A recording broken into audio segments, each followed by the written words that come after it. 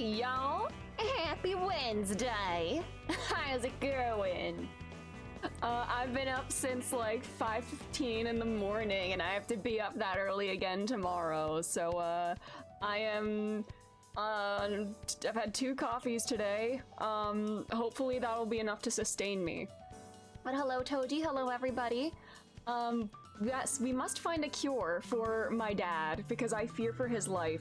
We are not playing Alien Isolation. Also, you're planning on finishing Kiwami 2 tonight? I hope you enjoy it. Are you on chapter 15 still? I know, early morning gang. Do you have to be up early tomorrow too? Okay, you are in chapter 15. Cool. Well, I hope you enjoy it.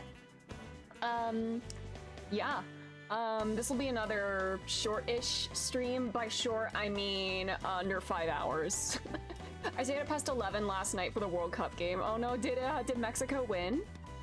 I had a hard time falling asleep last night. I woke up multiple times throughout the night. It was bad.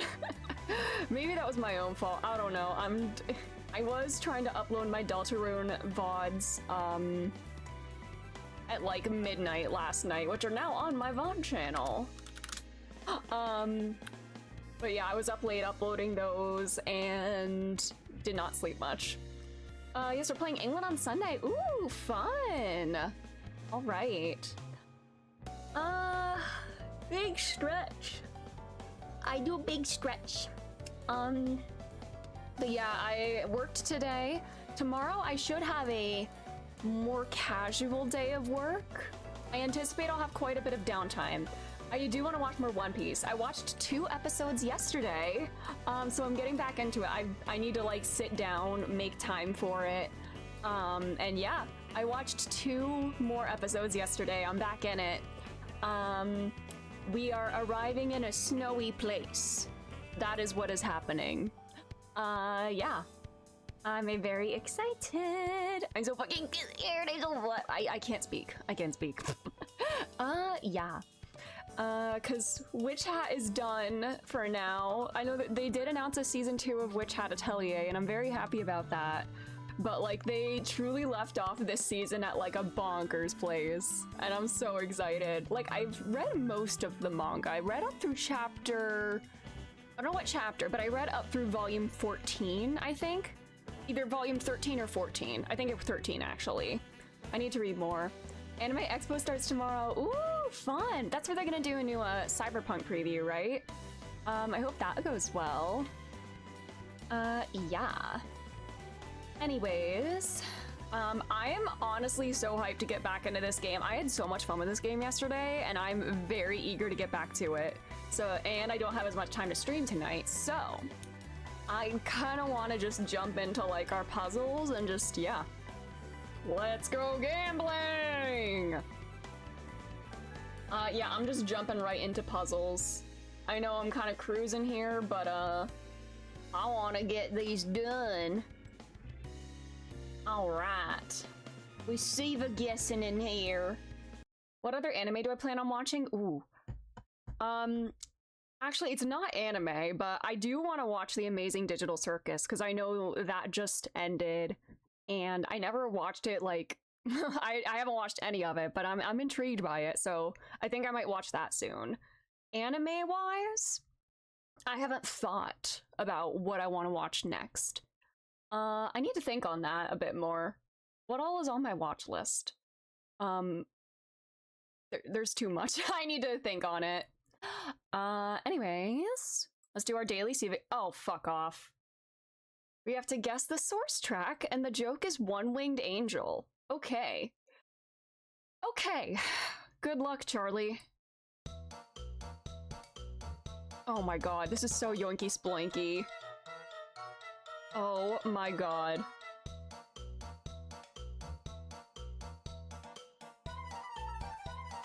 Is this fucking Angry Birds?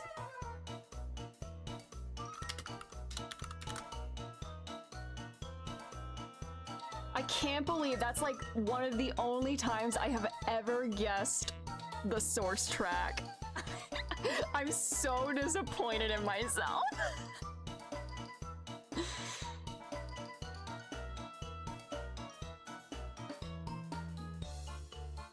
Anyways, cool. Cool. Guess the game. Mickey Mouse walk. Yeah, literally. A spike thingy, a yellow thing. Is this like an underwater mine? What is this?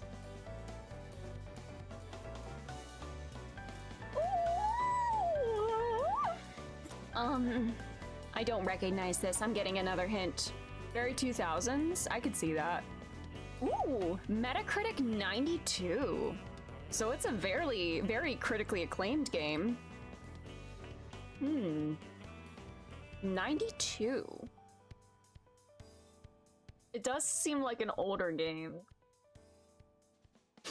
What would be rated that well?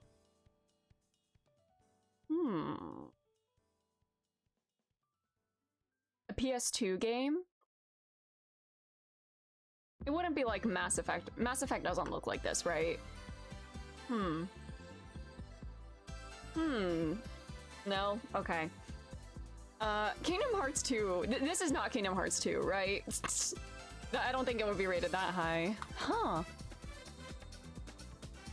I'm gonna get one more clue. GameCube. Wait a minute.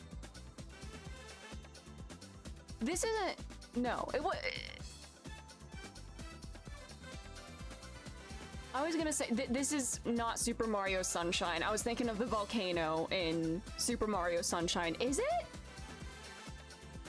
Is it? Or, the volcano doesn't look like that, does it?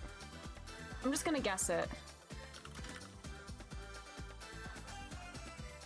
Yes!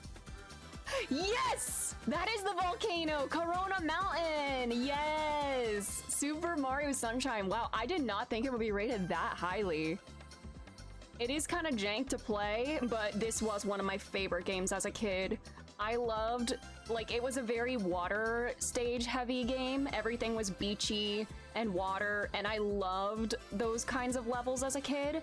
And so having like an entire game that was like water levels and beach levels was so fun. I don't know that I ever actually fully completed the game. I just like to have Mario run around on the different beaches and make up my own little stories for him. I would go into the hotel, pretend I was staying at Hotel Serena, and like, it was a really fun game. Yes! Yes! Oh, what a classic. All right. What is this? Oh! Oh, I see. This is the shine spray in the tower in Delfino Plaza when it's covered in sludge. Okay, I do know what this is. All right, poorly described game. You play as a glorified package delivery driver dealing with rain that gives you wrinkles.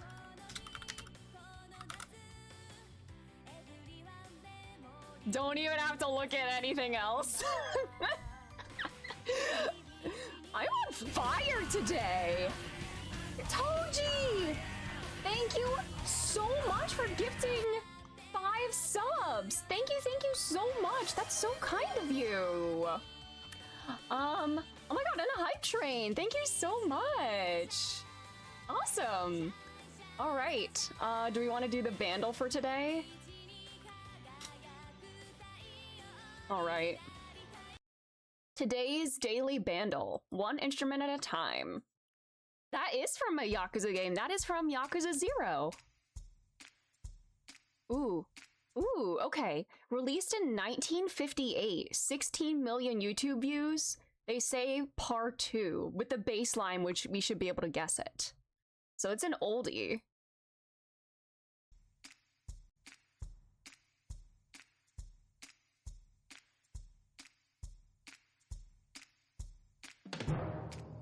Oh.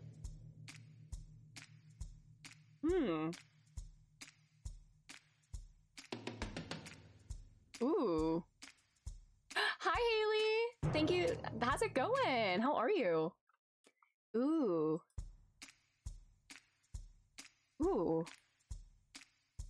1958. They anticipate that the bass line will reveal it. Is it just drums, bass, and voice?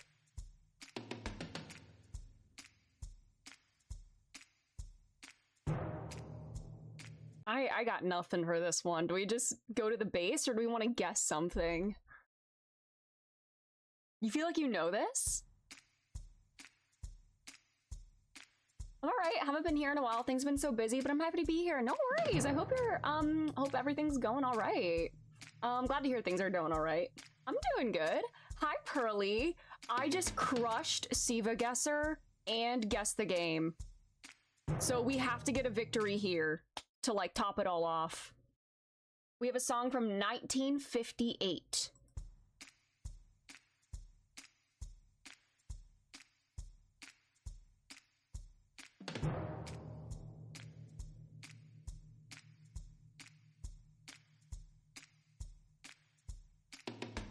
(1958) was music even invented back then? You know what? It just might have been. Do we want to guess something? At the very least, an artist? Like, I don't know, would it be like a Frank Sinatra or Elvis Presley or whatever? Who was big back then? I don't know. I don't think it's... okay. I don't know why. Like, the snapping makes me think West Side Story, but I don't think this is what this is. It's literally just drums, bass, and voice.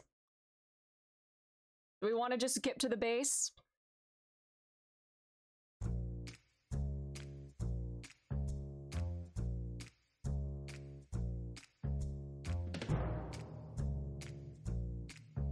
What is this? What is this?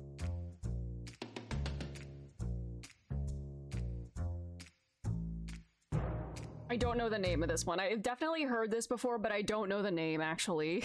Hi, Ethan. How are you? Like, it sounds familiar. Maybe it's just the progression. But... hi, Zay. How are you? Hi, Emmy. How's it going? How are you? I've got a great trip. Does anybody recognize this bass line? Because it's not clicking for me. They say you should be able to recognize it with the bass. Yeah, 1958 is from this song is from, and it has 16 million views on YouTube. It's kind of jazzy. Who were the big jazz musicians in the 50s? I don't know. You're good. I'm so glad to hear that. I'm doing well. Just chilling, trying to guess the bass line. I got nothing.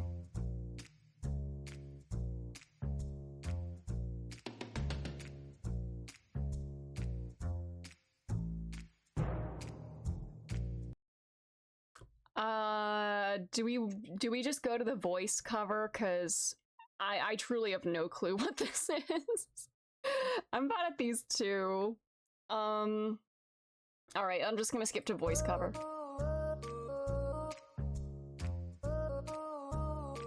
I know, this is like sneaky music. I don't recognize that. I got button mash! Finally, I got button mash! No way! I do not know what this is.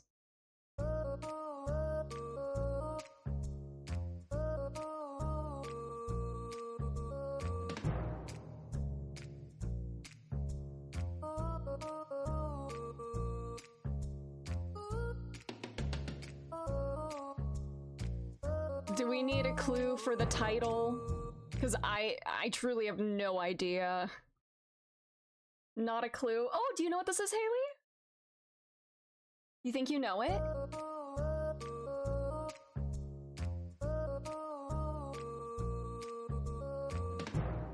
Oh, it's Fever? Peggy Lee? Yes! Nice! Nice job! Cool! Alright. Guessing games are all done. We crushed it today. We got every single one. Well, I got some of them on the first try and some of them... Anyways, I'm ready to just jump into the game, because we've got work to do. We've got a dad to save. We have to do a lot of expeditioning before the pollen hits. we've gotta hit the ground running. But big things are happening on Vertumna. I'm 14, and all of my friends are like, we're all growing up. Or what do you mean a dad to say? Sometimes people just get allergies. I don't trust that it's just allergies. My dad is going to die from his allergies if I don't get this cure. Oh, what did I do? Oh, did I just hit continue? Okay. All right. We're all growing up. Look! Tangent shaved. She's bald now. Tang launches a stink roach skitter behind some nearby boxes. Oh, oh my god, Toji! Thank you so much for gifting this up to Emmy. Thank you. But last time, yeah, we're all growing up. We're all hitting puberty. Nobody died last time. But I started going outside on expeditions. I'm getting really good in like all my physical traits. My animal stats, my perception, all of that is going really well. So maybe I should lean into that. I want to see what's out there. I hate it here, she spits, shuddering. Giant bugs, constant peril, climate. We were better off on the ship. She grimaces. Many humans carry the erroneous belief that we are great explorers, but I cannot see how that is true. It would be better if we could photosynthesize or breathe the gases other than oxygen, or endure a greater range of temperatures. No, you see, all humans ever had going for us is that until now, there have been more than enough of us to die idiotic deaths without making a dent in our overall reproductive fitness. Damn girl, you are 13 years old. She's having her moody phase. Everybody's hitting their moody phases. Okay. Alright, girl. I stole my lighter and propane tank with me. Oh no! She got a spittin'. Oh, Annie Mae. We nicknamed Anemone Annie Mae. Even though I now realize she doesn't like being called Annie because her mom's name is literally Anne. I kind of wish we went with like Nem, because that's a cute nickname, but Annie Mae was funnier, so. All right. Oh, my emo buddy. Lisa's curiously studying a small bleached white animal skull. Look at this. There's mushrooms growing in this one. I didn't know that fungus could grow on bone. It's kind of like everything on this planet was designed to work together. Like, God, he's so emo. Oh God, we should call her Eminem. Would have been good. Oh yeah, I also discovered a new species. One of the default names was Underbiter, which I almost picked. But I ended up naming it I Hardly Know Her. So I feel like I'm just locked into giving everything stupid names in this playthrough. Slim Shady, yeah! Dad, I am gonna save your life, Dad. What's Shining Sunberry? I love my dad. I need to save him from dying to the shimmer. He is gonna die eventually in the spring. I feel it. We need to save him. We're going planting! Cute! Hi, Mother. Mom's staring solemnly at a wheelbarrow of withered, gnarly-looking crops. She says to the agriculturist entering the stock into his hollow palm. I hope this isn't going to be the case forever. Pearly! Thank you so much for the 5 months! Get in, loser! We're going planting! Hell yeah! I'm also playing, I was a teenage exocolonist. It's literally RimWorld! What is RimWorld about? I feel like I've heard that name come up so many times, and I don't know anything about it. Is it like an MMO? Is it a fantasy kind of thing? What is it? What do you think of my hair? Mars asks, fiddling with the end of one of the twists. I see you eyeing it. I'm growing it out. She sighs and buries her face in her hands. It's so boring. Here I am, literally watching my hair grow. I think it looks good. And I got a matching jacket with her. Oh, I should probably switch those up. Gear. I need perks to get more of these. I don't know which perk lets me equip another, but maybe I should try a different one. If I'm going out on an expedition, I'm gonna do this actually. I want to use the Plas Cutter because there's a lot of physical challenges. I'm gonna do that. Okay, I see this is like a temporary point, so it doesn't count as like a perk. One of the Fate series English translations is getting released on October 27th. Ooh, fun! It's like a colony sim, kind of like Sims. Literally, this game, but instead of having a narrative, it's deranged Factorio. Okay. You guys have their own mind, but you can set priorities, and they basically have to make food, build their base, defend, live, and love, and survive elements. Ooh, interesting. All right. I think we should be able to go to the next. Why are we going back to the plains? I completed the plains. All events have respawned. How do I move on? I want to move on.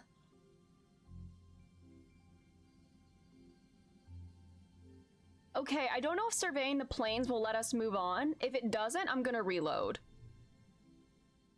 How? Oh, wait. Oh, okay, we can talk. There we go. Utopia is sorting through the stuff the foragers have brought back. Hi, Charlie. Then move on, they can't stop you, but the game won't let me. I need to go to the valley where the pollen is. There he goes, he's barking.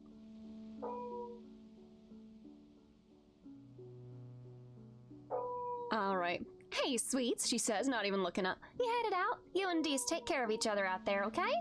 She sighs. I gotta get through all this. Oh my god, Charlie! What is going on?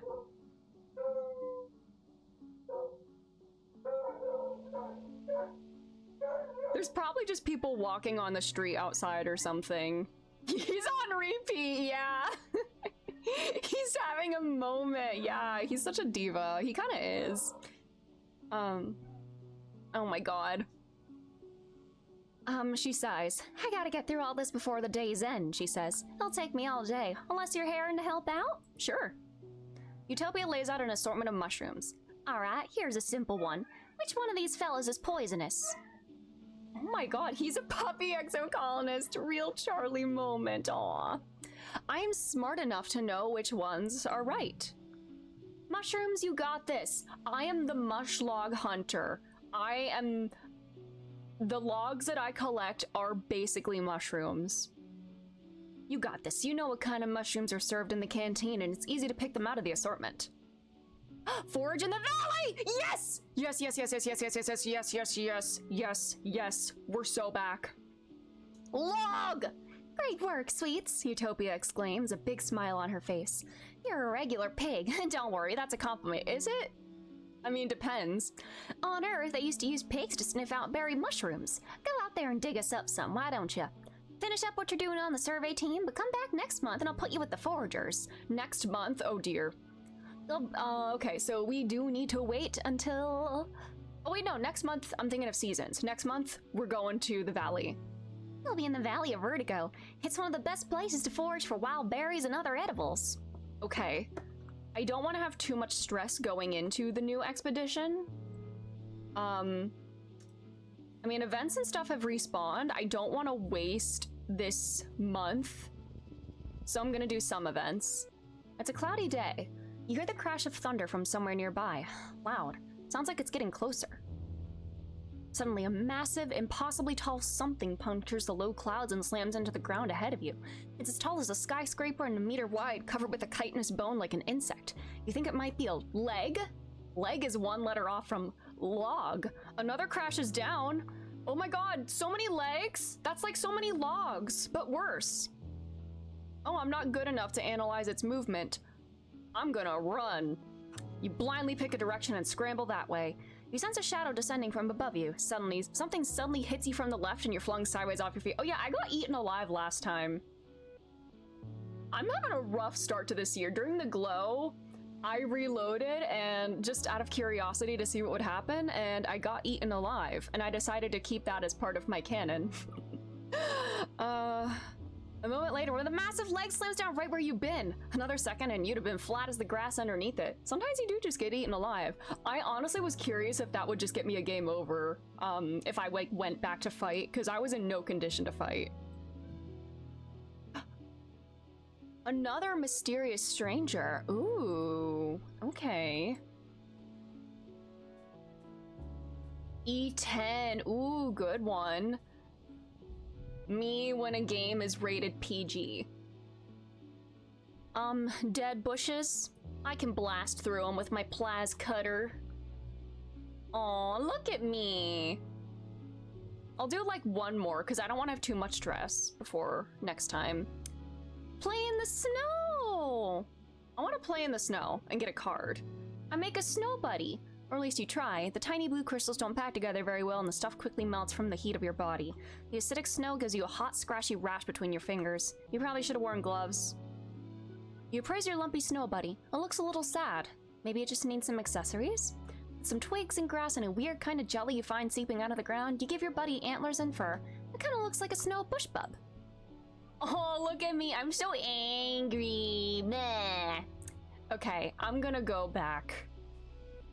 I know this is a short expedition, but I do want to be able to do some things next month without resting.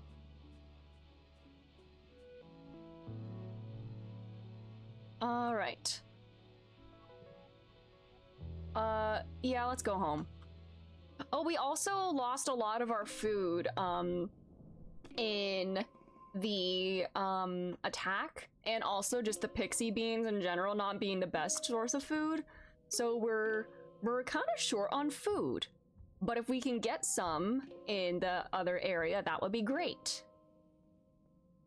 Let's check up on everyone. No one understands me. Literally, it's just that's a Liliana. Cal's listlessly kicking his sports ball around. This is kid stuff, he says, eventually just kicking it in the garden. Sports is just like war games for kids, you know? Winners and losers and thinking like your team is the best and everyone else sucks. He shrugs. I just like doing important stuff is all. All right. This is so Rimworld. I need to play this. I need to play Rimworld then, because I'm loving this. All right. Can't do that. I need more animals to do this. Aw, Sprout! How are your classes going? I know it's hard to sit in a classroom when there's so much to explore, but everything in life is gonna get easier for you if you take the time now to learn a lot of things. Maybe we'll be running this place one day? No, that'll be Mars. Indeed, sports is a social construct, with the winners and the losers. Mars scowls over her homework. Today's biology, she sighs. This is so dumb. There's only one kind of biology I care about, and they don't cover it in school. Hey, what does that mean? Girl, what do you mean by that? Hello?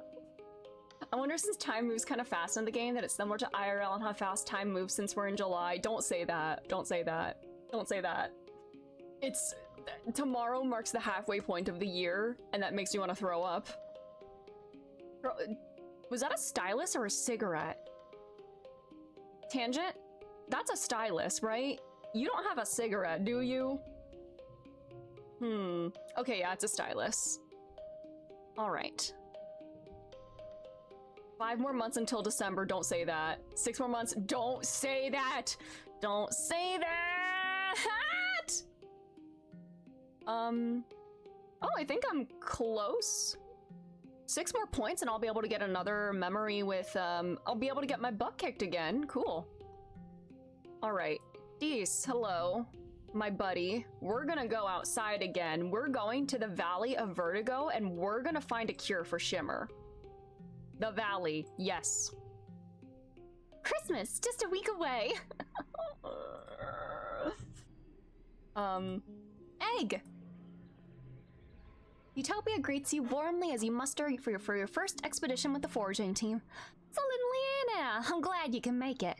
We need everyone we can get out here right now, boosting our food supplies. I'm ready to sniff out those tasties.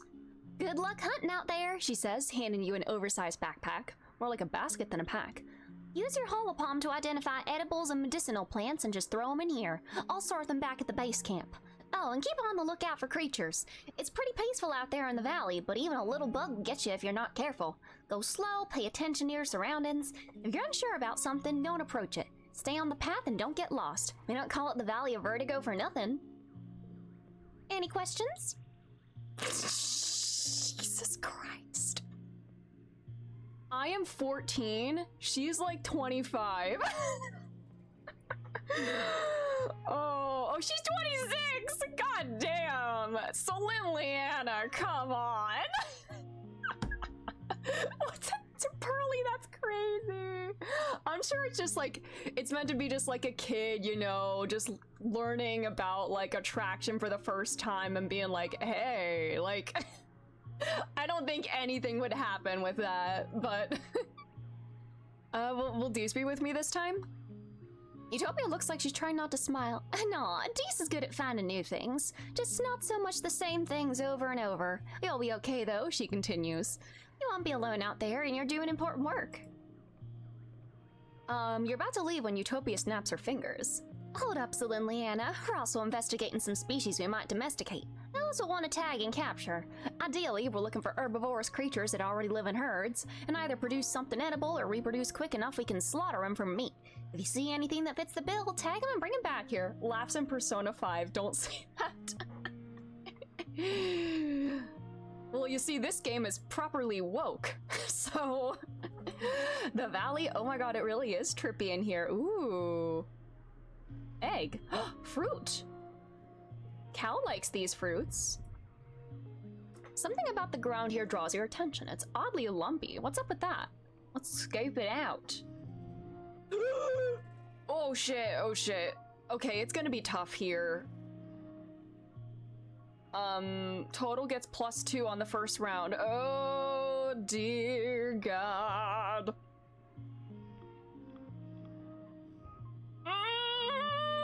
I feel like I should save my gems. For each gem on other cards. Yes. You know what? Sure, I'll do that. Okay. 3. 3, 3, 4, 5, 4, 3. Wait, can I get a 2+ bonus to straights? Oh yeah, because it's no longer Prime Month, so now the straights get the bonuses again. Yeah, there is indeed a difficulty spike here, it seems. Huh. I know, maybe this game isn't as woke as we thought.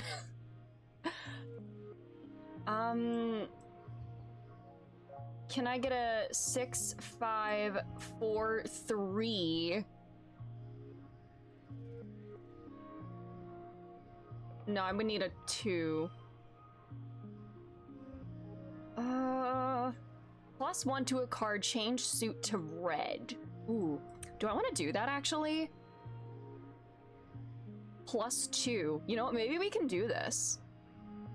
3, 5, 4, 6, 4, 4, 3, 3. Oh wait, that's not good.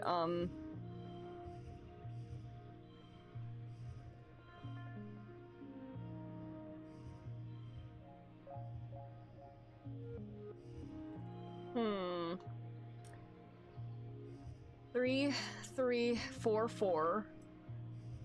Okay. It would only take me 30 stress to push through, but I don't know that I want to do that. I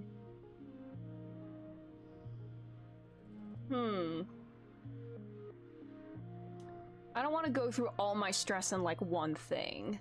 So I need 6 more points. Can I do that? I have 5 of these. I could draw a new card. You know, I'm gonna do that. Whatever, man. You know what? That's what I get for getting eaten alive. Alright, I can at least make it cost less stress. 6, 7, oh!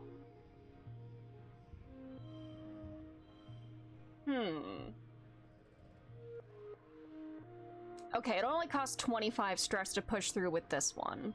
Unless 23... No. 35, okay,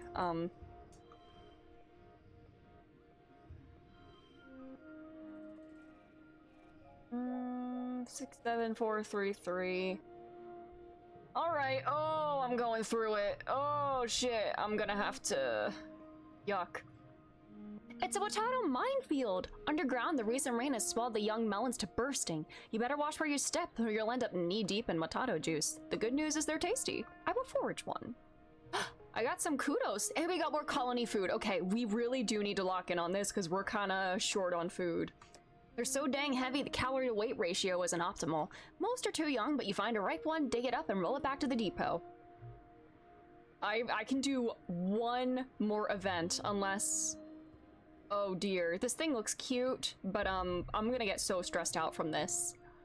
A curious Reiki blocks your path. It's acting strange. It keeps scurrying up these trees and hanging upside down to get a different angle to look at you, then dropping down when you try to pass underneath. It may be small, but it's at least attempting to be intimidating. That must mean something. All right, before I do that, I am going to equip +2 bonus to social traits. Okay, no effect in challenges. Okay, physical challenges, +1 to challenges. Oh, I can't change gear during an event. I see. Okay, never mind. Let's try. That's prime pet material. I may end up losing this. Yeah, I'm definitely gonna lose this one. I'm gonna do 3, 6, and keep these cards for gems. Ooh, 1, 2, 3, 4. It would be really cool if I had one more slot to work with. First collectible use is free. Oh, hell yeah. What do I want to do there? Hi,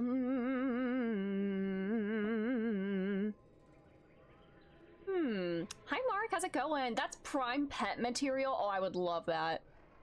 There are pet cards in this game, and I don't have any yet. +2 to a card. I'm gonna just go to the next round. 5, 4, 4, 4, 2. I could push through, but I'm not gonna do that. Wait a minute. 26, 28? +2 to a card? Boom. Win. Not that it would matter, because I'm gonna get stressed out anyway. I'm glad you're doing well. I am adventuring.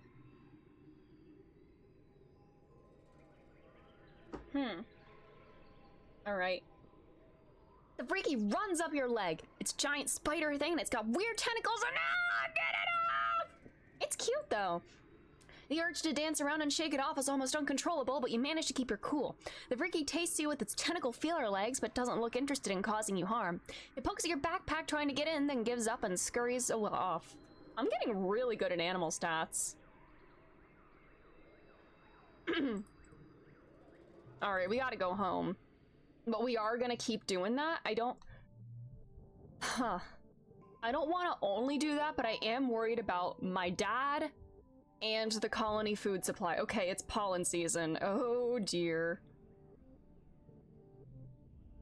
I've been foraging a lot, Dee says, hitching his bulging backpack up on his shoulder. There's a lot to eat if you don't mind eating bugs and mushrooms. Speaking of, do you like log? I think I've given him a log before. What would he like? Well, it's not a birthday yet. I could give gifts even without birthdays. Pollen season. I'm so fucking why does my dad have a speech bubble? I'm so fucking scared. I'm so fucking scared. Hey. You can hear your dad sneeze all the way from engineering. It's explosive, like he's trying— yeah, he's got the dad sneeze. He's wiping his nose as you approach, on a handkerchief blotted with shimmering pink. Lately, he's also surrounded by a fine dusting of pink pollen that clings to him wherever he goes. You keep brushing the glitter off things in your quarters. He gives you a hug, then brushes pollen off your shoulder, laughing self-consciously. You haven't heard him laugh much lately. He's been working hard trying to improve the colony's food supply. He's showing signs of malnourishment, though your mom is worse. No! Your dad's skin is kind of shiny in patches. He's easy staring and rubs his hand over his arm, and sparkling dust poofs off him in little clouds. That's a new symptom. You should be wearing your mask. Dude! Dude! Dad! No! Dad! No! Hi, Kristen, how are you? You followers gaze out to the fields and land outside the gate. I wonder if the fortress could use an extra hand. No, you are not joining. Neither of your parents are taking proper care of themselves. They're so stressed out from the poor harvest and low food supplies. They try not to let you see it, but you can tell. A little seasonal illness is nothing compared to the danger of running out of food. Yeah, I feel like I really do need to lock in and, do this expedition and food supply stuff. Okay.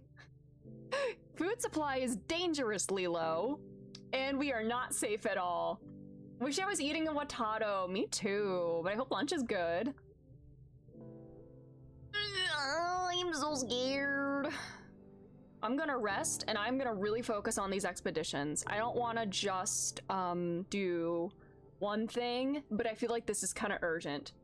We're in kind of a very emergency situation here, or it almost feels like it, and I want to avoid a bad outcome.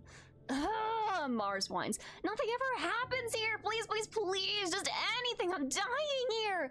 I watched every Hall of Ed and I've done every quiz and every Holozine, and I am so tired of being a teenager on this stupid rock. It's been almost 5 years and I don't even have a boyfriend. I mean, I'm here. I'm not a boy, but like, I should probably be gifting more if I want to boost everybody's friendship some more. How many of these do I have? I have 2 of these. I know birthday gets you extra stuff. I think it's like once per season you can give a gift. So if it's... I'm gonna give this to Cal. Nice! He likes it. How are all my friends doing? 30, 27, 29, 42. I'm good with the twins. This is, Hi, Looney. We started going on expeditions in the Valley of Vertigo. Food supply is bad. My dad's not doing so well. His skin is getting shiny. It's bad. I'm scared for him. Do you like yellow flowers? She doesn't like it, or is it just a neutral gift? I guess it's neutral. Okay. Our dad has seasonal allergies. Oh, it's not seasonal allergies! His skin is getting all glittery! You spot Tangent leaning against the wall outside engineering. She's yawning, rubbing her eyes and staring off into space. She startles as you walk up. Oh, Celine Leanna, I was just taking a short break. I'm gonna yawn too. Did you stay up all night too? She asks. I don't even remember when I slept last. It might have been a few days ago. Well, that is her enhancement. She doesn't need to sleep as much. More like 3, she replies, then pauses for another jaw-cracking yawn. But as I said, I'm tired. Even my enhanced body has limitations. You look at her quizzically. I don't need to sleep as much as other people. It's a genetic, what's it? You know, a DNA enhancement. I guess sometimes even I forget to do it. I should set myself a reminder. Although, add to schedule, sleeping nightly, 2300 for 3 hours. Damn! 3 hours of sleep a night, damn. That should do it. Let's go find a place to nap. Tang follows you obediently into the engineering wing, too tired to process. Get some rest, girl. I freak out too. Yeah, we are literally on an alien planet. You slip into the med bay to grab a blanket and pillow off a shelf. By the time you return, Tang's already fallen asleep, curled up in an egg chair in the waiting area. You gently place the blanket over her, and she hums happily before going slack with much-needed sleep. Aww. Do I have 2 crystals. I could give 1 to Mars now. I guess you get 2 points if it's something they like, and 4 points if it's something they like, and it's their birthday. Here, have a crystal. All right. Friendship! 32, 42. Going out on expeditions is gonna get me a lot of friendship with D's, so, I will keep doing that. Alright, well, I need to rest. I am going to rest in the lounge. Everything is gonna be so fine. Oh, you're relaxing after hours and Auntie Anne pops her head into the lounge. The kitchen, she announces in an artificially sweet voice, is looking for someone to help with part-time cooking duties. Someone young, someone responsible, someone organized, someone, she stares pointedly at the teens in the room, might have too much free time on their hands. I will open that. She bustles over to you. You'd be perfect, Celine Leanna, she says, hugging you. Then loudly to the others in the room, she declares, I'm glad somebody around here is responsible enough to put in their share of work. Everyone else ignores her, shifting awkwardly. No one wants to disappoint their auntie. Aunt Anne gestures towards the nearby cafeteria and tells you to come by next week so she can show you the ropes. Alright. I'm gonna forget. I cannot forget this. Pink candy. Well, that's a painful memory, but there would be... Oh! There would be something kind of messed up if I, like, choose to deliberately forget a painful... Well, yeah, where'd we get that? The memory that we got on the last day that we saw Tammy alive. We were eating cotton candy together, and then she went off into the room and then got electrocuted. I need to start forgetting some of these. Oh no. Oh no. Your lunch with your parents, sliced soy cakes and watery broth again, great. When they put down their cutlery and look at each other, then you. So Liliana, your mom says, there's something we should tell you. We've tried to shelter you from some things, but we think you should know why we've been working so hard in geoponics. There's a meeting after lunch, and I want you to come with us. Okay. You follow your parents to the council room. Mars is also tagged along, and you take a seat near them as your mom and Aunt Anne start to address the council. After Yutiko officially calls the meeting, she gestures to your mom. Everyone forgets their first steps eventually. That's so sad. That's sad. I feel bad doing that. And the way it says forget, like, is there some further meaning in that? I'm not going to mince words, your mom says firmly. All of our efforts to increase food production in geoponics have failed, especially given the failure of the pixie beans. The destruction of the fields during the last attack put the nail in our coffin. By the end of the year, the colony will run out of food. The rest of the council murmurs in concern. You and Mars exchanged horrified looks. You've been doomsdaying about our food... Oh. You've been doomsdaying about our food supply for 2 years, Flulu, Rhett questions. Do you mean to say we're past the point of no return? Your mother nods grimly. I'm afraid so. Even with rationing, without securing a Vertumnan food source, our supplies will run out by wet season. Okay, yeah, we gotta really lock in and find a new food source. Anne and I have gone over the supplies and come up with food plans. We've crunched the numbers. Her mom sighs and spreads her hands. I'm sorry. Geoponics should have been producing better by now. We should have been able to wean ourselves off soy rations. During wormhole transit, when we lost our hydroponics in the hull breach, she sighs again. I know I've said it so many times, but our crops just don't grow here. We needed those algae tanks. We needed the microbial soil from Earth. Why weren't we told earlier, adults screw everything up, it's not Mom's fault? It's not Mom's fault. I'm defending my mom. The survival of the colony shouldn't rest on one person's shoulders. It's not fair. I'm too loyal, but like, I'm defending my mom. She's been working harder than anyone. She did everything she could. The council mumbles agreement. I'm loyal to my mom. Yeah, it's fine if I'm loyal to my mom. Of course I'm gonna defend her. You decide they probably never really blamed her or your dad. The only one that hold out is Mars, who crosses her arms and grumbles that it's clearly a problem with leadership. So what do we do now? Instance asks. Starving to death isn't an option. No, it isn't, your mom replies. We need to secure a food source this year before our rations run out. We're working double shifts in geoponics, but it's not enough. We need more people planting, tending, turning the soil. We need more hands. I can pull back the surveyors and focus on forage and native plants, Utopia offers. Even the young folks can help. If they've proven themselves around the survey equipment, I'll send out a holo message later. Gain status. Starving. Oh, okay. Physical skill increases reduced by 1. Okay. To be fair, I don't feel like this colony is given a reason to be disloyal at this point. Yeah, everyone's been pretty decent. It's just a tricky situation. I agree. Like, there's nothing like... I don't feel like anything super, like, dodgy is going on at this point, at least. At least not that I'm aware of. Okay. I'm so fucking scared. Tang is tapping away at a holoscreen, smiling to herself. Great news, Celine Liana. According to the antiquated, culturally insensitive reckoning of mental prowess once used by humans on Earth, and by that I mean IQ testing, I am officially considered a genius. Tell me something I do not know. True, it is antiquated and culturally insensitive.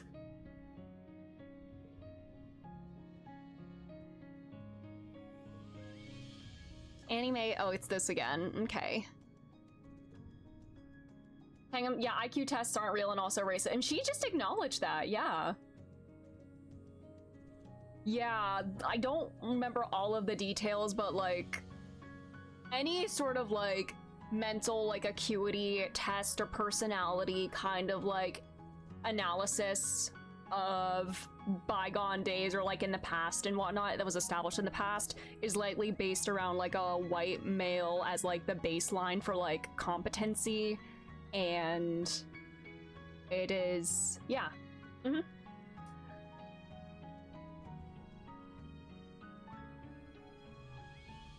I can't use kudos to buy more food. What is the point of being rich? Why can't we nanoprint organic material yet? Aren't we living in the future? Just give me my future food. I'm so fucking scared. My dad is dying and we're all starving. Oh, the rationing is hitting him harder than most.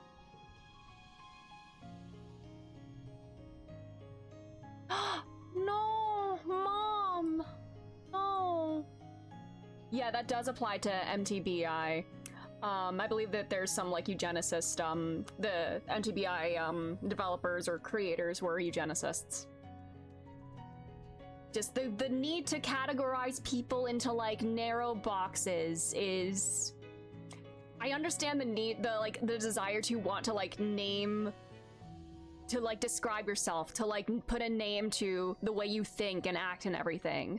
But a lot of the older like established ways of doing that have some not great basis in them. Yeah, I suppose with, yeah. They sure were eugenicists, yeah. Bugs and mushrooms, yeah, we can eat those. All right, we're going to the valley. I'm gonna say something that might get me canceled by the woke left, but I can't let my truth be silenced. Eugenics is bad. Speak your truth. All right. We need food. This is the foraging thing. We should be able to get some food here. I sure hope so. Does this mean I have to start killing animals? Are they edible? There are a few ways if you're not a coward. Let's do a challenge. Oh, biology. Oh, it's Jover. I'm not good at that. I'm not gonna guess this. 2, 2, 4.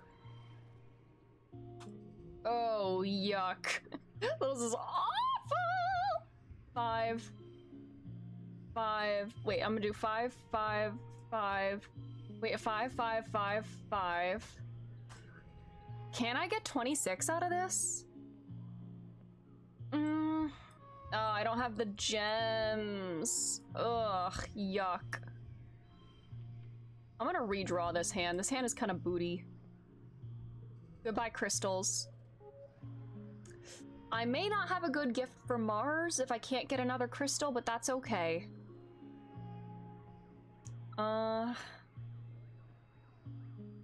Alright, I still think we might be screwed. Oh, it's worse. I think it's worse.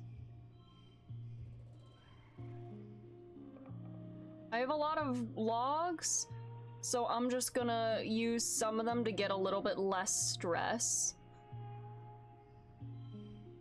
Oh, my stress! This is bad. I feel like we might die. They aren't utterly poisonous, but explosive as well. Okay. They gave me kudos. I'm stressed as fuck.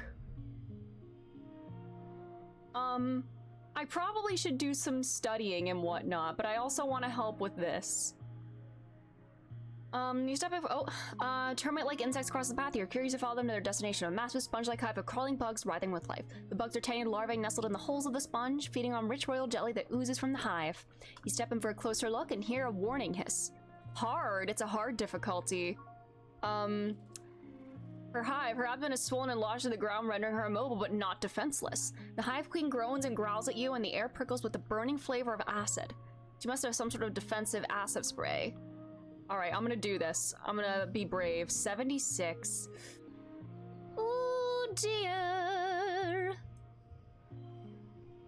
I am gonna... do this. I'm gonna turn that to that. I hope I'm not wasting my items. That would be bad.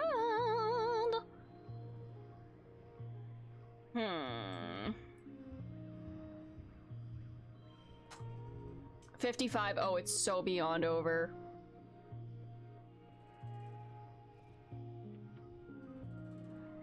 It's so beyond over.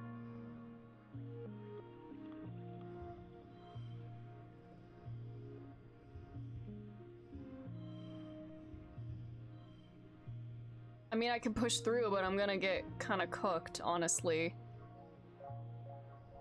Oh! But we need food. Oh, this is very bad. I feel like I'm probably not playing in a great way. Well, I didn't get any bonus from that, but we got some colony food, but, I'm fine with I at least got some food out of that. And I got a card, Milking the Squeeger. Okay. Somehow managing not to get sprayed too badly by her acid. Some lands on your arm and the back of your hand and sizzles briefly, but if you keep calm long enough to escape with your bounty. Alright, I really do want to get the medicine and we need food. I probably should actually work on some of my stats first. I feel like I'm not doing very well in that regard. Oh, he's in his drainage sewer.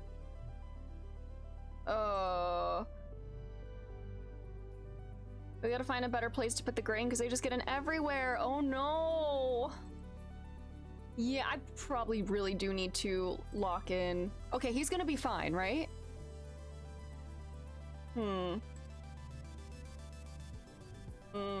We need colony food, but I need to get better stats first, I think.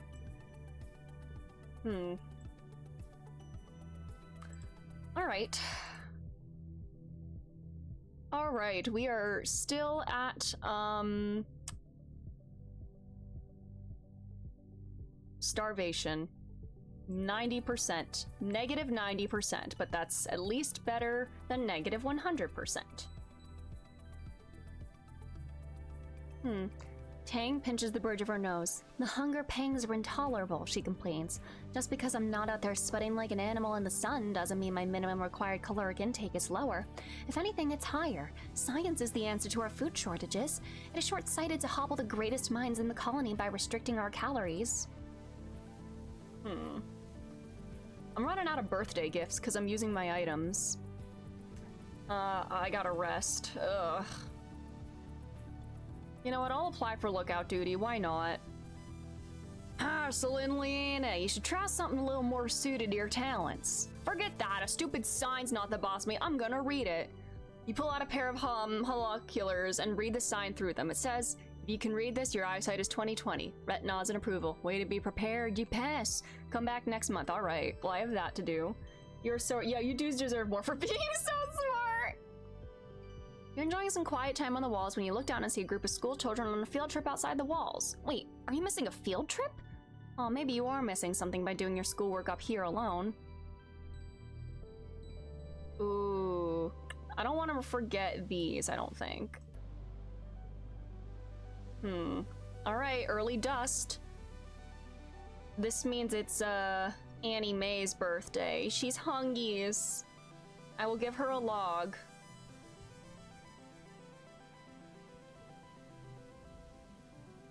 Tang looks up from her work again, holding her stomach as it rumbles audibly. What? Again? Who cursed me with a mortal form? I did not ask for this. The downside to requiring less sleep is that the body burns more calories while awake, she says, taking a bite. My caloric intake is much higher, similar to that of a bodybuilder, which is fitting, as I do have the strongest brain in the colony. She's gotten very full of herself. Like, not that she wasn't before. Okay, we have Vertumnalia coming up, which means we'll get minus 50 stress. Should I just go out exploring? I've been learning a lot about systems, Dee says, writing on his hollow palm. Like the water cycle and the nitrogen cycle, food webs and decomposition, stuff like that. It's pretty cool, even if it's all textbooks from Earth. There's so much we don't know about this place. You should drink water and get lots of sleep, your mom tells you. Famine back on Earth was a fact of life. We were lucky in the compound, but that's what made us a target for attacks. You have to learn how to manage your hunger because you won't always have enough food. Even here in paradise.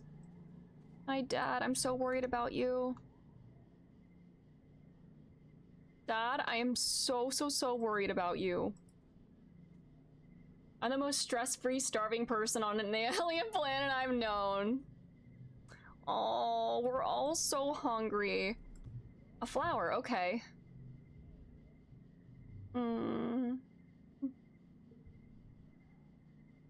I know I literally just said I need to get my stats up before exploring more, but if we're gonna get a stress down because of the festival, I'm kind of thinking I do want to explore again.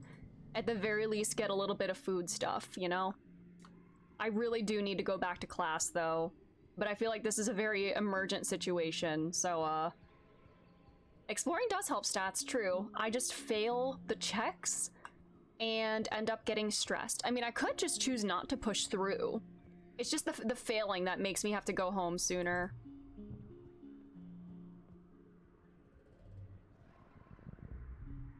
A dense cloud of pollen makes it hard to even see your hand in front of your face. It's a good thing you have a helmet with a filter. It's not perfect and it doesn't help visibility. I'm gonna stroll through. No problem, cool. Egg! Nice. You come out of the trees into a large grassy clearing. In the middle is, well, you can only describe it as a pedestal. In the middle of a cradle of flowers sits a massive egg, easily larger than any egg you've seen before. It's white with red flecks and it's just sitting there. I'm taking it. You put one foot up on the pedestal to brace yourself. This thing is huge. However, as you do, the pedestal starts moving, and it starts growling. Its fluttering appendages unfurl to reveal the face of... Ah! A manticore. I'm running. I'm running with the egg. We might be able to do this, okay? Card becomes physical. 3, 6... 1... Sure. Whoo, mamas. I feel like I need a redraw. I'm gonna draw a new card. Jesus. Oh, Jesus.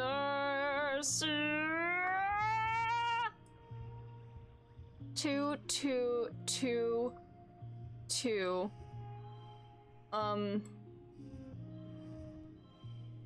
10, 15.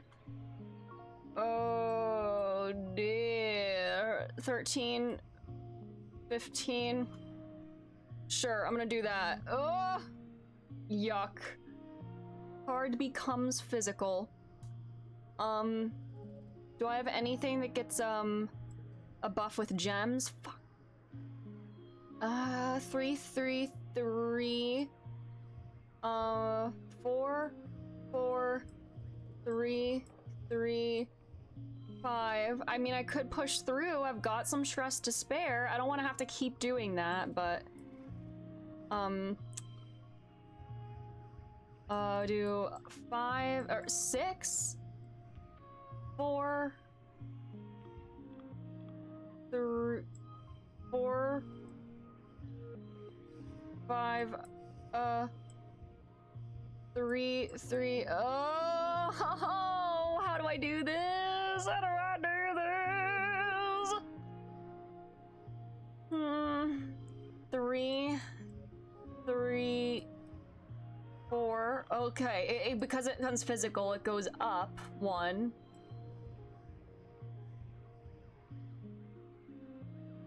Uh, 4, 4, 3, 3, 5. 35, 40 stress. I'm trying to see what will cost the least amount of stress to push through. 40. I think 35 was the lowest we got it to. I don't want to go through my items for this. 4, 3, 40. Was there a 35 way?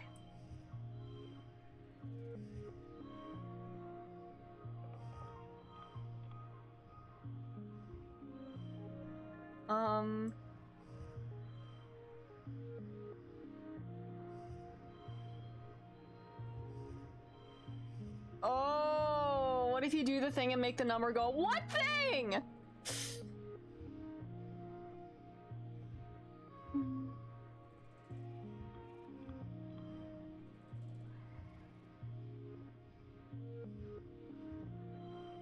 Was there a way that I got it to 35? Okay, there was. You know, I'm gonna do it.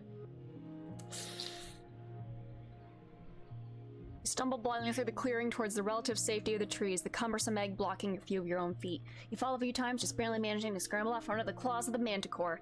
You eventually find a member of the expedition's protection squad who fires a warning shot with their plasma rifle over the manticore's head. It roars in defiance and slinks into the trees. I got kudos, and we got food! And I got an egg! Let's go!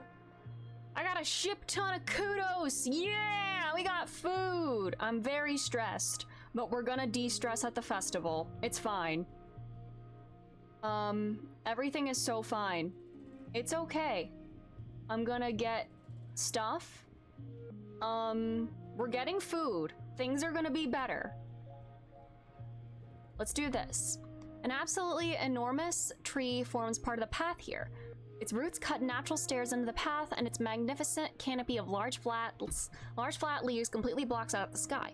They arch overhead to almost to the ground on the other side. Walking under, it's like going through a tunnel. Inside the tunnel is dark and gloomy, unseasonably cool, and filled with the whispering of leaves. You get the sense that something is aware of your presence. I'm doing a bravery thing, because it doesn't seem like that's gonna get rid of any stress. Well, at least I didn't fail a check. I didn't really get anything out of that. Egg. No! Go back. I didn't mean to do that. Find a healthy blep bush and harvest some of the leaves to bring back to the colony. Utopia is beyond excited when she sees your haul. I wanted to grab that egg first. Oh, blep, she cries, shoving her hands right to the basket of rustling leaves. So Lynn Leanna, you're a kid after my own heart. She pops a leaf in her mouth and chews on it, then shudders happily. Hoo! That'll perk you up good. Aunt Tam brews a heck of a cup of the stuff, but me, I prefer it raw. She points at you. Don't you go getting any funny ideas. This'll turn you green and give you spots across my heart. A potent brew? I'm chewing it. I don't care. Just because Utopia was born on Earth, she thinks she's an adult just like the rest of them. She's closer to your age than all the other adults. What does she know anyway? You wait till Utopia leaves, then shove a leaf into your mouth. Ugh, you struggle not to spit it out right away. It's so bitter. You can't help but stick out your tongue. Blep. Oh, that's why it's called blep. I de-stressed. Oh, thank God. Hell yeah, I'm on that good leaf. Yeah! We all should just chew blep all the time. Ooh. You spent some time working in geoponics, so you know your way around a plant or two. Walking through this area, you notice something different about it. The bare ground feels bouncy like a trampoline, and the plants look all weirdly stunted. Not a lot can stifle nature here, so it's honestly a little weird that there's no grasses or mosses growing here. Strange spongy soil. Oh, is it a living creature again? You kneel and take a closer look, more like kind of a dense moss or coral maybe. You press a hand into the moist, squashy substance. It smells sweet and starchy like cake. It blankets the ground here in a thick sponge-like layer, swallowing up everything it touches. Gross, but it smells so good. You dig a large chunk of the sponge cake up to bring back to geoponics. Further analysis is needed, but you have a good feeling about this one. Is that food? Can we eat it? I'm gonna go until I'm all stressed out, because, festival means de-stressing. And then maybe after that I go back to class or something. Do I want to do the animal check?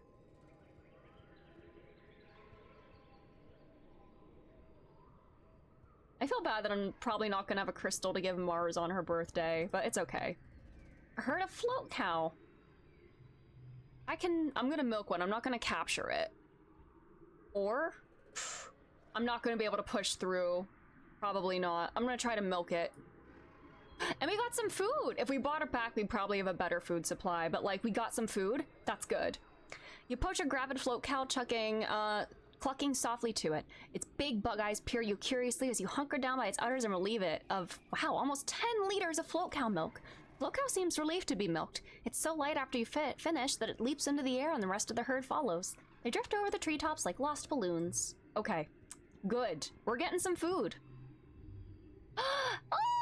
I'm not killing it. No. A bristle slug is rooting around in the underbrush. It's like a little porcupine with no legs. Man, I need better animal stats. I'm hauling 10 liters of milk and an egg. We're a dairy farm. Hell yeah. Is the float cow milk lightweight like the cow?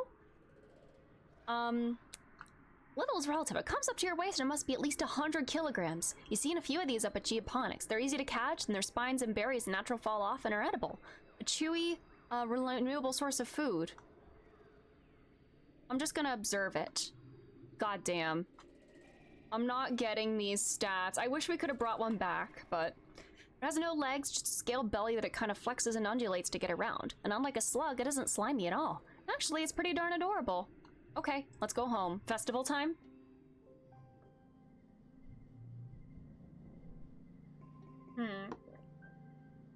It's a shame that I don't get the animals bus from that because of my starvation, but it's okay. Festival! Well, it would be, but as you file into the main square, you can't help but notice that the feast table is nearly empty. What Anne lacked in resources, she made up with care. The dishes are lovingly plated, soy cakes glisten, steam rises from buns stuffed with mince, and there are great pictures of vegetable broth rendered out from even the most inedible food scraps. There's a neat stack of sugar cubes for dessert. Oh, sugar, what a luxury! In an underwhelming feast, that'll be the highlight. Governor Yutiko's welcoming speech this year is short. Her frail body trembles as she welcomes you all to Vertumnalia with a dry, whispery voice, then has to be helped off stage. Like all of you, she has to be feeling the effects of the famine. Alright, what am I gonna participate in this year? I'm gonna do toughness. I got friendship with Cal and Anemone. Calm adds something new every year, but no one's really at their best given the rationing. Running around sweating in the hot sun seems like a luxury nobody can afford, even you energetic kids. The spectators listlessly wave fans as Calm announces that this year's edition will be thumb wrestling. Last 30 seconds against Calm or get a time penalty.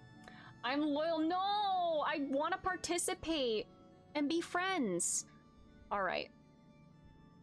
Annie Mae's face falls. Not fair, she exclaims.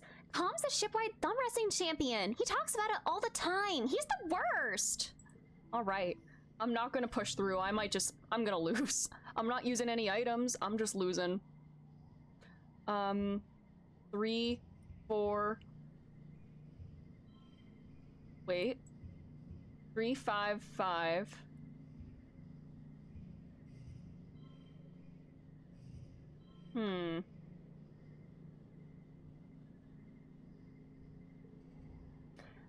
All right. 3, 4, 3, 3, 4. I just want to see if I can get something that involves gems, and I cannot. +2 to the red card to the side. 8, 7, 3. Oh my god, I did win! Soleil! Can I get a super victory? Super victory? I don't think I can, but that's okay. I'm just gonna win. Let's go! You don't beat Calm at the thumb wrestle. Nobody can, he's the best. But you do manage to hold on through 30 tense seconds of maneuvering and fake-outs and double fake-outs. The man is a master. In fact, the things you learn from Calm in those 30 seconds can be applied to the bot you have to wrestle at the end of the contest. You wonder how you never noticed before how much bot wrestling is finesse, not just brawn. Alright, I'm popular. Kudos doubled. I don't think I can really focus on that right now. Annie Mae whines at Calm for being unfair, but she still takes second place. Another one of those. Alright, de-stressing. I take a few days off except for geoponics, and the foragers, and the kitchens, and everyone who uses the break from their usual work to help out in the places that didn't close. Okay, it's not really a break, but you try to take it easy anyway. Alrighty. Do I go back out? Again? What's our food situation like? We did find some food. It's 70%, negative 70%.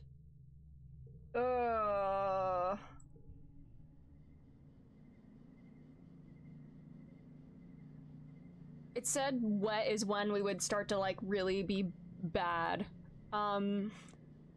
I'm thinking I rest this month and go out on an expedition for late dust, like, fully refreshed, so I can get as much out of it as possible. You have to work for everything you've been given, your mom says, digging her shovel into the dirt. It doesn't just happen. That's what this famine is reminding us. I'm so worried about my dad.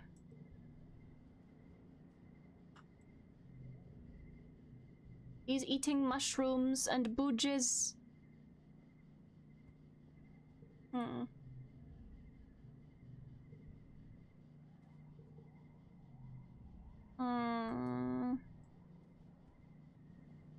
Okay, I think I am gonna rest. I'm gonna rest on the walls. You and Dees both blow off your responsibilities by relaxing on the wall. Sometimes you talk about stuff, but mostly you just give him space. He shows you a simple game he made on his holopalm where you can buy and trade resources to make something he calls profit. No, he's a capitalist! He got the idea from an old game he found on the Hollow Archives, but it feels kind of pointless. You're just making numbers go up!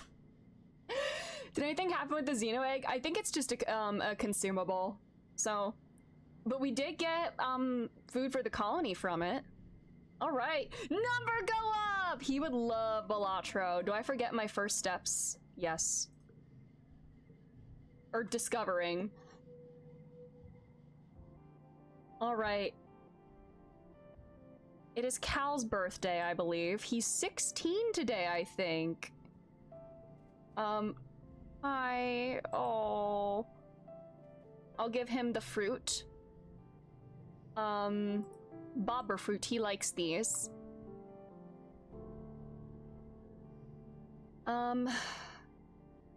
Okay. But I'm fully de-stressed. I think... Oh, wait. I know all sorts of things about animals.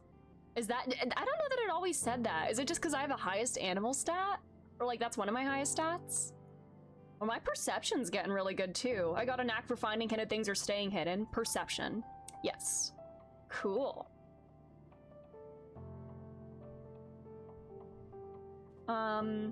We forgot our first steps for a second time. Wogue.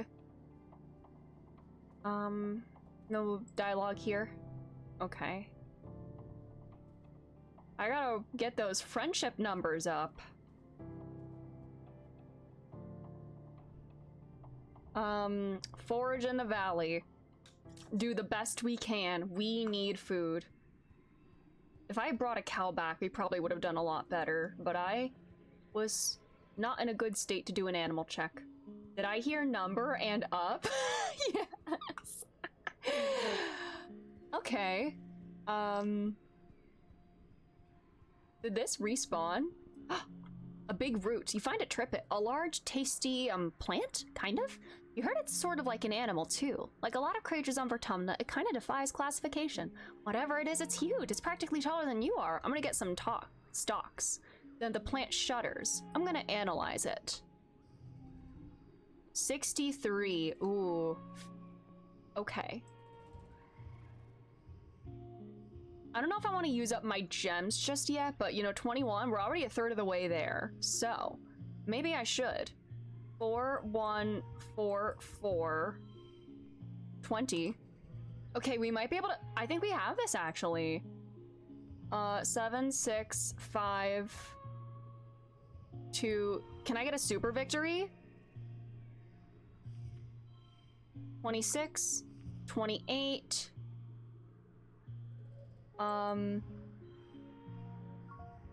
26, I think 28 is gonna be our best. Yeah, nice. Yippee! I don't get my animal points though, that sucks. It's definitely not happy that you're ripping its limbs off. I'm gonna stop harvesting. Something about what you're doing just feels wrong. Make a note on your map of where it is, but oddly you never find it again. Maybe I should have, you know what, maybe I did miss a chance to get food. I know, I didn't get the points. My starvation! I don't know, that would have felt cruel. But we need food very, very badly. People are going to starve, and my dad is probably going to be one of them. Berry bushes? Okay. Gloopy, sagging bushes with enormous purple berries. Let's research them. 60. Oh, my biology's not that great. Oh, dear. 5, 4, 3. Yuck. 5, 4, 4. Whatever. I'm gonna do that. Ugh, yuck. I already used up my gem cards. Damn. 5, 5, 5, 4. I can push through. 17.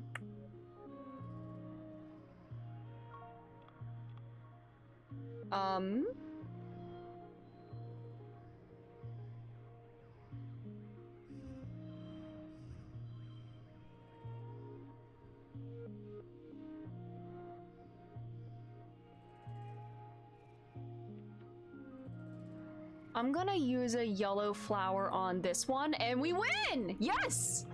Oh, we got a super goal! I think we did. I don't know that we did. Well, get some biology. All right. They're explosive seed pods. Okay. I'm gonna set them off from a safe distance. You shield yourself beside a tree and throw rocks at the bushes until with a satisfying pop, pop, pop, the explosive berries begin to trigger a chain reaction. Each burst sends seeds flying in all directions like shrapnel, setting off nearby berry bushes. I didn't get any food yet today. I think we're in bad shape. What's going on here? You're alone exploring an unmapped area of the Valley of Vertigo. The pollen is thick here and your air filter is overworked. A warning light has been flashing orange for the last 10 minutes. But there are plants here that you've never seen before with intense rainbow hues and strange lumps of fungal matter which pulse as if they're breathing.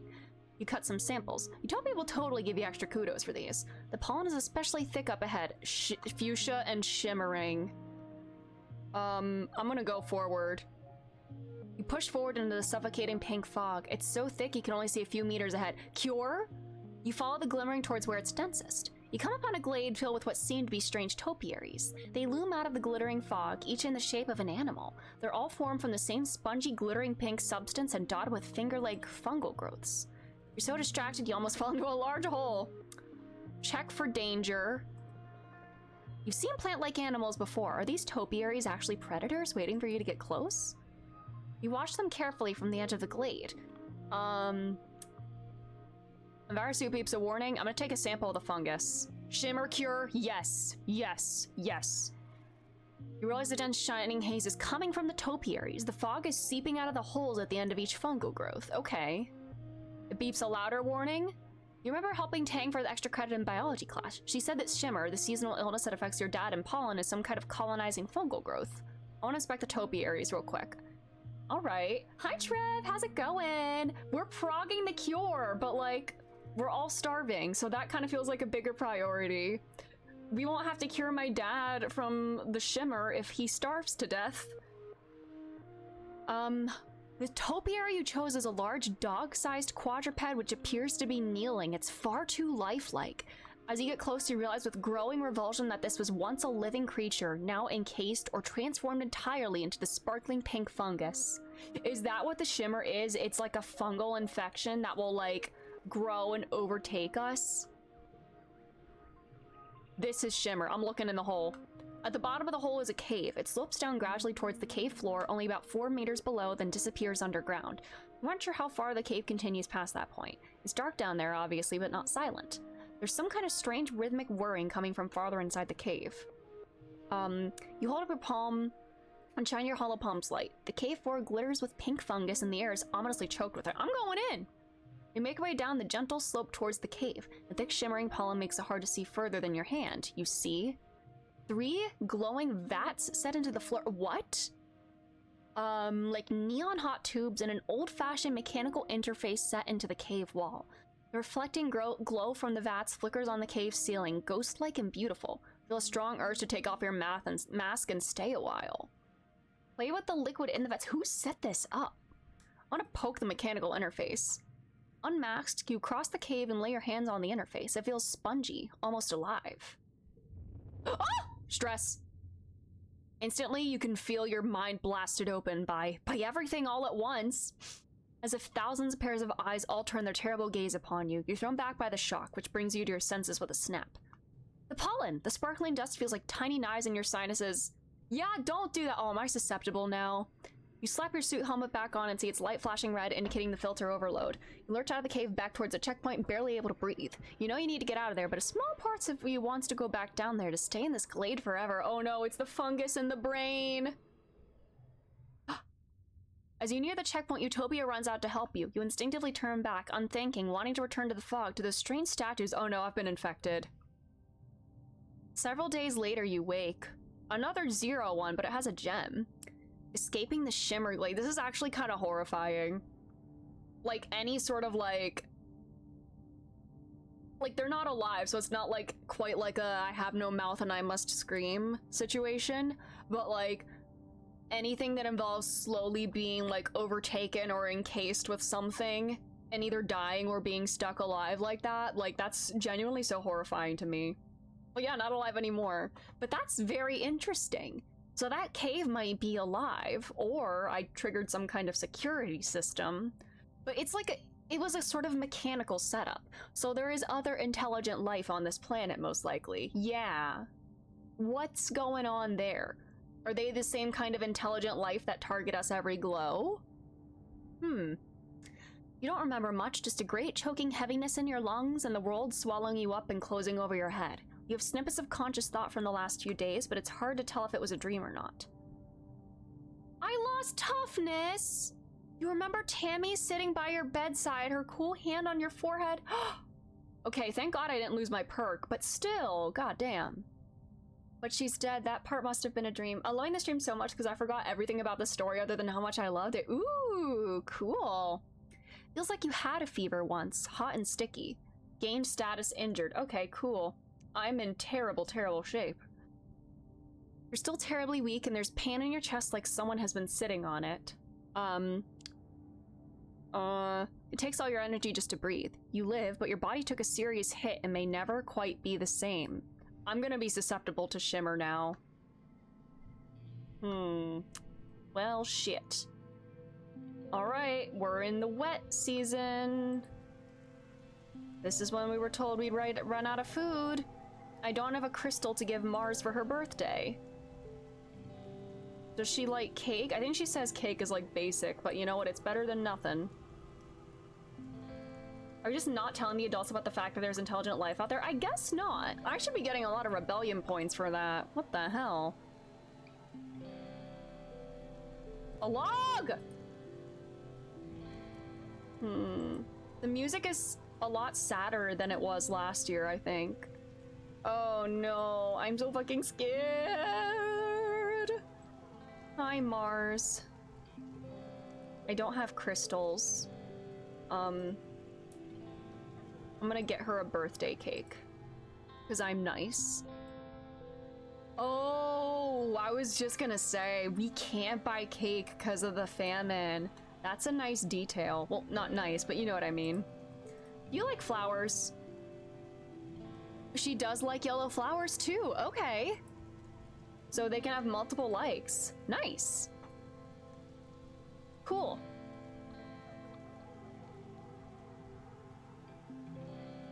Oh, I'm so fucking scared. You know, if I have a, I'm not gonna get any physical traits from anything, but can I get some kudos with this? Creativity, empathy, yes. Get to work in the kitchen. The first order of business is to find ways to stretch out what you already have. There's a kind of clay on Vertumna that's so rich in algae that it's actually edible. You boil it until it's runny, then skim the frothy algae clumps that float to the top. It reminds me of our old earth fables about peasants who would boil stones to make soup. The algae at least is nutritious. This sucks. Oh my god, I got more colony food! Huge! The same can't be said for the sawdust. You catch Aunt Anne sifting it into the bread dough one morning, but instead of shooing you away, she just gestures to you to come over and watch what she does. You watch her strong, broad hands knead the sawdust into the dough. Really? Is that a real thing? This is an old trick from Earth. Sawdust is just a kind of inedible plant fiber, like a kernel of corn. Your body can't digest it, but it doesn't hurt you. It just comes right back out looking the same as it went in. Real? Really? Like, isn't that not wood? Do you eat wood? And in the meantime, we make enough bread so that everyone gets a piece and it makes them feel full. She sighs and rubs her nose with the back of a floured wrist. Most of our job is just helping people feel less hungry, Celine Leanna. We can't make anything more nutritious or serve more than we have. Making a little feel like a lot is something that people like you and me have been doing for their families since humans first started warming up their food over a campfire. and winks at you. Our family is just 100 people stronger. Feeding people sawdust is wrong. I'm gonna say I understand. Oh no! I'm too good.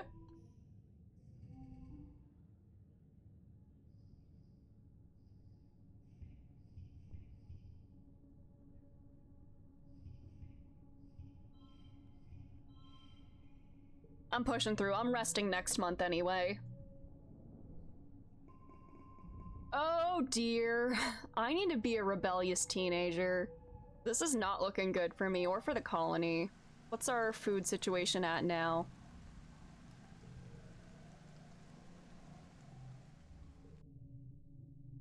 Still -60. Ugh, yuck. I heard that from the other room. Did someone die? Heard what? Nobody is dead yet, but I fear that it's gonna be bad very soon. They did say the wet was when we would run out of food. Oh, Mom, it's like she thinks she can just outwork the famine.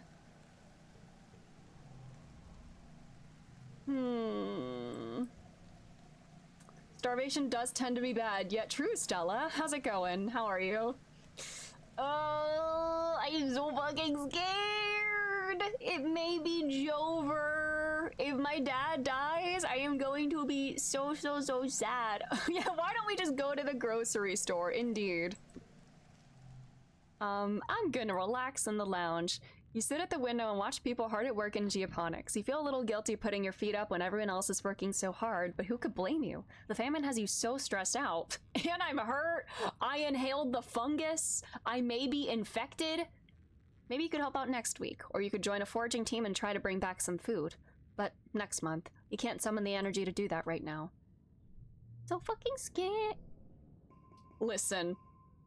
I think I have 2 copies of this. Listen. Oh, is the number down here the number of copies you have in your deck? Methinks the game just gave a hint. I'll just, friendly reminder, please don't give any, like, hints as, like, what to do or anything.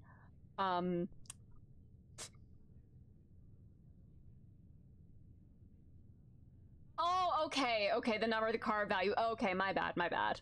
I see.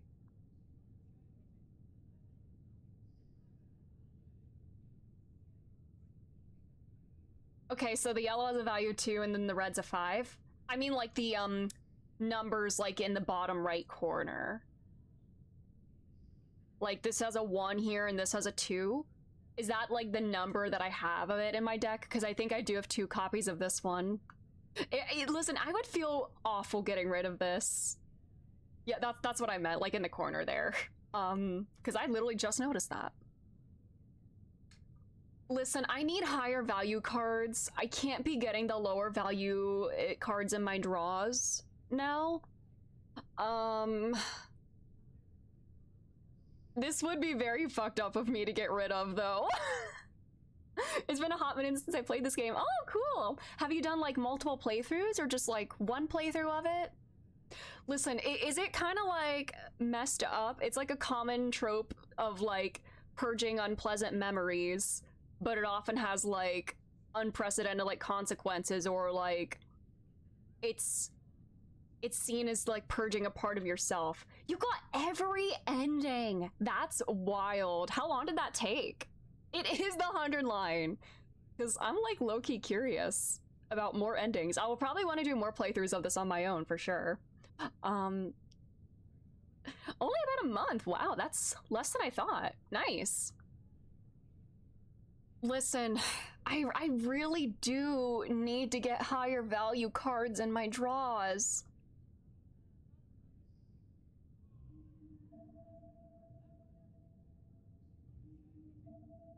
I don't like that noise. That noise is scaring me. I don't want to forget. I have a lot of free time on my hands, so I was just playing this game alone. Cool, cool. Listen, do I try to, like, min-max the game? Listen, the way that it is, like, set up here, forgetting like, the last memory I have of my dead friend seems to be beneficial, because I need to get higher draws and score higher in order to build my skills and develop further. We forget a lot of things in life. Don't do whatever you feel like doing. Yeah, I'm kind of just going based on vibes right now. I'm keeping it. It feels too fucked up to get rid of that. Okay. Okay. I'm so fucking scared. I'm so fucking scared. Should I go forage again, since I'm fully de-stressed? Would working here help with the food? I'm so fucking scared. Your first one of this game is supposed to suck. Ooh. I kind of like that. I like games that, like, kind of, like, encourage, like, failure in a sense, like Disco Elysium. Like, you can fail upwards. And I feel like that has already happened a couple of times in this game, where I fail, like a card draw of some kind, and I choose not to push through, and I still kind of, like, gain something from it. Late wet, me when I'm in the shower too long already, but still want to exit into the dry world. I've already put this game in the Disco Elysium box. Let's go. Yes. Yes.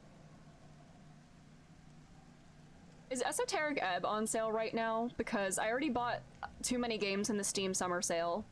Oh, it's late. Wait, it means it's the twins' birthday. Hold up. I should give them some things. Hey, buddy. It do be on sale. Do I get it?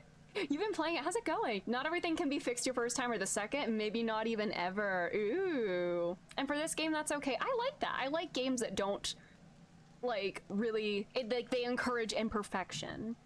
Like min-maxing, or like the gamer instinct to, like, optimize your playthrough. I like when games kind of, like, subvert that and allow for failures to, like, enhance the narrative, or to, like, find new opportunities or something. I like when that's, yeah. Yes, thanks for the reminder, Looney. Thank you for the reminder. Yeah, please, yeah, just be careful about that. It's late wet, and the next month, yeah. Do you like egg? Okay. Are you neutral to egg? I guess so.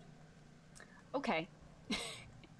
It's good so far. It's basically the same exact gameplay as Disco Elysium, but not as existential so far. Ooh. Croissant is my safe word for, like, genuine help. Croissant! She likes medicinal roots, right? But I only have one. But it's okay, it's Tangent. It's Tangent. She's my bestie. I'm at 60 with her. Oh my god, we just hit a new event with her! She said croissant quick! You spot Tang sitting on a large boulder outside the lab. She's eating a pressed soy bar ration with determination, alternating bites with huge gulps of water to wash it down as quickly as possible. What are you doing out here? She stops her grim work long enough to acknowledge your question. I hit the limit on the number of consecutive hours they'll allow me to work in the lab, she says. So I'm taking a break, she says, making mocking air quotes around the sentence. How dare they? That's what I said, Tang replies. They just think they can boss me around because I'm younger. I'm smarter than any two of them combined. Oh. Ugh. I like that I kind of see, like, she starts to crack a little bit. She's so stoic a lot of the time, but, like, she does have these, like, frustrations and whatnot that, like, when she's, like, looked down upon because she's so young or whatever, I like whenever, like, some of those cracks, like, show up. Oh, I haven't played Slay the Princess yet. That is on my...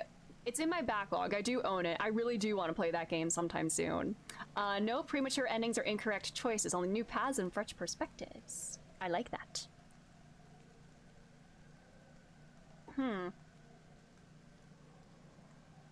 I I just want to work, you know? It's so frustrating to be deep in the zone and feel like I'm just on the precipice of discovery, and then someone tells me that apparently you're my genius, you're taking too long.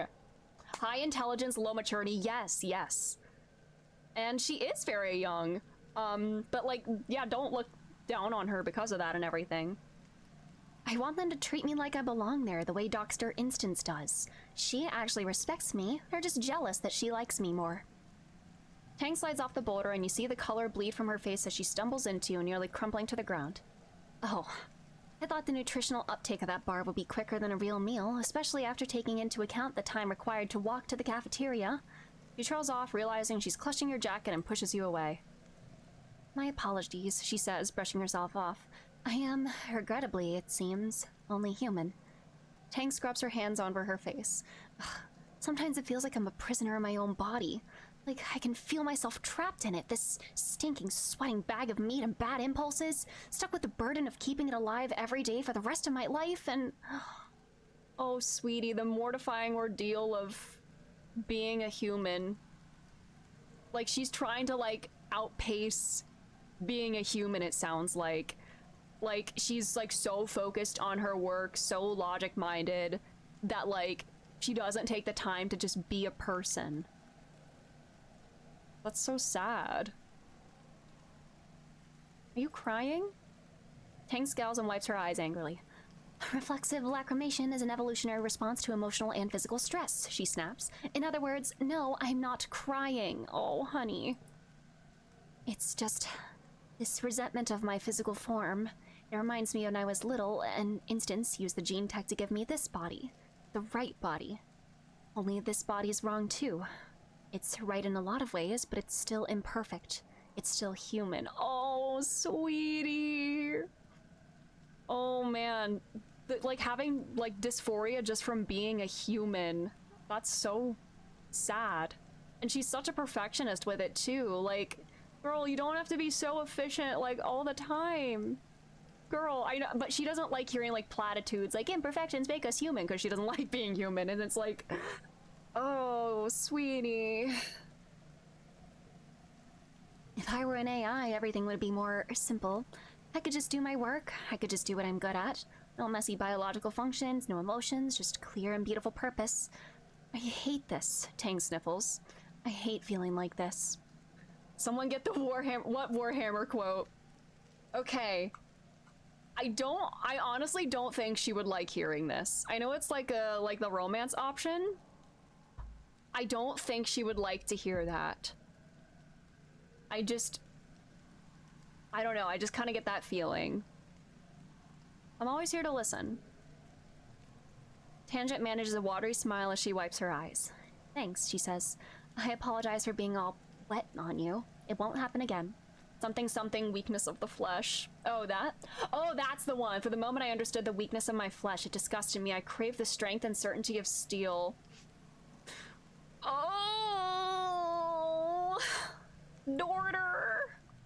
Oh wait, did this level up? Okay, now I'm actually not sure.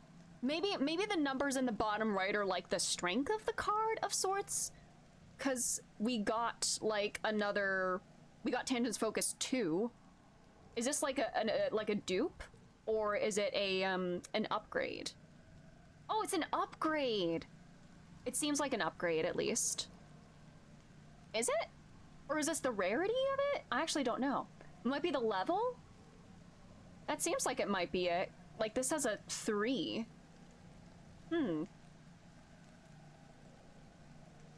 If this is the highest value at end. So at this point, with this card, it might be worth keeping some lower numbered ones. Yeah, it evolved like a Pokemon!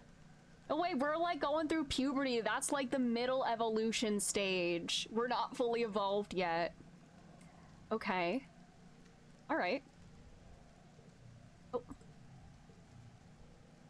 She wipes her eyes and straightens her jacket, then takes a deep breath and holds it for 10 seconds, her eyes closed.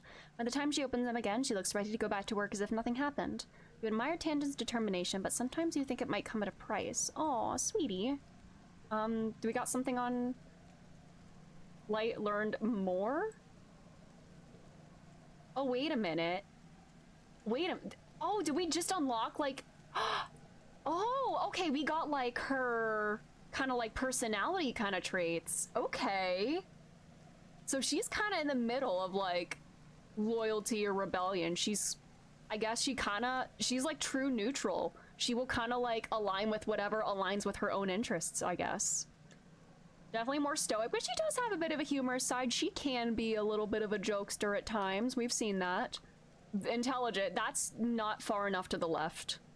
But I kind of like that it actually isn't fully to the left. There's still room for growth. There's always more to learn. And Annie Mae scratches at her cheek, then scowls as a bit of blue scales flake off. Stupid acne.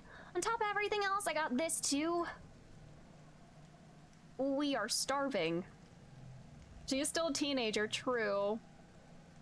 Aw, they're so small this year. The vegetables are so small. Not enough nutrients in the soil. I do wonder if helping at geoponics would have helped with the food supply, but no, Dad! Never should have wasted my time on those beans. I thought for sure I checked them over and over. No! Acne, how you scarred me for life, literally. Acne scars are awful. Oh. Oh, dear. I'm so fucking scared. You know what? If I'm unstressed, I will go forage some more. We've made progress on our cure.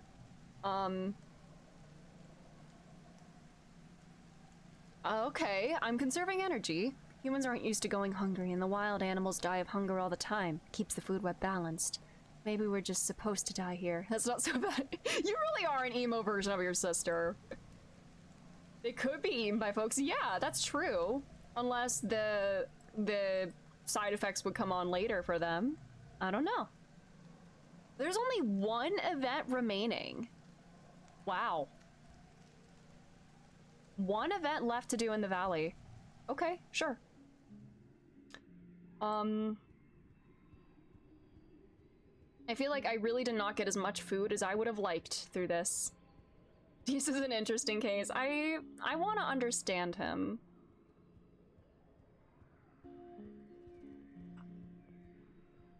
Yeah, I like him a lot too. I like all of these kids. I feel like so parental towards them all. I'm like watching them grow up and just...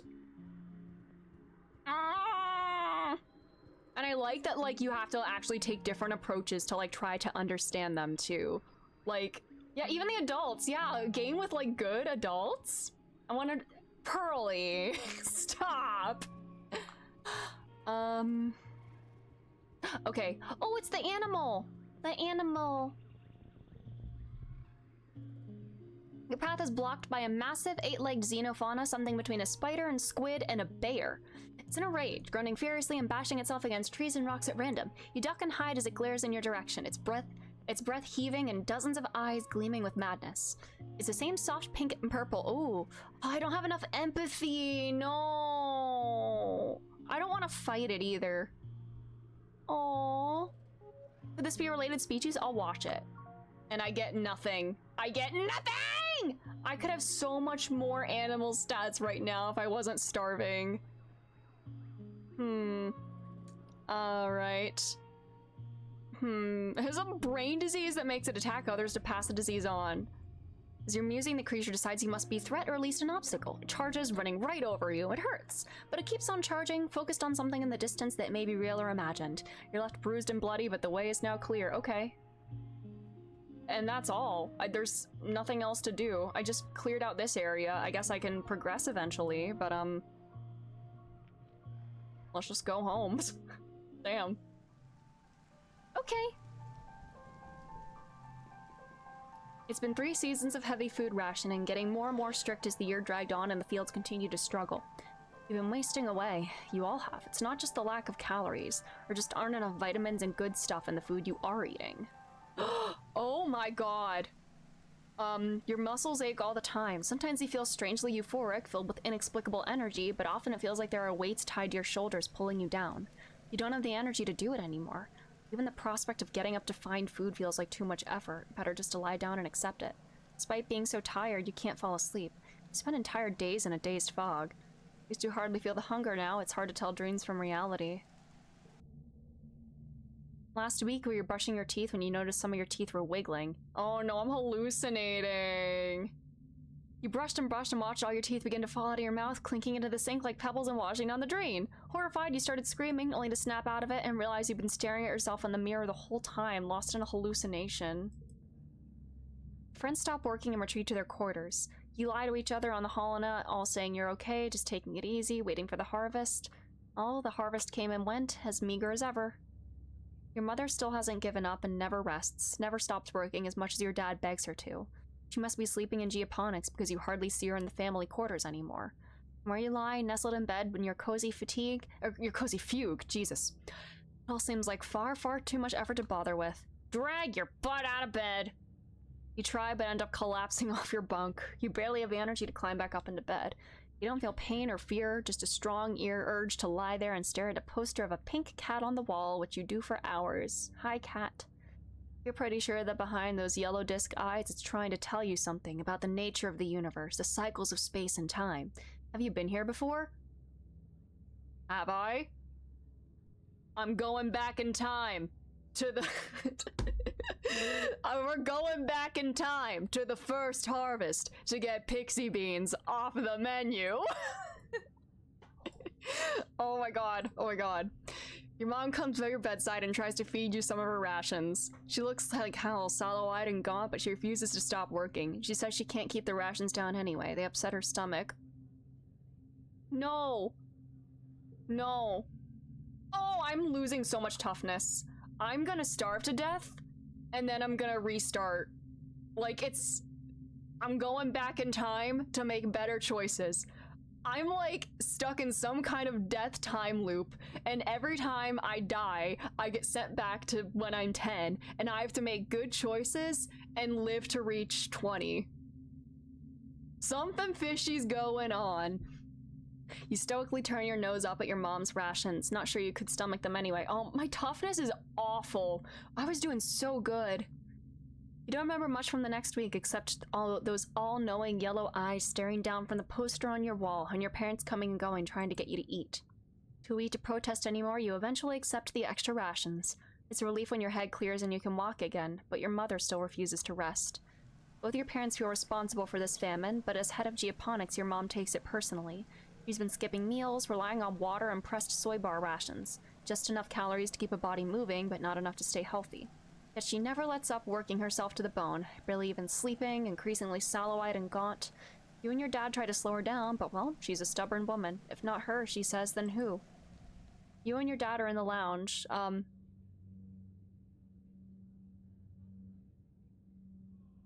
slowly sipping your vegetable broth when there's a commotion at the doors. Someone's run in, gasping for breath, yelling for you and your father to come to geoponics. Maybe I was worried about the wrong parent this whole time. You run over, knowing deep in the pit of your stomach that something terrible has happened. You see the faces of the agriculturists, your mom's people. You know that the feeling is real.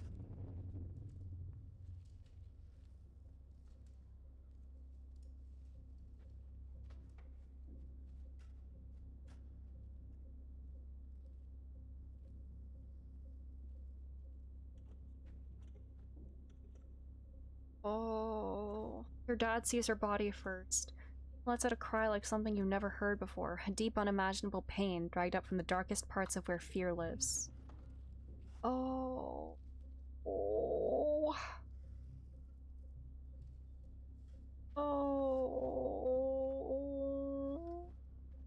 I'm not gonna get to tell her about my day anymore, and... Your dad falls to his knees beside the frail body of your mother. He pulls her into his arms and sobs, wretched and agonized. Oh, my tummy hurts. Don't even know what to think. Your mom always seemed larger than her body, but seeing her now, there's nothing there, just a fragile shell. They tell you she didn't even cry out. She just went to her knees and then lay down in the dirt, and that was it.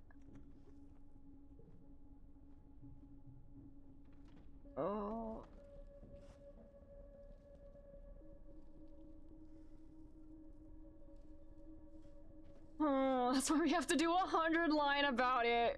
We need to go back in time to the first harvest. Oh. Your mother's body is taken to the incinerator room, and that night the colony gathers to pay their respects.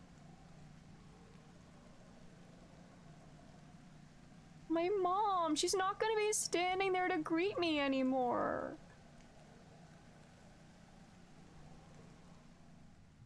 Like Tammy's funeral, the incinerator room has been cleared and a wreath of flowers placed over the mouth of the organics recycler.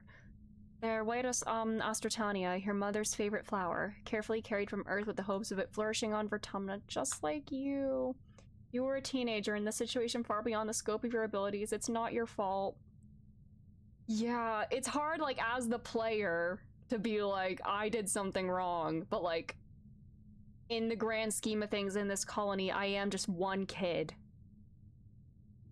And it wasn't my responsibility to, like, fix it. Oh.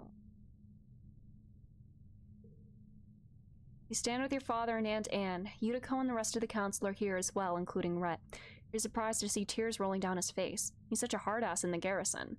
Al is here with all the other agriculturists. The rest of the colony waits in the canteen to offer their condolences after the service. Governor Yutiko gives the eulogy. As a colony, we share our blessings. However, today, in sad company, we gather to share the burden of grief. Fluorescent was born on Earth, but she, more than any of us, exemplified the spirit of our endeavor to bring life to beyond the stars. She bore life, not only in her body, but bringing it forth from the ground she so faithfully attended. Oh, this game sucks, man. My mom, that's my mom, and she was always standing, like, right outside the farms, and I could talk to her every day. And I'm so young! The debt we owe her is the kind that can never be repaid, she continues. I'm so worried about my dad now, too. It is with a deep and unbearable grief that we must continue on without her, in awe and respect for her sacrifice, the depth of which was never expected of her, but which she did not expect of anyone else. It is on her strong shoulders that she carries us still. Yutiko closes the door to the recycler, and the particle disintegrators begin to reclaim the molecules that once formed your mother. Your father squeezes your shoulder, making a small choke-off noise of pain.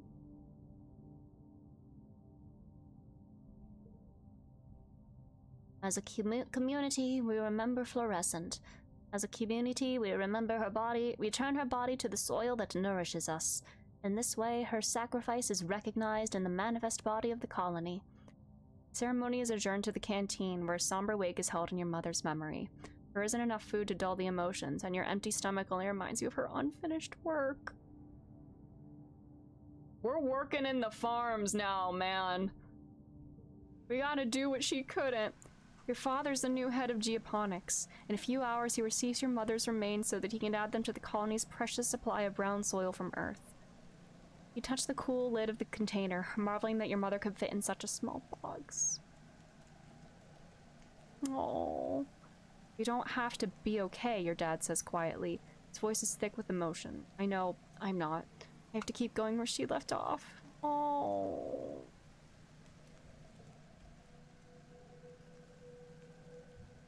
Oh god, and now we got this to deal with. Prospect of just going back to work like everything is normal is too much to handle.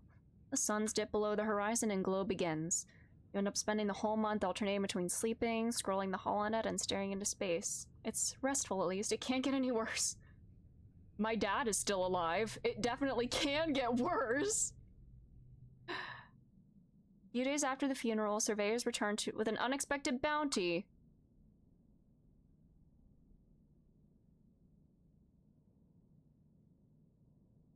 I did my best. I didn't get enough. Oh! The roar wakes you. It would wake the dead. It shakes the walls, rumbles through the ship's hull, and makes your heart skip a beat. You're paralyzed by a sudden clench of fear in your gut. Through your porthole window, you hear metal screeching and people shouting. Then another roar, guttural and rumbling like the sound of a mountain collapsing. Something enormous is out there. It can always get better. Things can get better, I sure hope. Your dad can't hide the look of fear on his face, but he tries. Sorry, just seeing him and in this room, it would always be the two of them talking to me here together. It's like starting to hit me, like, oh, it's just the two of us here now. I'm so upset. You huddle with your buds, Mars, Dees, and Cal. Because it's the middle of the night, almost everyone was in their beds. Some people are still wearing their pajamas and sleep bonnets. Only Annie Mae. The children's crush is buried deep in the belly of the stratospheric, making it one of the safest places you could be. Even so, the youngest children are scared and there's a lot of crying. I'm gonna watch videos with them. Oh, I can't get any traits. Somehow, even with sirens blaring, some of the youngest drift off in your arms. After an hour, someone in the defense squad rushes in and orders everyone to leave the creche. The battle's getting close to stratospheric. Oh my god! Before you can even get everyone to their feet, you feel the ship lurch and oh my god! Nougat! No! The children scream, some scatter in all directions, and others sit there paralyzed with fear. Without warning, the entire wall of the creche just peels away like a tin can, letting in a rush of cold night air tinged with the ozone of plasma rifle fire. You look up and see it close face to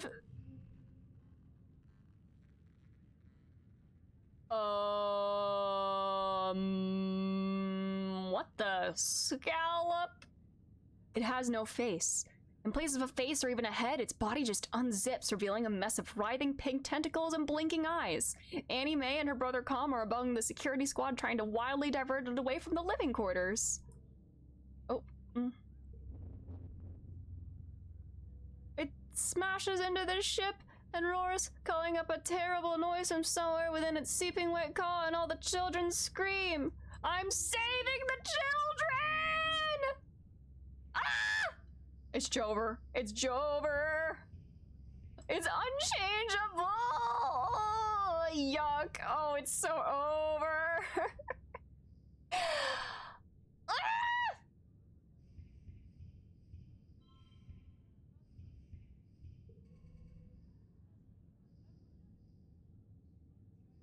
You know what? Maybe I will die here. Oh, I'm so dead. Oh, I'm dead. Everything is awful. Everything's awful. Your resolve fails and you flee for safety. The children scream in fear.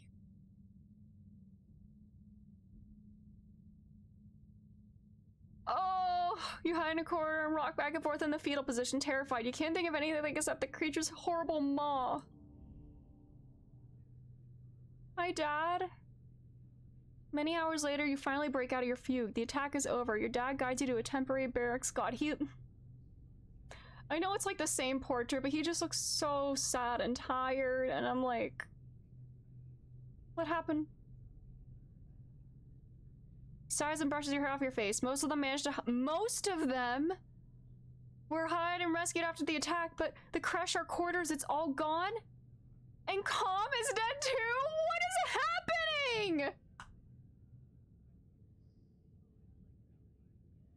Your mind keeps replaying that terrible moment, the faceless rearing up and obscuring the sky, the two of them looking so small before it. Oh.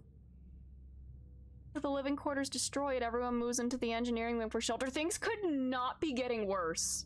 Things could not be worse. And crowded into the classroom with other families. The adults try to make it seem like a sleepover, but you're all still so shaken. It's much quieter than it should be. You try not to think about the small, terrified faces of the children you last saw fleeing from the faceless. Annie Mae cries about her brother and screams at anyone who tries to comfort her. Eventually, you just ignore her grief, as painful as it is to hear her sobbing at night.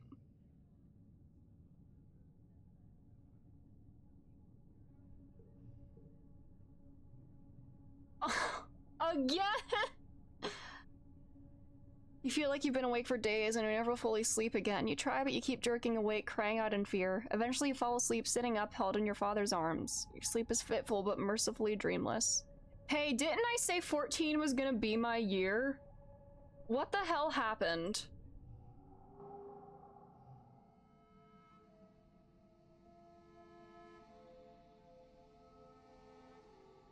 Oh, everything is...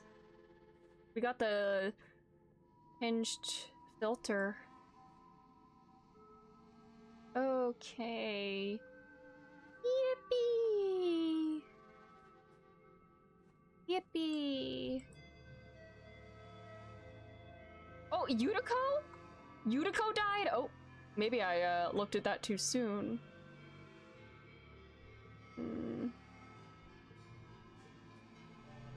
Mars closes. Okay, girl.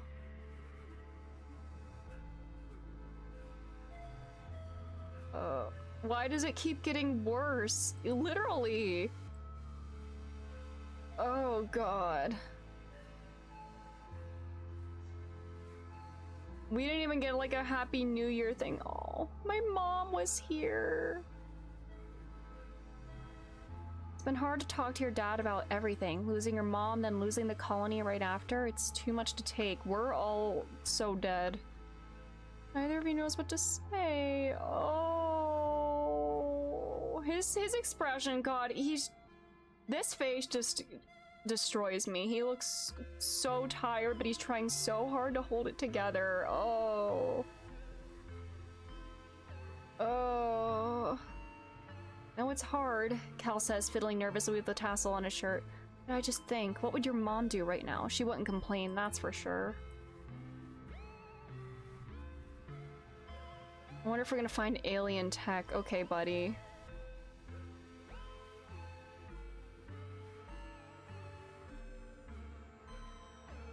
Oh, this music, it's like so, like things feel so off. We just have this building, that's it. I'll keep our mom's name out of your mouth. Sorry, I'm emotional. He's always trying so hard to stay positive, buddy. Mourn. Sorry, mourn with all these happy faces. Rebuild. Engineering is crammed with families and what belongings they've salvaged from the destroyed living quarters. You could spend time in your crowded temporary lodgings in the classroom or help the adults try to fix things. We're gonna rebuild. First month of quiet passes, each day plodding one after the other. You still have trouble sleeping in the classroom barracks, but there's nowhere else to go. Every day you wake with the others and try to make the best of it. Grief and anger come in waves, not just for you, but for everyone. Some days are better than others. You're assigned to help rebuild the walls. The first part of the month is spent just dragging away the wreckage, sorting it into salvage or recycling. By the time that's done, crews disassembling parts of the stratosphere have delivered enough salvage that you can begin work patching up the walls. A sense of urgency permeates the crew. After everything, people need to feel safe. Deese is on the work crew with you, something he does begrudgingly. Walls didn't help the first time, he grumbles, whenever everyone asks for his opinion. You should just tear them all down and live like the animals do. Someone planted a bunch of buildings on my land, I'd be pissed too. Work hard, or Deese is right, this is pointless. You know what, I'm gonna be like, this is pointless. You don't go so far as to sabotage the walls, but you certainly don't contribute. You and Deese drag your feet, sulking anytime someone tells you to work harder. Surprisingly, you don't get in trouble. You're just kids, after all. No one expects you to get back to work right away after a huge trauma like losing your home. Tangent and Chief Engineer Instance have been hard at work in the lab trying to find a cure for the Shimmer disease. They're still doing this. They call her rebellious, Angie. Yeah, look at me. I'm such a rebel. You join them in their research. You're the one who found a sample of the Shimmer fungus and analyzed it. You're the one whose father suffers the most from it. You confirm that Shimmer is an airborne fungal disease, and that the thick, choking spores and pollen are the same fungi from the Valley of Vertigo, the ones that colonize the host and turn their bodies into more spore-producing fungus. Finally, you have a long-due breakthrough. Sunlight! I'm not smart. You try inoculations, antibiotics, antifungal creams, but what finally works is a high-intensity light treatment mimicking the full force of the sun's during dust, coupled with an injection to increase its potency. Of course! The fungus colonizes animal life during pollen, and some succumb to it, but the intense light of dust scourges the fungus from the survivors. It's all part of the natural cycle. Alright, at least we've got something positive here. The treatment works on samples, not to test it on a subject. I'm gonna test it on myself, because I did kind of get infected. You open a triple-locked research room and pass through an airlock. You don't have your Enviro suit on, but that's the point. You need a strong dose of this fungus in your lungs, damn. Okay. The small room is filled with a shimmer fungus. It's growing on everything, the floor and walls, and on lumpy shapes that were some kind of biological matter once. Now it's all just fungus, violet and shiny. You breathe in deeply, marveling in the feeling of soupy, dangerous air infiltrating your body. Tang watches safely from behind the thick plexiglass. You can't tell if she's jealous or impressed. Oh! I slide into the light therapy machine. Yay! Look, I'm so happy. Nothing bad has ever happened to me ever. I'm the happiest 15-year-old in this, like, disaster of a colony. Dr. Instance takes your vitals and runs samples of your fluids through various machines. She's excruciatingly thorough, but after a few days she concludes that the treatment is a success. You still carry a high fungal load, but its effects have been nullified by the light therapy. Yippee! Good news! Yay! I got his little tomato helped Tangent cure the shimmer disease. Yippee! Remarkable. Instance says, going over your findings. We're besties with Tangent. Oh my god, we can only get one more friendship point with her ever. You're not taking both parents' video game. Nuh-uh-uh. Now that we have a frontline therapy, we can begin treating the population to prevent the fungus from taking hold. Look at us! We're so smart! She looks over at Tang. Celine Leona's discovery will be of great help with our research. You may have lost your mother, but you've helped save the colony from future shimmer outbreaks. That's true, we did do some good. You expect Tangent might be cross that you got the credit, but she nods, looking pleased. Yes, it's about the greater good. You're thankful no one was killed, not your father or anyone else. The colony is safe from shimmer. All right.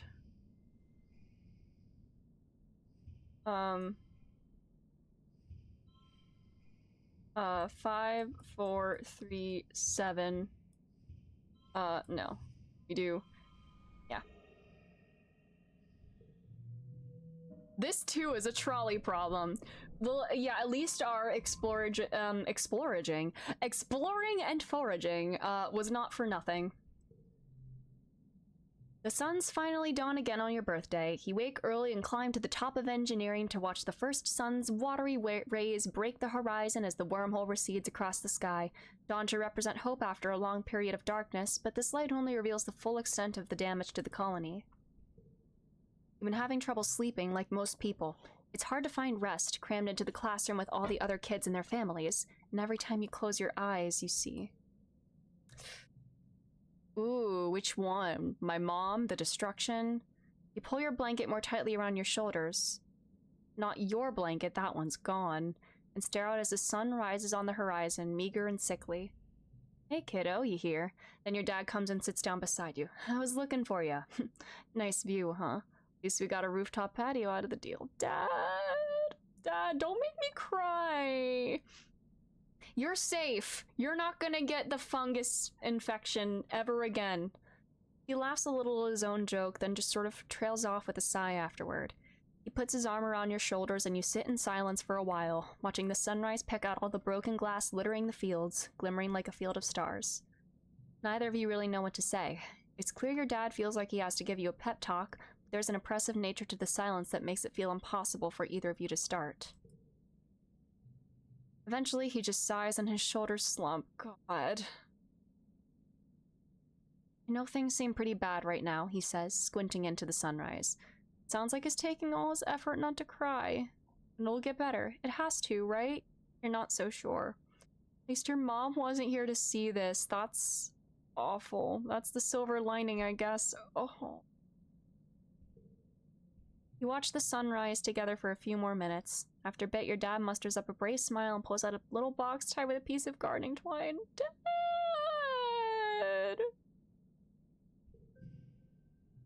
An upgraded sun medallion! Aww. Alright, I'm gonna put that back on it, after this. You know what it is before you open it. Okay. I've been here before. I have memories from other timelines. Hey Dad, have you heard of the many worlds interpretation?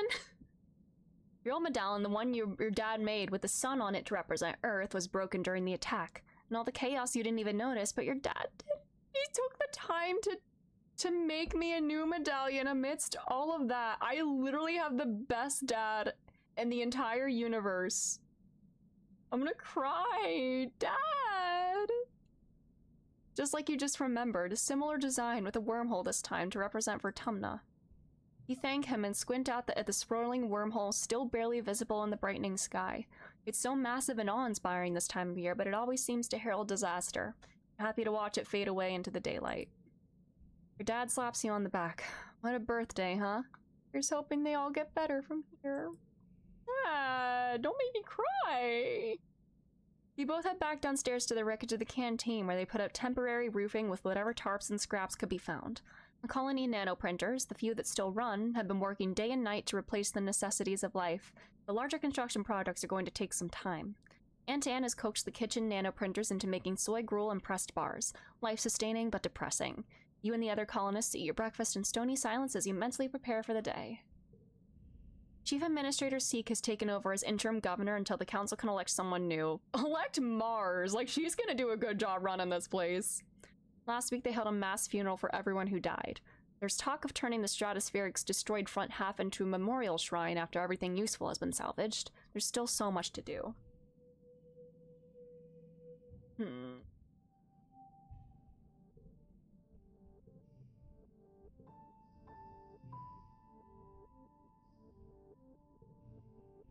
Okay.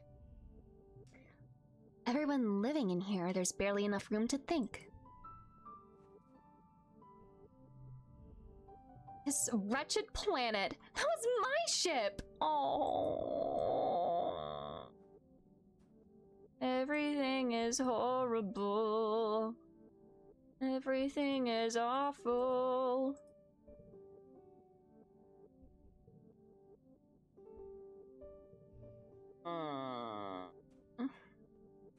Dad. Mom, I miss Mom. It's been hard to talk to your dad about everything. Losing your mom, then losing the colony right after. It's too much to take. Oh. You know it's hard, Kel says, fiddling nervously with a tassel on his shirt. I just think, what would your mom do right now? She wouldn't complain, that's for sure. Well, I'm gonna complain. It sucks. What do you want? He doesn't look particularly sad. Okay. Yeah, that's just his normal expression.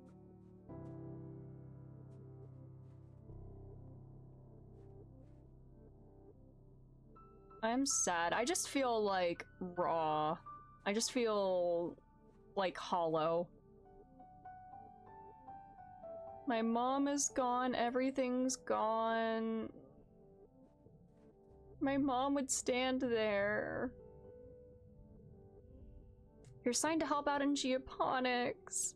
The agriculturists have been hard at work trying to salvage what they can of the ruined fields and the destroyed greenhouses, but there's still a lot of work to be done. Your dad has taken over as chief cultivator. Succeeding your mom was already difficult for him, and now there's this. He's never been the kind of guy to hide from hard work, but he's been pretty distant lately. Sometimes bad things happen and you can't do anything about what happened, and all you can do is move forward. That's true. And we're still short on food. Hal's working in geoponics too, of course. He smiles when he sees you. Hey, Celine Liana, there's a lot of stuff to do. What do you want to do? What do you want to work on? Animals. Pens only suffered minor damage during the attack. Weirdly, most of the damage seems to have come from inside the pens, as if the normally tame animals had been stirred into a frenzy. Tangent is also here, though it's not to help hammer and nail things. She's studying the animals, trying to figure out what could have influenced them. She takes blood and hair samples and readings with some sort of complicated brain scanning device. Interesting, is all she says, not explaining her findings to you or Cal. Everyone is worried that this will be the final nail in the coffin for your food supply after the famine last year. Try not to think about it too hard, instead focusing on doing what you can to help rebuild. Oh. We dying.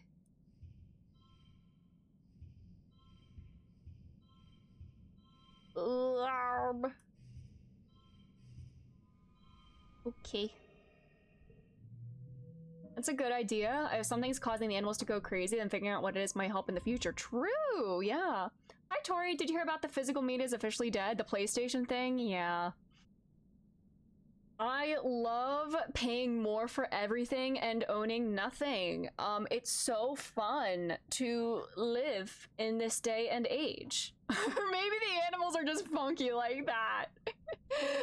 They were having a barnyard moment, like the classic animated film Barnyard. We were all out doing our own thing, trying to, like, you know, take care of everything, and they were having a party. We were like defending the colony. We were like the Bens. All of us are Ben, and the animals are just the animals. Like, it's all Xbox is doing the same thing.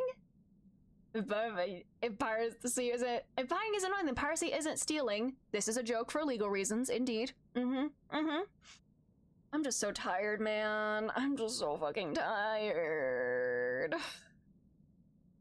Yeah. You're eating in the mess tents when you hear something rumbling. Oh god. Your bowl and cutlery start rattling. People look around in the alarm. Could there be another attack so soon? They begin to hear shouting from outside. Someone runs into the tent. There's something falling from the sky and it's on fire! You join the crowd of people leaving your temporary structures to gather in the colony square. People are squinting up into the milky, quiet sunlight, pointing and gesturing wildly. It's impossible to miss the big thing hurtling you towards you from space, like a great big ball of fire, coming straight for you. Is this it? Is this the end? After all you've been through, a meteor's gonna land in the middle of your already ruined colony and kill you? The heliopause. Mars grabs your shoulder. It's another ship, she exclaims. Look, look, it's another ship from Earth. We're saved! We're saved! Save, save, save, save, save, save. Sorry, because I can't watch my Blu-ray DVDs on newer consoles. Yeah, that sucks. Like, they still make Blu-ray players. They have to, right? They have to. Oh. You stare up, unbelieving, at the rapidly approaching ship. The flames of its entry into the atmosphere dissipate, but a thick column of greasy black smoke trails behind it. Soon you can hear the whistle of it rippling through the atmosphere at terminal velocity. It's coming right at us. That is not a controlled descent. Whoa! It's an enormous ship coming at you way too fast. The ship's reverse thrusters fire, trying to slow it down so it doesn't smash into a billion pieces when it hits the planet. Everyone scatters to take cover. You crouch behind some rocks, throw your arms over your head, and squeeze your eyes shut. You hear the massive spaceship touch down in geoponics. Oh, just touch down? Oh, okay, never mind. Grinding over what was left of the greenhouses. You're thrown to the ground from the force of the impact as shrapnel and small rocks zing past your head. It grinds along like some roaring monster, cutting a great scar through the colony and kicking up an enormous cloud of dust. Finally, the ship comes to a creaking, shuddering halt. You and the other colonists carefully crawl out of your hiding places, coughing and rubbing your eyes. The new ship is half buried and obscured by dust, but you can tell it's from Earth. You squint to make out stenciled letters. Heliopause. They still make Blu-ray players? Okay, that's good, at least. Are they terribly expensive? I wonder what the odds are of a ship crash landing into the one colony on an entire planet. Do they have a second crew sent here as well? Is this the second to last exocolony? A second crew, a backup crew? Silhouettes with guns! Soldiers march out of the dust and quickly surround all the remaining colonists. More soldiers form two parallel lines from the ship to the square, their guns in a parade rest, and a lone figure strides down the center towards you. Towards me? Me? Oh no, oh no, oh no, oh no, oh no. Oh no. Oh god, he's got his titties out. Oh, it's so over. Oh no.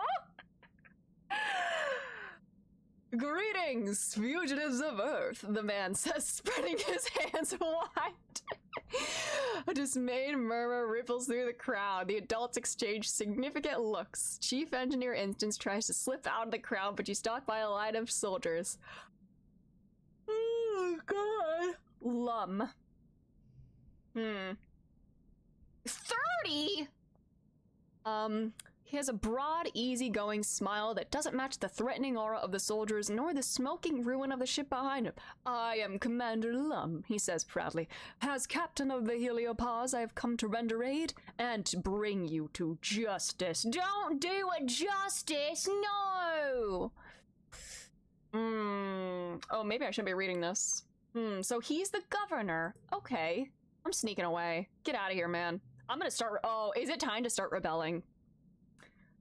The Heliopause soldiers have the colonists surrounded and shove you gently but forcefully back in the crowd. You got games on your holopalm? You may be stuck here, but they can't make you listen. You tune out the pomp and pointless adult talk. Yada yada. Governor Utico knew the ship was coming. Blah blah. Now the new guy Lum will be governor. And he's some kind of space cop, but whatever. All adults are basically the same and equally boring. Yeah, it's time to start rebelling. Maybe I should have been paying attention to see how things would go from here on out, but anyways, the current consoles are safe with physical media, but as for future consoles, it's all digital, unfortunately. That sucks. I'm just very disappointed. Oh, Lore's for dorks. I agree, Celine Leanna. Yeah, they're a cutscene skipper. The crowd disperses slowly, and council members follow Lum back into the Heliopause, presumably to talk about the future of the colony. You hope. You track down your friends. So what do you think about these new people? Mars asks. I'm glad they're here to save us. I'm excited to make new friends. They're just going to boss us around. I don't want to share this planet. They're gonna boss us around. Tangent nods. They don't live here. They don't know what it's like, and they're just going to swoop in and act like they're better than us? She hugs her arms around herself. Did you see what they were doing to Instance? The entire colony, now twice as many of you, sets to working on salvaging the wreckage of the Heliopause, tearing it down and combining it with the Stratospheric's remaining engine section. Are we sure? Lum said that it was like, yeah, the governor knew I was coming. Is he, like, concealing some sort of truth? Like, can we fully trust him? I don't think we can. It's a game, not a movie. Let me play. How would Celine Leanna do with Metal Gear Solid 4? That's the one with the hour-and-a-half long cutscene, right? I gotta get back to Metal Gear Solid. Maybe we could play Metal Gear Solid 2 next month. I don't know. I've got too many games on my brain. Anyways, you aren't sure what this means for the colony, or, oh yeah. Spirits are high, though. These new colonists from the Heliopause aren't like any other people you've met before. They're more like an invading force than a rescue. They're the real colonists.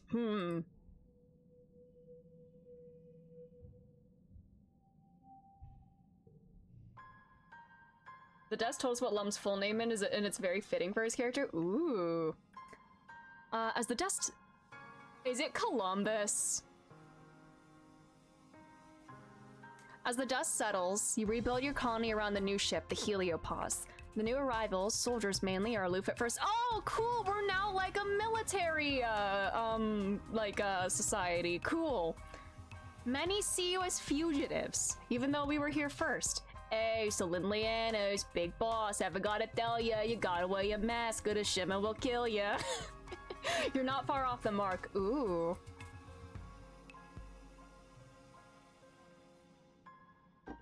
We gotta go back in time to the first harvest to get Lum off the menu.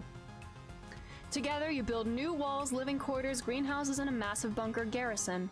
The Stratos engineering wing is the only remainder of your old colony. This music, it's so industrial. Like...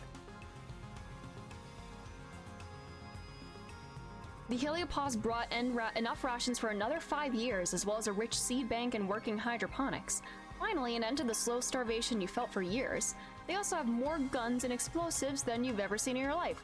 Even the ship has guns, the guns and ships, and so the balance ships. We rendezvous with the ocean, blah blah blah blah blah. A full stomach, a roof over your heads, and the promise of safety convinces most Strato colonists to accept the Helios. What could possibly go wrong? Our mom died for us to be saved 3 months later. Yes, thank you for the reminder, Looney. Yeah, please no foreshadowing anything. I'm experiencing all of this for the first time. In turn, the Helios decide that you criminals pose little threat. Criminals. I'm so brain rotted at the moment. A grudging peace is brokered between the two groups. You decide they aren't so different, really. There are even Helio children born among the stars just like you. Is this an unbeatable? Yeah, let's start. Only ever talk about what has been seen. Yes, that is absolutely it, Looney. Yeah, only talk about things that we have seen up to this point. After a month of hard work, you and your dad move into your new quarters. And you have your own bedroom for the first time in your life. You place a picture of your mother on the shelves beside your bed. Mother! You step out onto your very own balcony to watch the new colony. Its grounds bustling with so many strangers and strange new ideas. Like how we've seen that one thing that comes up Colony defense? +5 colony defense. What does that mean?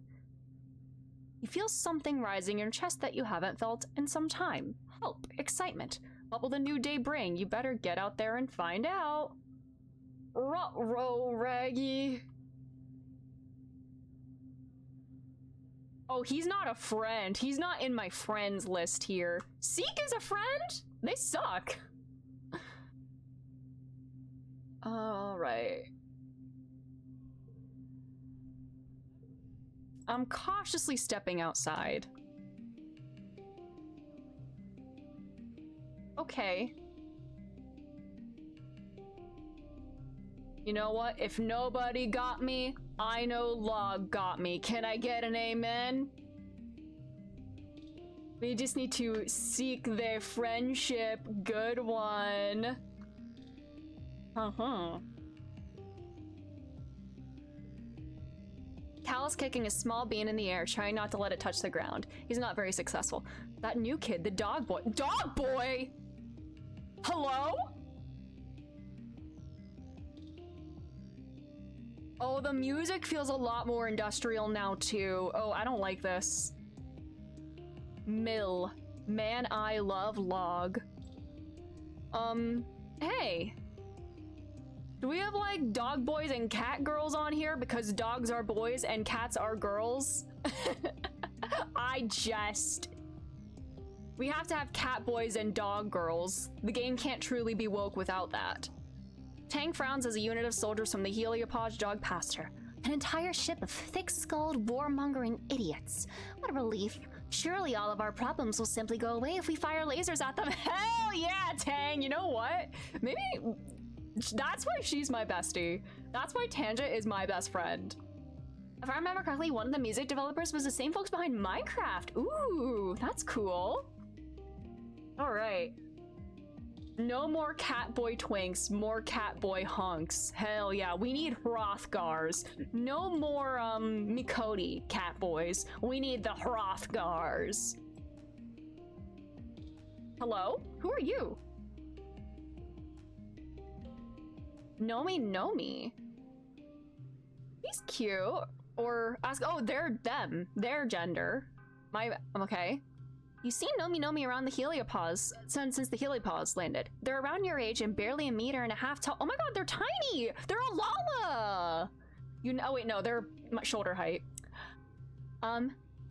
Their voices, hi, I'm Nomi. Nomination, oh my god, they even have like almost like a Lalafelian name. I'm trying to turn this into Final Fantasy 14 and I cannot be doing this.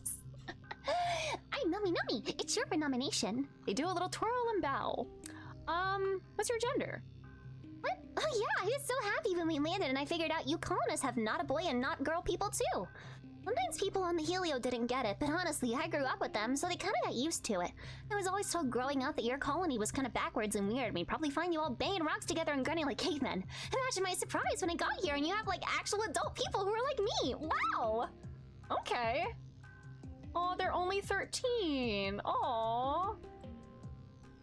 I have a plushie of them. It was made to help promote the game. It has Pride Flag cape and came with a Steam code. Oh, that's so cool. I love their design. That's so cool.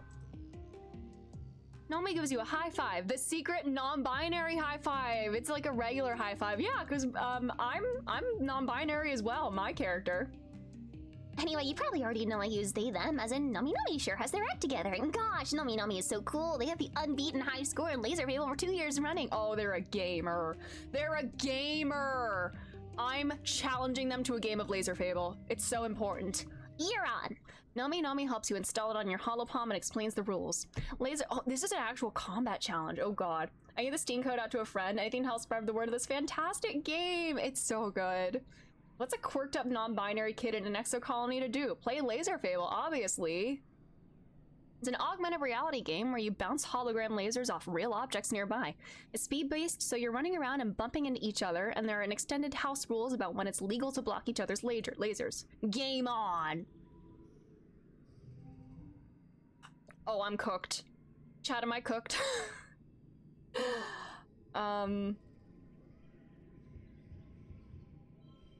Wait, no, we can maybe do it.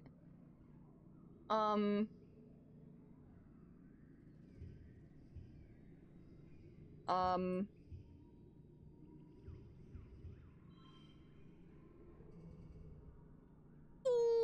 we got the bad rolls. We gotta get rid of our baby memories. Oh, yuck. Oh, I'm pushing through. I have to. I am not losing. They came prepared for this planet with that color palette. Hell yeah.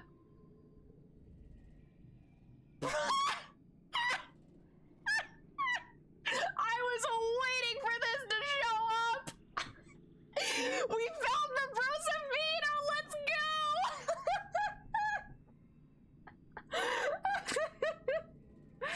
Yes. Yes. All right. Friendship ended with tangent. Now Nomi is my best friend. Everyone liked that. Oh, are they not on here yet? Or I guess not. Not yet. Nomi gives you a high five with a couple quick flicks on their gauntlet. Then with a couple quick flips on their gauntlet gives you a kudos for winning. Oh my god! Did I need help learning about how the minigame? I kind of got the hang of it pretty quickly, I think.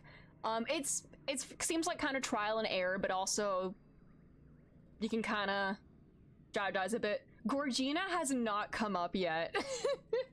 I'm so afraid for when that's gonna be like a bomb dropped on me in like the most like I'm gonna be like having like this great romantic moment and then they're gonna be like, hey Gorgina, and it's like gonna take me out.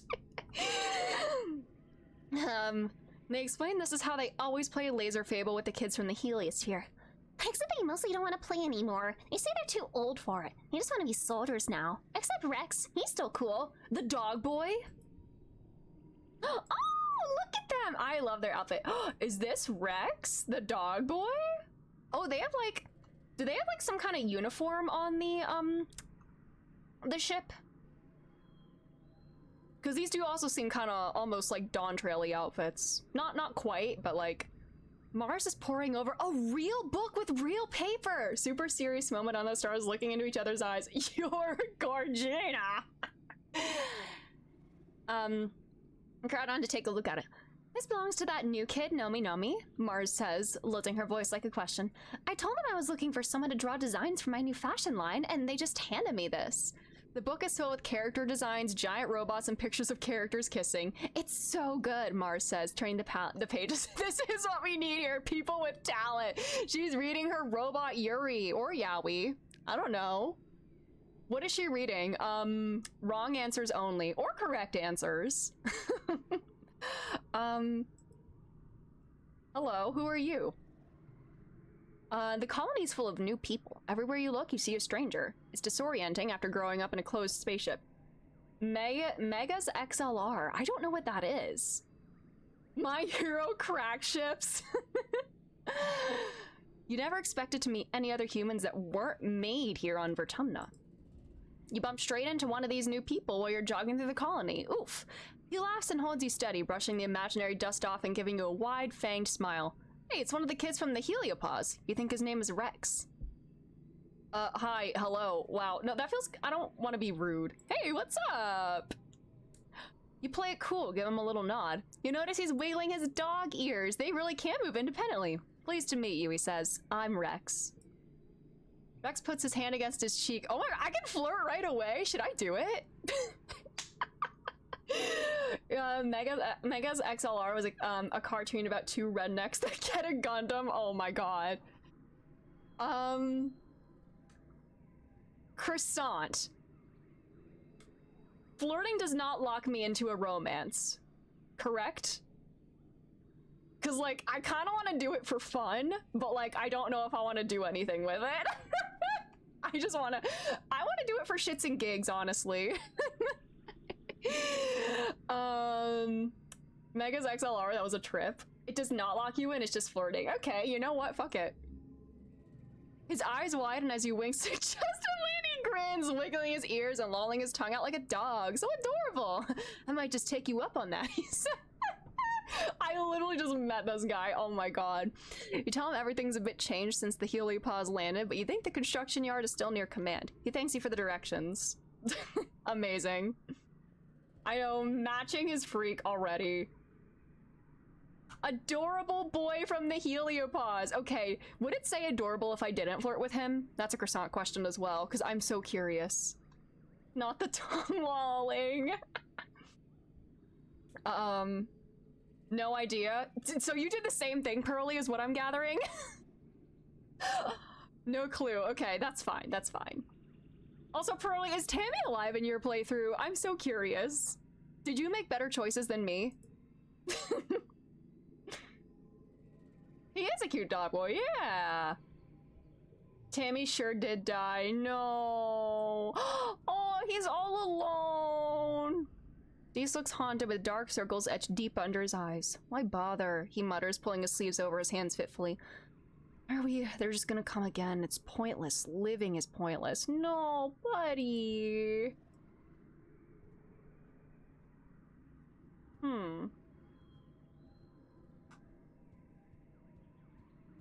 I'm bad at video games, so I was at the exact same point as you are. No, you're not bad. Annie Mae is looking over some official-looking documents on her holopalm and dismisses them as you walk up. Hey, Syl and Leanna. Aw, bestie. Dees needs to be a songwriter for a band, yeah. Someone introduce this kid to My Chemical Romance, please.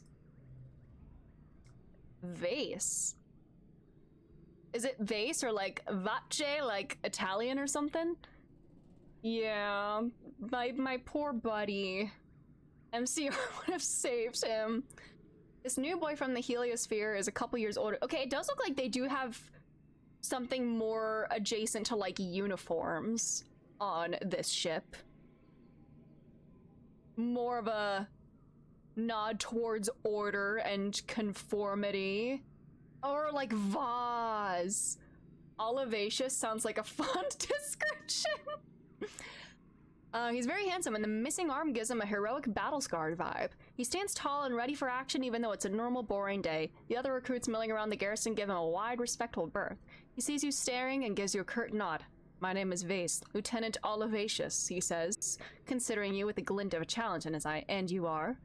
How do you introduce yourself? I'm just a kid, and life is a nightmare. I practically run this place. I'm a soldier like you. I'm into science. I'm an explorer. I'm a hard worker. I just want to have some fun before I die. His expression doesn't change. Is that right? He says, with the air of a boy who's hard to impress. Nice to meet you, Syl and Leanna. I hear it's been a rough couple years for the colony. Lucky thing our heliopause came along just in time. Don't worry, we have some of the best soldiers. The very best. We'll keep the colony safe. Are you one of those best soldiers? Oh, I have to egg him on. He's Rotzi. We have to... I'm not doing this, no. We train as a team, but yes, I've won more than my share of zero-G judo matches and virtual riflery tournaments, even competing against adults. Being planet side is totally different. I bet I could take you. Well, you're welcome to try. I hope to see you at self-defense classes. I can take him. I did lose a bit of toughness, but I can still take him. Tough, serious older boy. I will not flirt with a cop, exactly.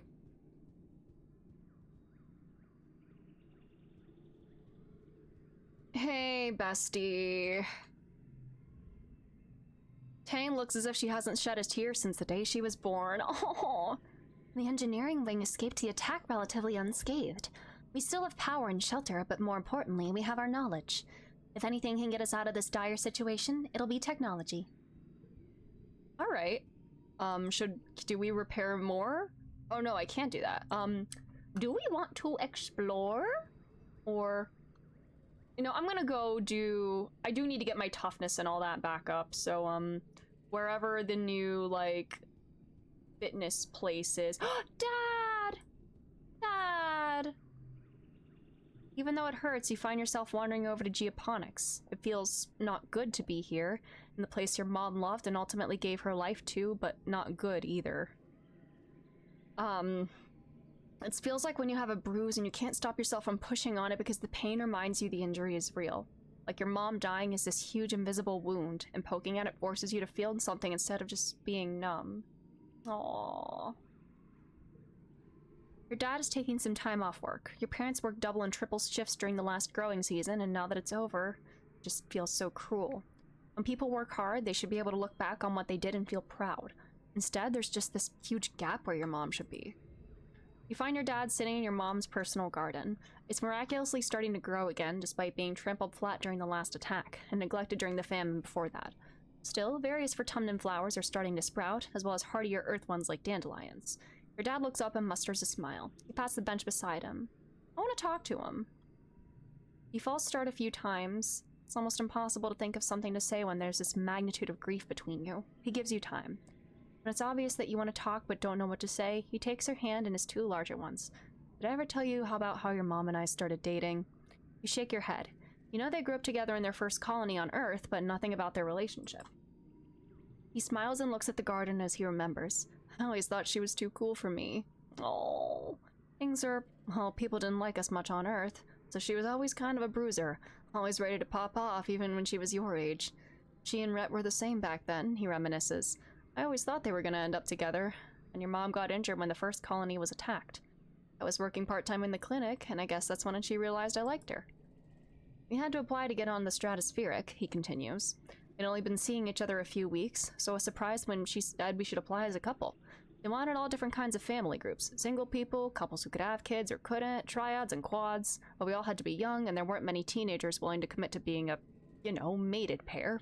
It upped our chances of being picked. Wow, so young. Dandelions, oh, hardy, tenacious plants. They can be used as a coffee substitute? Really? That's interesting. She wanted to get off that planet more than anything. I don't think she realized she'd fallen in love with me until we were already in space. Lucky for me, right? Oh, there aren't many people like your mom, kiddo. Oh, I am so sad. Yeah, who needs a coffee substitute? We have blep. We redo. You nod, surprised to feel a tear trickle down your cheek. There's so much you don't know about her and what she was like, more than just being your mom. It's really hitting you that she was a person before you knew her, and now you'll never know her like that. Oh. There's a past you'll never fully know, just like there's a future that she never will. Your dad puts an arm around your shoulders and you sit like that for a long, long while. Dad. Oh. But I have more dialogue with him. Your dad's voice rings out across the fields, hale and hearty. Oh. Wait. Oh, is this because I, cured him? Are you coming to check on your old man? He teases you. He takes a deep breath, holds it, and lets it all out comfortably. I'm doing great. No congestion, no sneezing, and I definitely don't want to take a hike outside the walls. Dad's love! Your dad pulls you into a big hug, ruffling your hair. He smells like sunshine and dirt and sweat, and you've never been happier to breathe it all in. He's alive! I love Dad! I'm proud of you. You can pull off miracles, kiddo. He knows I did that. That's my dad. I'm gonna cry. I'm tearing up. I love my parents. God, he looks so lonely. Oh. I need my toughness, and I'm gonna do some shoveling. Oh. Your dad calls you parents. Yes, I still love my mom. Hey, Tomato Head. Have you ever thought about coming to work on the farm with your old man? I could really use the hands around here. Gives you a tired smile. He's really been working hard since your mom died. Well, if you think you're ready, I need people who know more than what the end of a shovel goes in the ground. I'm ready. All right. I can go farm there. Aww. Oh, I have just enough biology to do that. Hell yeah.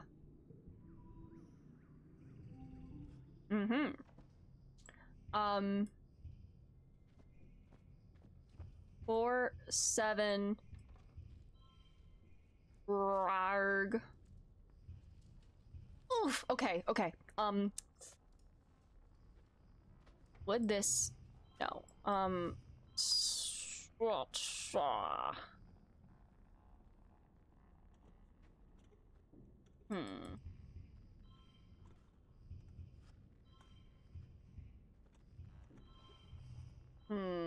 You know, I'll push through. It's fine. Get that toughness back up. Friendship. Truthfully, I quite like how this game goes about handling the dead, putting them to a recycling thing.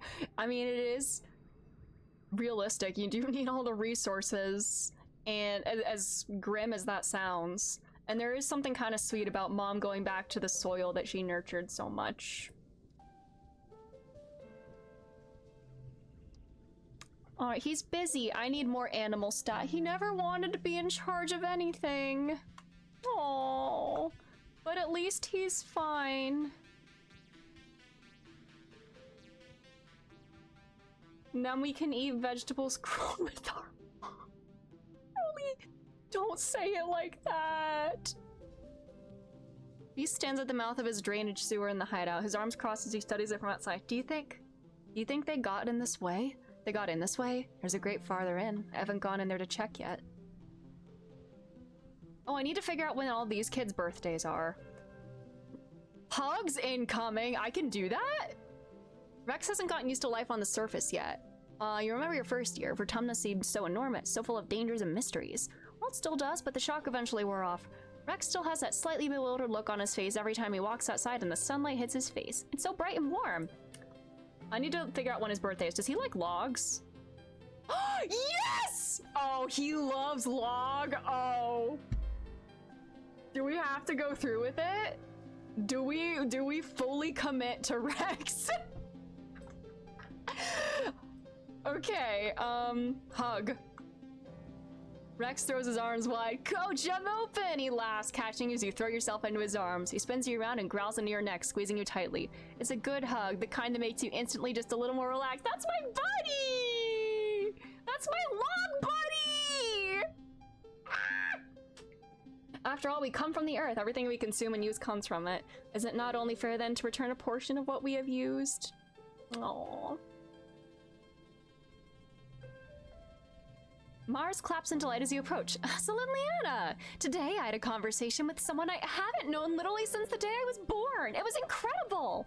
She claps her hands to her chest. They didn't know about the time I played ingenuity in the creche play and forgot all my lines, or the time Cal's pants fell down, or the food fight we had in the Strato mess hall. They didn't know anything. We just talked, and we didn't run out of things to say. I'm glad that she's like seems to be thriving now. Like she does need like a big social circle, it seems. And I'm glad that she's getting more of that now. Nomi is our new best friend. 10 minutes ago. Well, we haven't talked to them yet today. Let's do that now. It's so cool you guys have people who aren't boys or girls too, Nomi says, twisting a long piece of their hair around their finger. Mom and Dad told me that sometimes people on old Earth didn't understand that stuff like that. And your ship left Earth before us, so maybe it was even worse then. They give you a bright smile, but they were worried for nothing. Everyone's so nice here. Want to make something? Staying cool. Oh my god. Do you like log? You brought me a gift? Like, just because? Oh, jeez, Liliana, thank you!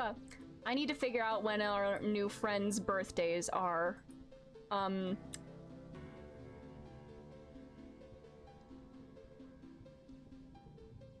Do we just give them gifts until we, Oh, wait, I need to, like, pay attention to their, like, when their ages go up. That's what I was doing for everybody else.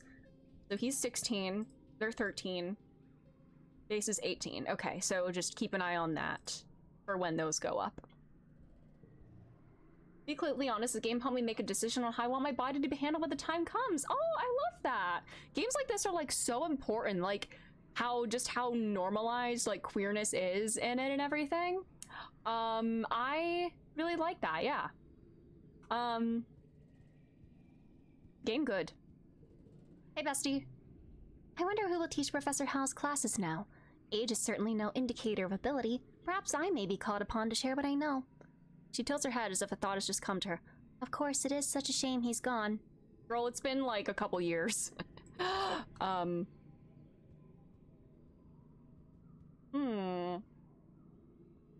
Where's the athletics place? The space is quite big now.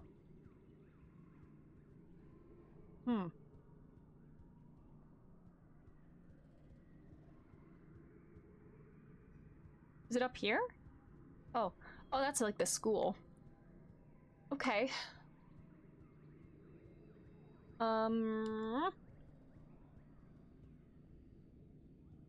Farming?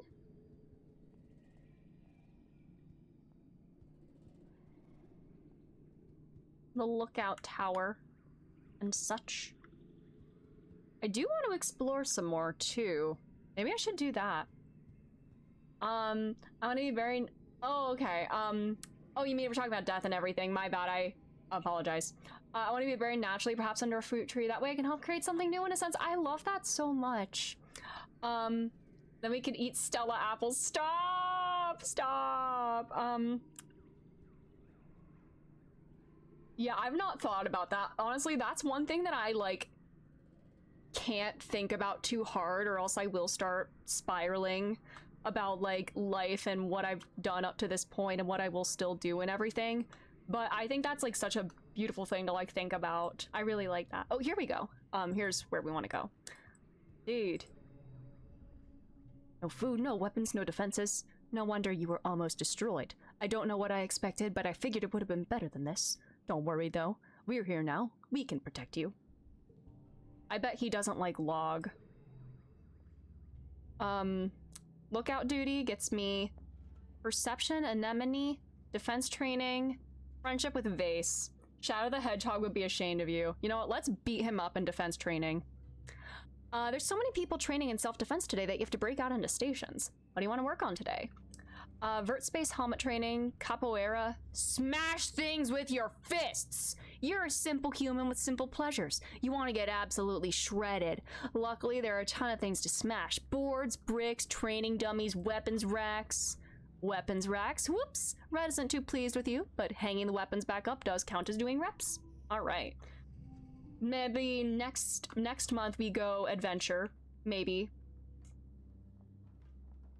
But don't push myself too much, because we'll have the festival. I assume we're still doing the festival in Early Dust, so we have that. Oh, Dad! I can never get rid of that.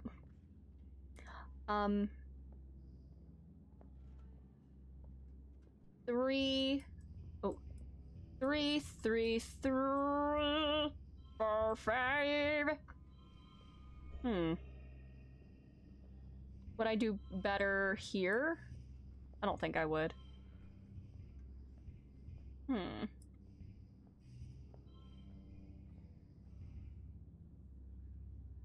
All right.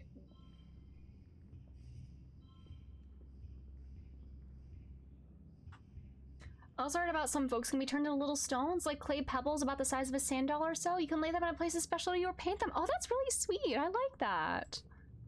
There's so many things you could do now. I got 1 cop friend point. Oh dear.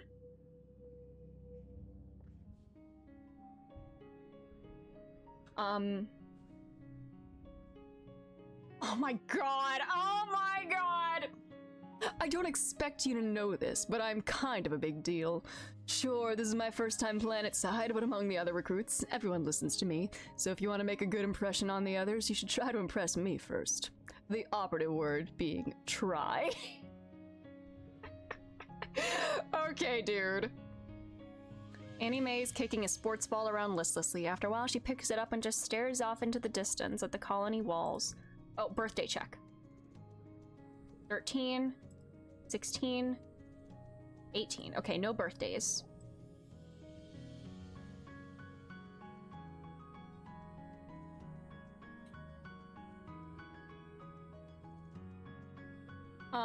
Redacted reminds me of Redacted. I want to put him in a cage and fight until we cannot move anymore. I know exactly what you mean, Toji. But welcome back. I hope your drive was good and everything. Are you talking about...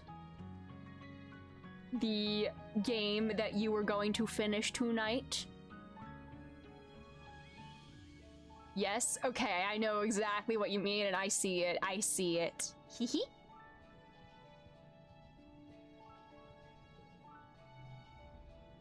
An entire ship? Oh, yeah. We should go exploring. You pass a group of soldiers from the heliopause leaving the garden. One of them eyes you with disdain, but the rest ignore you. Inside, Cal is scowling as he rakes up a planting bed. His expression softens when he sees you, but not by much. Hey, Celine Leanna. Did you see those jerks? They're always sniffing around here, trying to start a fight with me. I think their leader's that mouthy kid, Vase. Whatever, joke's on them. I ain't gonna play their little soldier games. Hell yeah, A-cab. Let's go.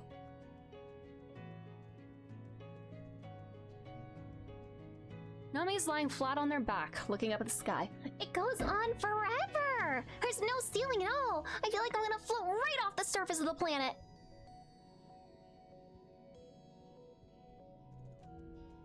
You and Anime watch a unit of Helio soldiers jog by with Vase in the lead. Did you see that guy? She's kind of hot, right? She likes boys now? She was like very like, ew, I don't want to think about that kind of stuff last year. Girl, don't fall for a cop. You could do so much better. Hi. I can just hug him all the time? Again? Aww. Cute. So I can just do that anytime. Cool. Anime, we do not flirt with the cops. We flirt with dog boys instead. What do you think about the new kids? Most of them are very, you know, soldiery, and I suppose that's okay if you like that sort of thing. Rex is a total hottie, though, and from what I hear, she makes a significant expression with her eyebrows conveying something. Well, you know, I just think I have a chance with him. Girl, start hugging him. Wait, what do I need to get, like, memories with the new squad? Oh, I need engineering. I gotta go back to school. Oh, darn it. Hi, buddy. I want to be buddies with you. Hi, Dad. My dad is breathing all fine and everything. Hey, Sprout. Lots of work to do, getting this flying umbrella off the ground again. But I always have time for you. No one from the Elio understands anything about putting plants in the dirt. They're trying, though. Alright. Man, if it wasn't for the starvation and whatnot, I would be able to help him with the animals now. Alright, well, I think I'm gonna go exploring, because we could do a new region, I believe. But don't push myself to the limit, though. The new thing outdoors was over here, I believe. Alright. Forge in the valley.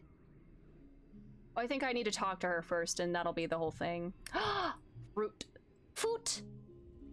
Chief Surveyor Utopia stops you and Dees near the depot. Feel that?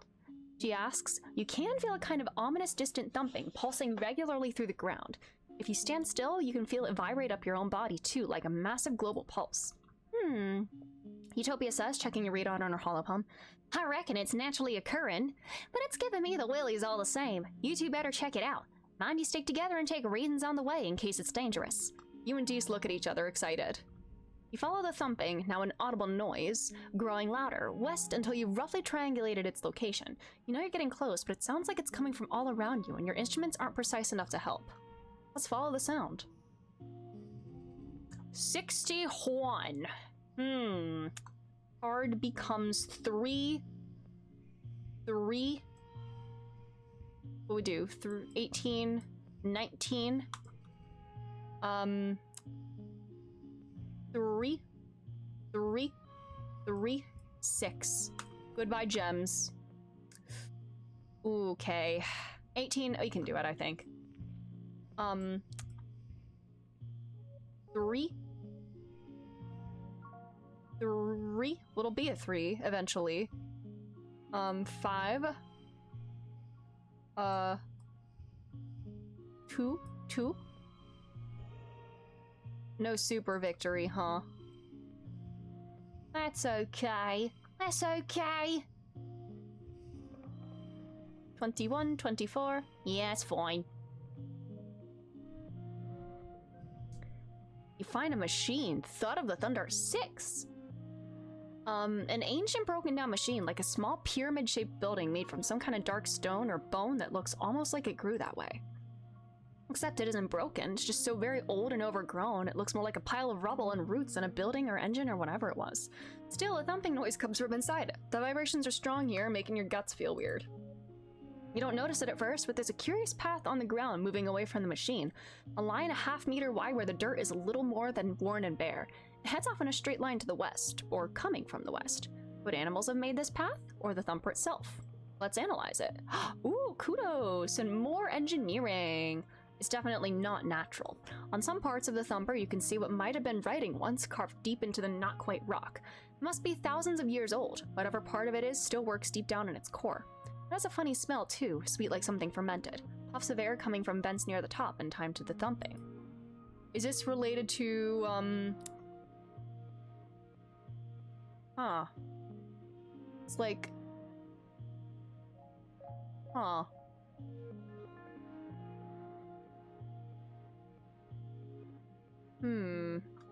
Animals here are a lot more aggressive than usual. Even the insects buzz more annoyingly overhead. Your scanners register higher levels of attack pheromones. Whatever is going on, the fauna don't like it either. Eventually you head back to share your findings with Utopia. Totally an alien civilization. Well, they're not aliens. We are. Utopia scratches her head. I suppose, maybe, she says. You said it looks ancient, right? Perhaps there could have been another civ here long ago. We have found other signs, but nothing active like this. It seems to be pointing west or receiving something. She snaps her fingers. There's some right ugly ridge lines on there that have kept us from checking that direction, but we got gliders and motivation. That's half the battle. She makes a note on her holopalm. I'll open up the western wrestling ridges for surveyors. Ooh, say that 3 times fast. Dees is right, it's definitely aliens. We have to stick together out there. If I find anything, I get the kudos. Cram your stupid kudos. Oh, I'm just teasing you, dude. Okay.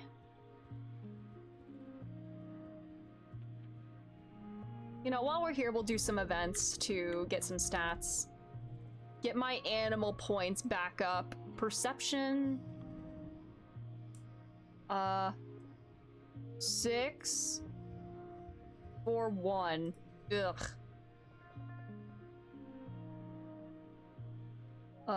2. Okay. 2. 4. No, I'm gonna do this. Oh, this is bad. This is bad. This is bad. 5, 5, 5, 4, 4. I'm pushing through. It's fine. It's fine. Watano minefield. I'm gonna forge one. Oh, we don't need to worry about food anymore. All right. Plus 15 stress. I'll do 1 event. I don't want to, like, worry too much, though. An enormous tree forms part of the path here. Its roots cut natural stairs into the path, and its magnificent canopy of large, flat leaves completely blocks out the sky. The arch overhead almost to the ground on the other side. Manda! Oh my god, celebrating 2-year mod anniversary. I swear I just got the 1-year reward. Oh my god. But hello, Manda. How's it going? Yes, this game is so pretty. I hope we're doing well. And thank you for being here as a mod. Our tunnel's dark and gloomy, unseasonably cool and filled with the whispers of leaves. Oh yeah, I climbed up it before, but I can do an animal challenge. I feel confident enough in this. 61. I hope I don't have to push through. That would be very bad. I need to save my, things. I need to save some stress for next month, because then it's gonna go down. This is not what I was expecting this game to look like based off the title. This game is so pretty. I love the art, and I love one thing that I really love is, like, with the cards that you get, like, the artists, you can, like, check the artists, like, for, like, credits, like, right there. It's so cool. There's so many different artists that have, like, done cards and stuff for this. I love it. 6 plus another 6. 3, 2, ugh, this is bad. This is bad. Yeah, it is a kind of a deck builder. It's not like overly complicated, which I appreciate. But yeah, there are some deck building elements to it. This is my warm up for Chain of Memories. Card becomes 3. 6, 5, 5, 3. Oh, I win! Slay. And I get animals. A nearby leaf unfurls and offers you 2 large hard nuts. You feel a sense of peace and cooperation watch over you. Bring them both back to Utopia. Oh, don't let me be loyal. Man, if only I would have been able to do this last year. Maybe my mom would still be here. Well, I gotta go back. I'm too stressed. I'm going home.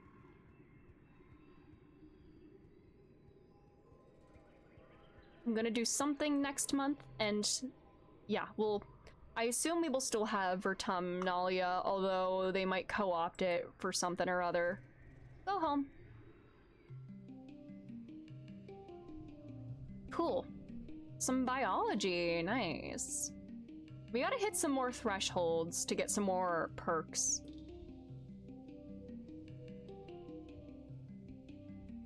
Early dust. It is Annie Mae's birthday. Rex, no birthday. Nomi, no birthday. Vase, no birthday. Dad wants to chat, but it is Annie Mae's birthday. What are we going to do with Utico? Mars muses, sniffling into a tissue. We're not a governor, we're totally lawless. What if someone tries to take my stuff? You beat the shit out of them. I know, she's a slayer. Hi, buddy. Let's hug again. Rex folds you into his arms, bending his whole body to you. He smells warm and a little spicy, like clean sweat, and sunshine. Can I get like 1 hug a month? Or like 1 hug a season to get friendship with him? Okay.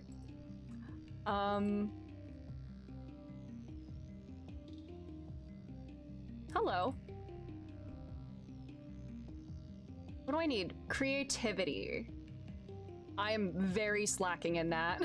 I need to really boost all of these. Hi, Ken. How's it going? Hello, bestie. Oh yeah, it's your birthday. Do we have a like for her or no? We don't. Do you like fruit? Okay, see, she's neutral to bobber fruit. Okay. Annie, no. Annie, yes! Adventures were quite sad earlier. Many bad things happened, but then I did do one good thing, and I feel good about that at least. Oh, she said that Vase was hot. Yeah, here, we got your fruit. Stop flirting with cops, please. Oh, Vase is about 2 clicks removed from flat out ignoring you. Go bother Rex if you like him so much. Just don't believe anything he says about me. You don't know the whole story and he'll lie to anyone to make himself look good. Okay, dude. How strong do I have to be to challenge him? Combat 40. Oh dear. Okay, we have to do that. We have to beat him up.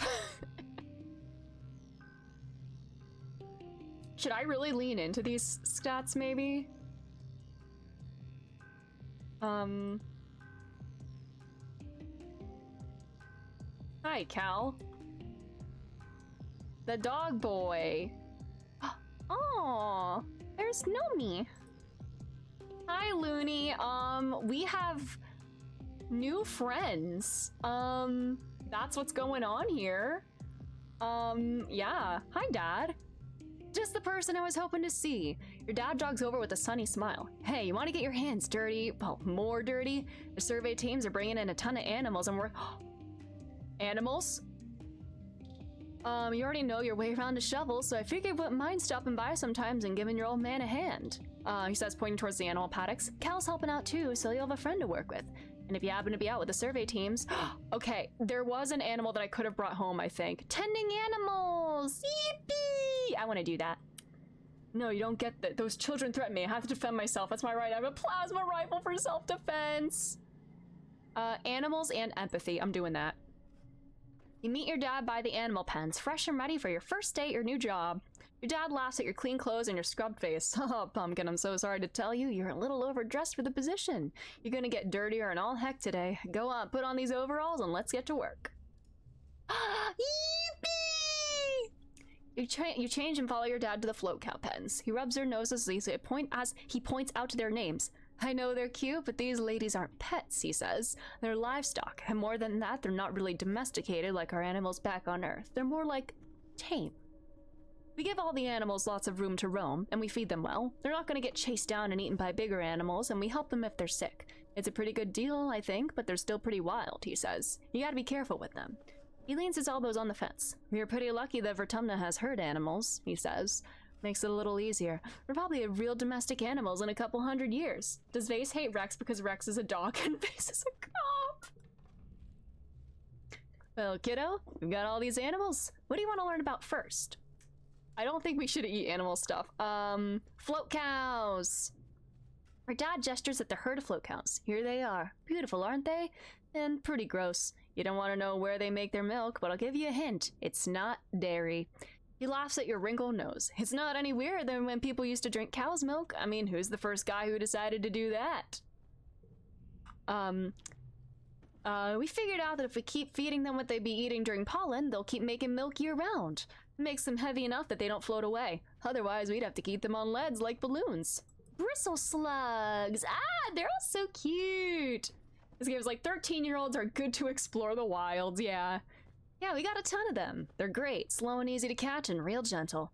Don't let the spikes fool you. They're actually really cuddly and don't mind when you pet them. It actually helps them. In the wild, they'd be scratching up on all sorts of things to knock off those itchy berries. They're not really berries. They're more like eggs. Well, they're like berries, though, because they're sweet and, you know what, never mind. Vertumnan animals are pretty weird. Sugar bugs!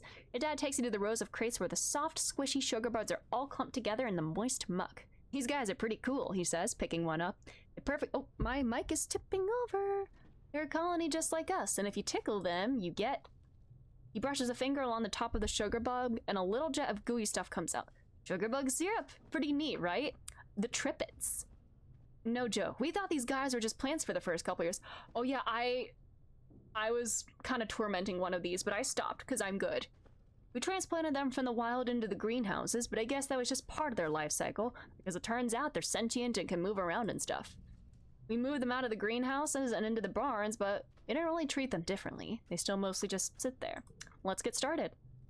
Great, your dad says, clapping you on the back. That's the kind of energy I want to see around here. We need someone to muck out the float cow stables. They might float, but their poop sure doesn't. Oh, Dad! Great, first day on the job.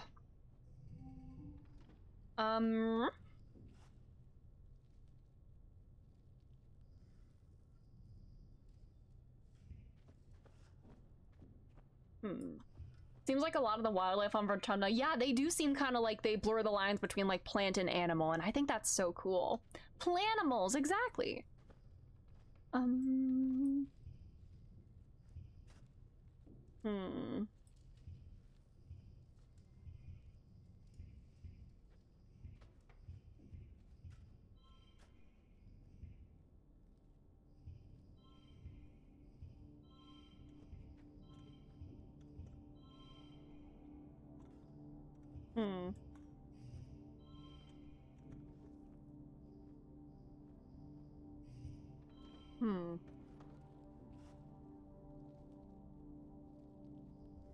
I'm doing it. It's fine.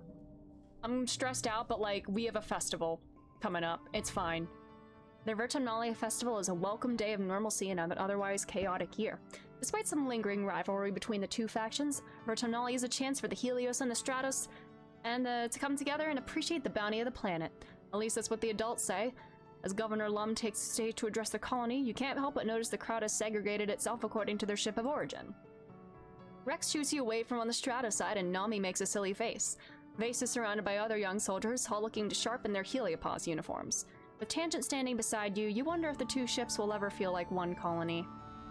A fanfare plays over the square's announcement system. Lum's honor guard do a complex drill with their drone rifles. Greetings, people of Vertumna! We may be far from our beautiful Earth, but we can still celebrate and be thankful for what we have here. We've worked hard to save this beleaguered little colony from the brink of destruction and should be proud of our work. The Helios cheer. Your side of the square is more quiet. I know some of you have been asking, Lum, how are you going to do it all by yourself? How are you going to run the colony, solve everyone's problems, turn this planet into a paradise, and look this good? Lum strikes a pose to a smattering of polite applause. Well, I have the answer for you. The old council made a lot of bad choices, like illegally leaving Earth, but I believe in second chances. So I've appointed the original department heads to my own council, Lum's Council 2.0. Better not disappoint me. He laughs and makes finger guns at the department heads at the foot of his podium. Stay on your toes, Stratos. Fuck off. We need to kill this man. I also want to promise everyone here today that we're going to make Vertumna safe for humans, Lum says. The next time those bastard Xenos attack, we're going to blow them to so many little pieces there won't be enough left to wipe off our boots. They're probably just defending their homeland. We've already got the defenses, he says, gesturing broadly to the new, taller, thicker walls. And we're building homes for everyone. Homes where people can raise children again. Oh, God. Knowing that our military men and women are keeping us safe. Zab Brannigan? Who is that? I've never seen an episode of Futurama. I'm so serious. On one hand, everything about him is a red flag. On the other hand, he did just do finger guns, and he has a hairy boob window. Like, they can't be making him an awful person while also giving us this. Oh, he's a fuckboy? Okay. Big cheers on both sides this time. Some of the colonists around you even have tears in their eyes, especially those who lost family in the last attack. Lum goes on for a while, lionizing the Heliopause's military strength and casting subtle digs at your failed colony experiment. Finally, the crowd disperses to set up the square for the afternoon festivities, some traditional and some new. At the tables, Aunt Anne and the kids are sitting out the spread for dinner. There's an unimaginable amount of food thanks to Heliopause's huge ration surplus, and the piles upon piles of xeno meat from the hunting parties for those who can stomach it. Anne is all smiles, clearly making an effort to move on as Lum mandated, despite still mourning her lost son Calm. But not even the festive atmosphere can force a smile onto Annie Mae's face. Come on, it's party time. We should be mourning, not celebrating. Who do these Helio jerks think they are? I miss my mom. Aww. Cal hauls a massive tureen of stew onto the table. Yeah, me too, he adds quietly. She should have been here to see this. I think she'd be really proud of how hard we worked in geoponics. The chime sounds to announce the square is set up for the annual competitions. Ooh, these thresholds are getting harder. Trivia. I'm so smart. No! Well, at least I got friendship with Tangent and Nomi. No, we went just past the funny number. A fuckboy is also an idiot, only prevented from dying in gruesome ways because his assistant helps him fix his mess. Okay. Alright. Instance is too busy to organize the science fair, so you do a Helio tradition instead. Trivia night hosted by Congruence. I'm stressed, so I can't push through, but that is okay. You, Tangent, and Nomi all sign up. I miss the science fair, but I've been memorizing facts to prepare. Okay. Oh! It's Jover. We're so cooked. We're so cooked. I wonder if if it's ideal to like kind of specialize in one category here. Like obviously you want a couple points in everything, but if specializing is especially good if you want to get like the same suit of cards in your deck, kind of pack them with that. I wonder if that's like good for like what's the word? Optimization or whatever. But I'm doing what I want. I'm doing what I want with vibes. You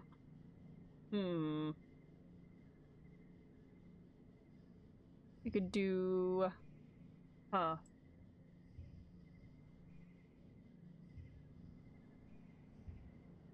Or 4-4. I'll just get those out of the way. Or 6. 4-4-6, sure. What if we'll play cards and make big number? What if? 5. What if we did a 5, a 5, a 4, a 4, Four.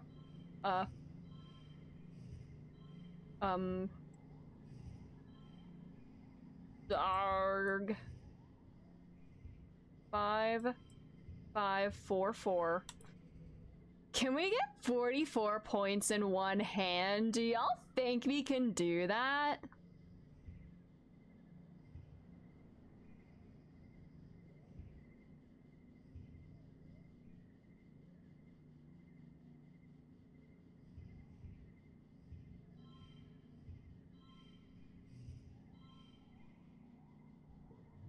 I'm cooked. Yeah, I feel like I'm probably lacking in some stats here. Nomi answers every single pop culture question correctly, but it's not enough to unseat Tangent for Trivia Champion.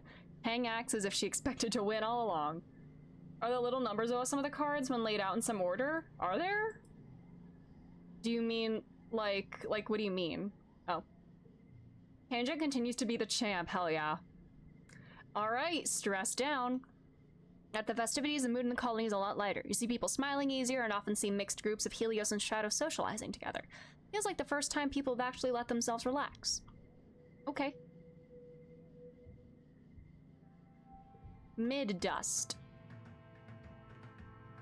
It's Nomi's birthday! Okay. Nomi gets a present. What would they like? Wait, two blue next to each other. I saw one appear above the pair. I think that might be the bonus because of like the flush. All right. Let's. Where is Nomi? Yeah, they're not aliens. They're livestock. Exactly. Let's help him out. Help an animal. Your dad's helping two bristle slugs who've gotten tangled up on each other. Well, maybe they were wrestling, maybe. Like poker? Kinda, yeah. He has the larger one and you carefully pull apart their bristling spikes, being careful not to get jabbed yourself. 10 minutes later, they're back at it again. The heart wants what it wants. Nice. Is there like a 60 threshold one? 80. Oh, damn. Okay. This is kind of like Balatro. Wait a minute. Oh my god, Mars! Girl! You were making out one of my Helios kids!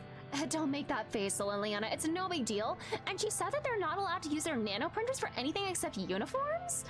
Excuse me. No wonder they're so boring. Clothes are the window dressing to the soul, Liliana. Okay, good for you, girl. Yeah, this game did come out before Balatro.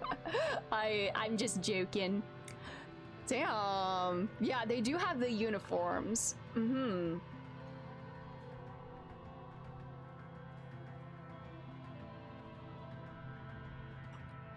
Another hug. Aww. Mars confirmed by hell yeah. I am just assuming everybody in this game is pan by default. Because it should be the default. Pan until confirmed otherwise. Flower! There's too many people. Oh no, he's so worried about what's outside the walls, but he's also so curious about it.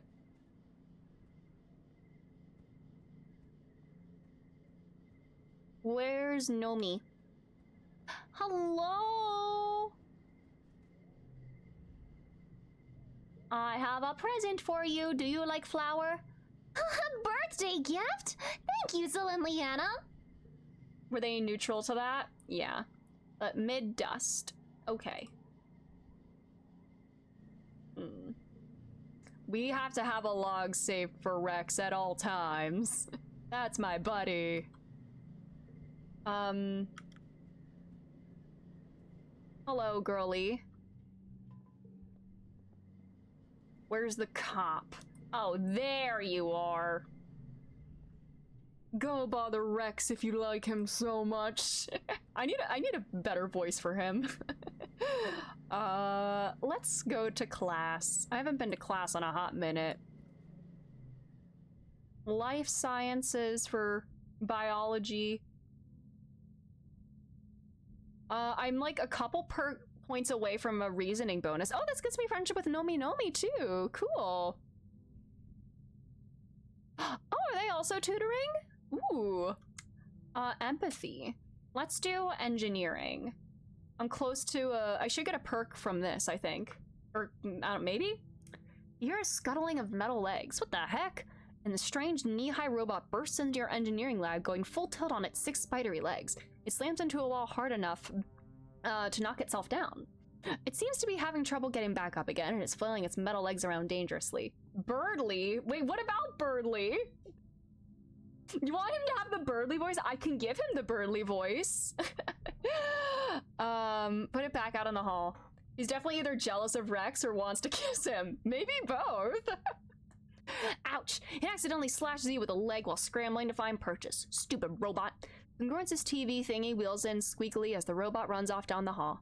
Sorry about that. I'm so close to getting the new movement algorithm online. I'll have the Robovax corner it and we can try again. Working with robots is just so hard with no hands, she continues, wheeling back and forth in a display of frustration. This was much easier when Hal was here. I miss him. Girl, you don't have emotions. You're not even a person. Congruence doesn't need to clear her throat, but you get the distinct impression she's simulating it anyway. Ahem. Well, if you know anyone who loves to tinker with bots, let them know I need a helper. All right. +2. 4, 4, 4, 3, 3. Boom.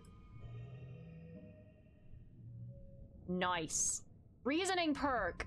+1 to mental cards. Oh, blue cards get +1 in mental challenges. Hell yeah. And we get friendship with Nomi Nomi. Mayhaps she is a true AI and does have emotions. Maybe. All right, late dust. This is Cal's birthday. Blue cards get +1 in mental challenges. Hell yeah. Cal is 17. Oh, he's growing up. 18. Okay. All right, still 18. And Rex? All right. We have a blue fruit, a blute, if you will. All right, I see an ad is going. I actually haven't taken a bathroom break yet this stream, so I'm gonna do that right now during the ad break. I'll be back.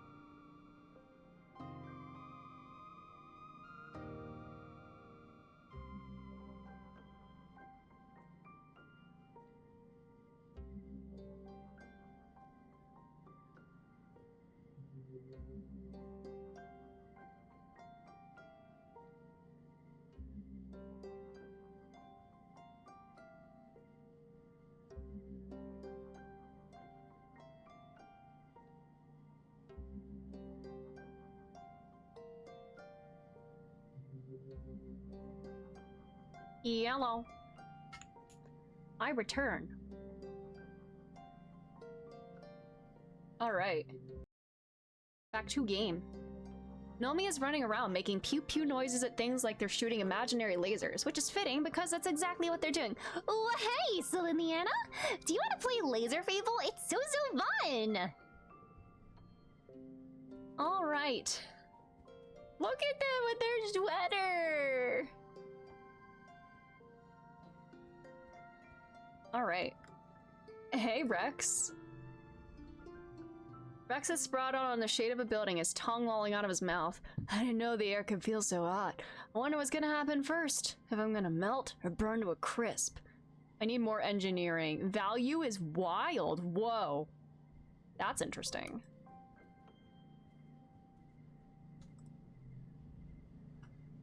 All right.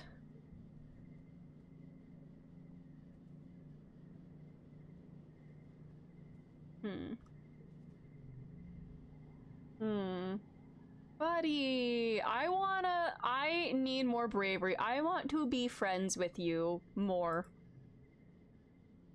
I want to be your buddy.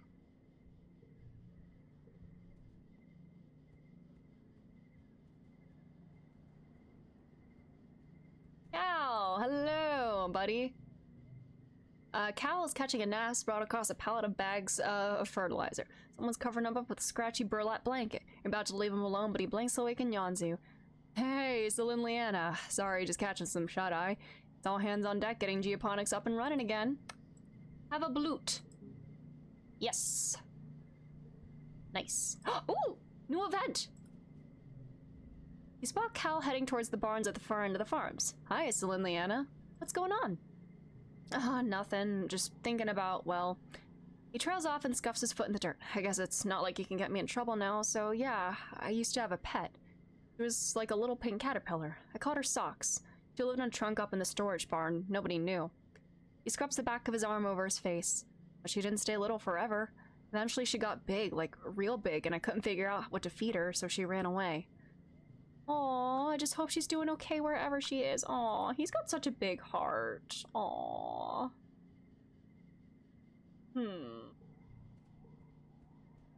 Hi, Dad.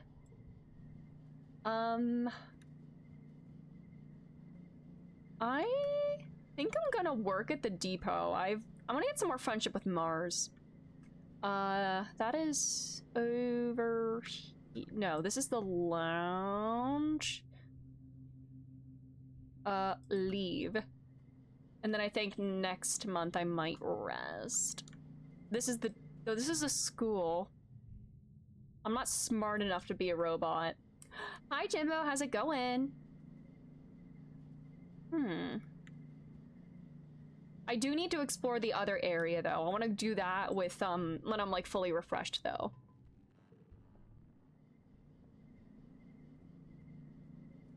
Do we not have the depot anymore, or is that what this place is? Oh, yeah. We have cake again! Yippee! All right. Oh, is this getting 4 cakes for 50 kudos? Wow. I don't know what perk gets me, more... Oh, that gets me friendship with Rex, too! Slay! Let's deliver supplies and get, stuff for both of them. You're charged with delivering a special package from Administrator Seek to Chief Engineer Instance. Wrapping is so fancy. Seek must have nano-printed the pretty handkerchief and ribbons especially for this package. You can't help but stare, but Seek snaps at you to mind your own business and get to work. Yikes, touchy much? Tang laughs when she sees you in the engineering holding Seek's gift. Again, she says, rolling her eyes. You try to hand her the package, but she looks at it like it's a stick of dynamite. Oh no, I don't want any part of this. Just go through those doors and give it to Instance if you want to ruin everyone's day. Open it. Investigation. Let's go. You tear away the pretty wrapping to reveal a small wooden carving. It's smooth and warm, and you can see where real tools shaped the wood, not a nanoprinter. Seek must put a lot of time and effort into it. It's clearly a carving of Instance. Her hard expression is instantly recognizable if she's naked. Okay. You quickly cover it back up before someone sees you holding a naked lady doll. I'm keeping it. I'm keeping a naked wood carving of Instance. Something compels you to keep the figurine even though it has no use to you. It kind of feels nice to steal something just for the sake of stealing, though. Is it really stealing if nobody wants it? Now you're overthinking it. But it's handmade, and that makes it special. Okay. Oh,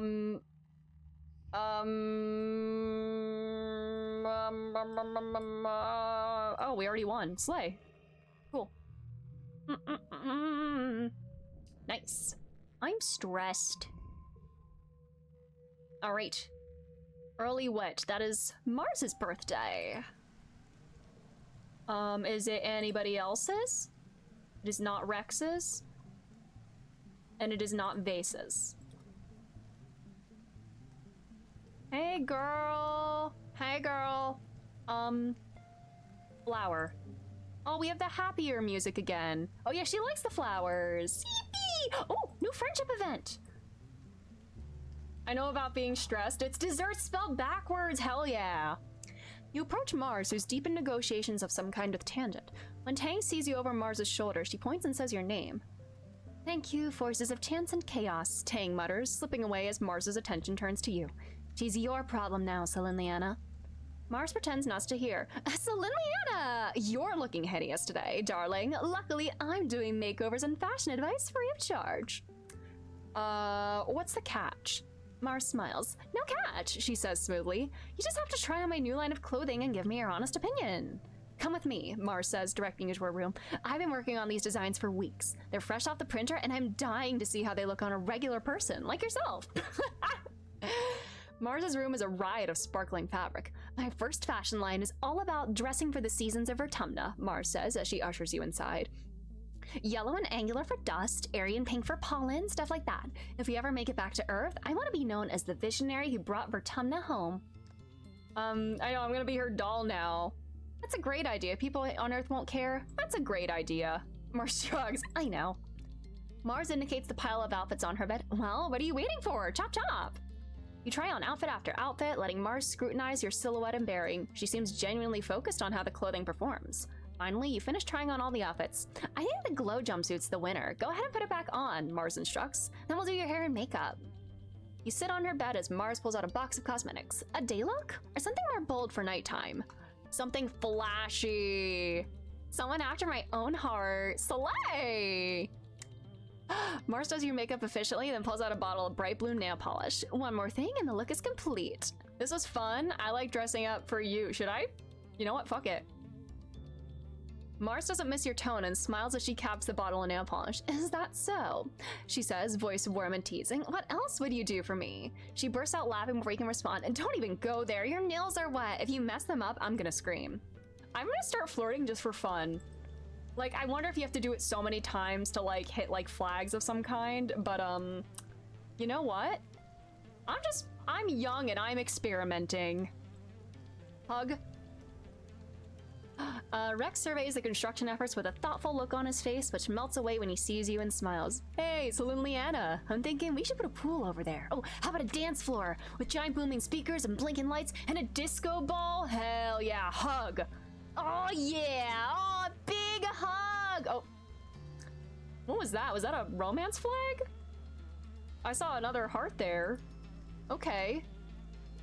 I'm gonna start flirting for fun. I'm getting into the teenage exocolonist mindset.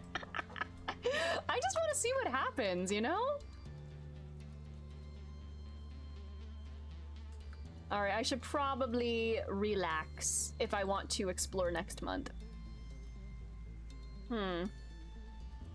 Did someone say romance flag? Maybe. I mean, I did a couple already for a couple different people.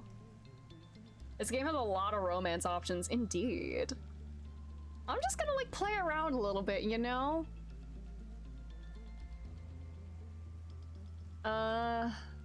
Hey. I don't know if my mother knew when I was born how convenient my genetic modification would be in times of crisis. I can work 3 times as long as the other lab assistants with a very little decline in cognitive function. Cool.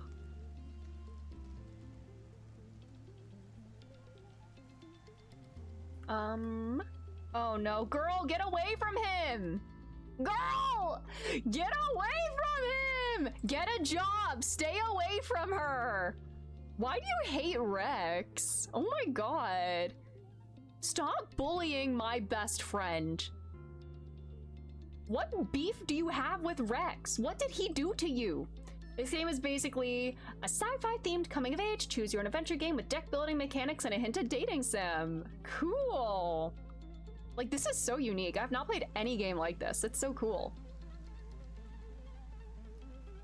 Where's Nomi? Log! Oh, hey. Hi, buddies. Aww. When I asked what the genre was for this game, I was like, yeah, sounds about right.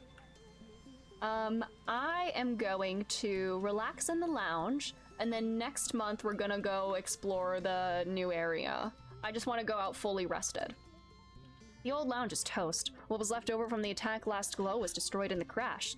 The new lounge just isn't the same. You miss the beanbags and the walls covered with art you scrawled as kids. Oh, that's all gone.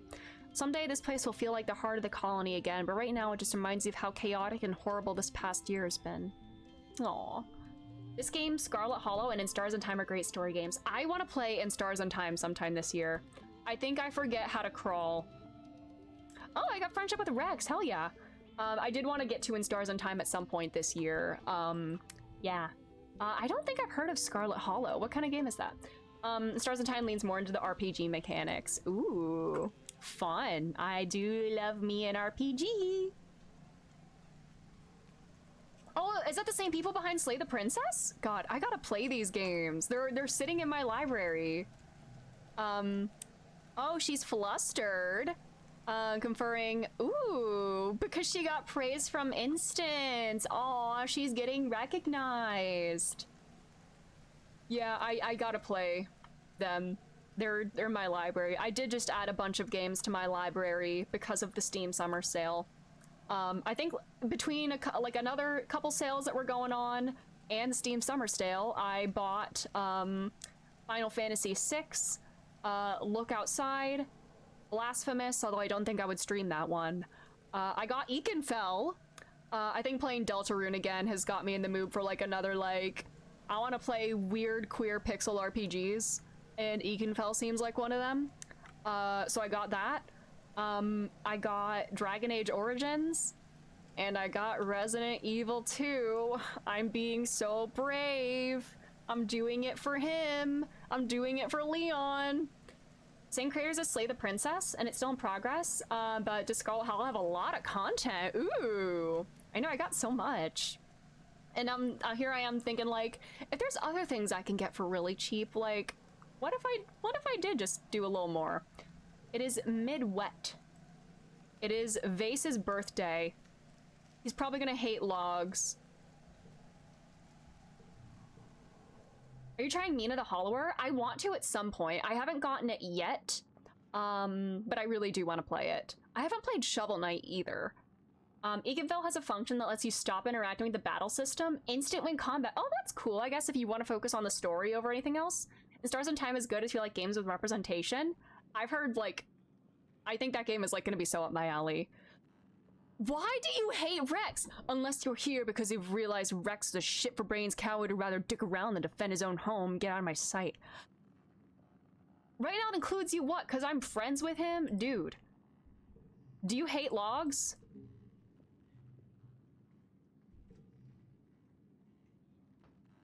Okay, a birthday gift, you have strange tastes. Well, he doesn't hate logs, but he doesn't love them either. That's a red flag. Oh my god, wait, Rex event? Hey! They all say what hey. Every time I hear what hey, I think of the old Devilman OVA English dub. I one of these days I need to actually watch the OVAs, but of the old Devilman OVAs from the 80s, the English dubs of those are so comically bad. It sounds almost like an abridged dub. And there's one line where Akira says something like, "I'll soap your tits for you." Hey. It's so stupid. It's so funny. I didn't watch the original, but the new one was a great watch. Devilman Cry. Yeah, I watched Devilman Crybaby some years ago. I enjoyed it, and I don't want to watch it ever again. And Stars on Time also has some serious stuff in it. Ooh, nice, nice. Vase, read a book and learn what fascism is. Yeah, literally. Like Undertale, but MC is aware of some of the game's mechanics. Ooh, interesting.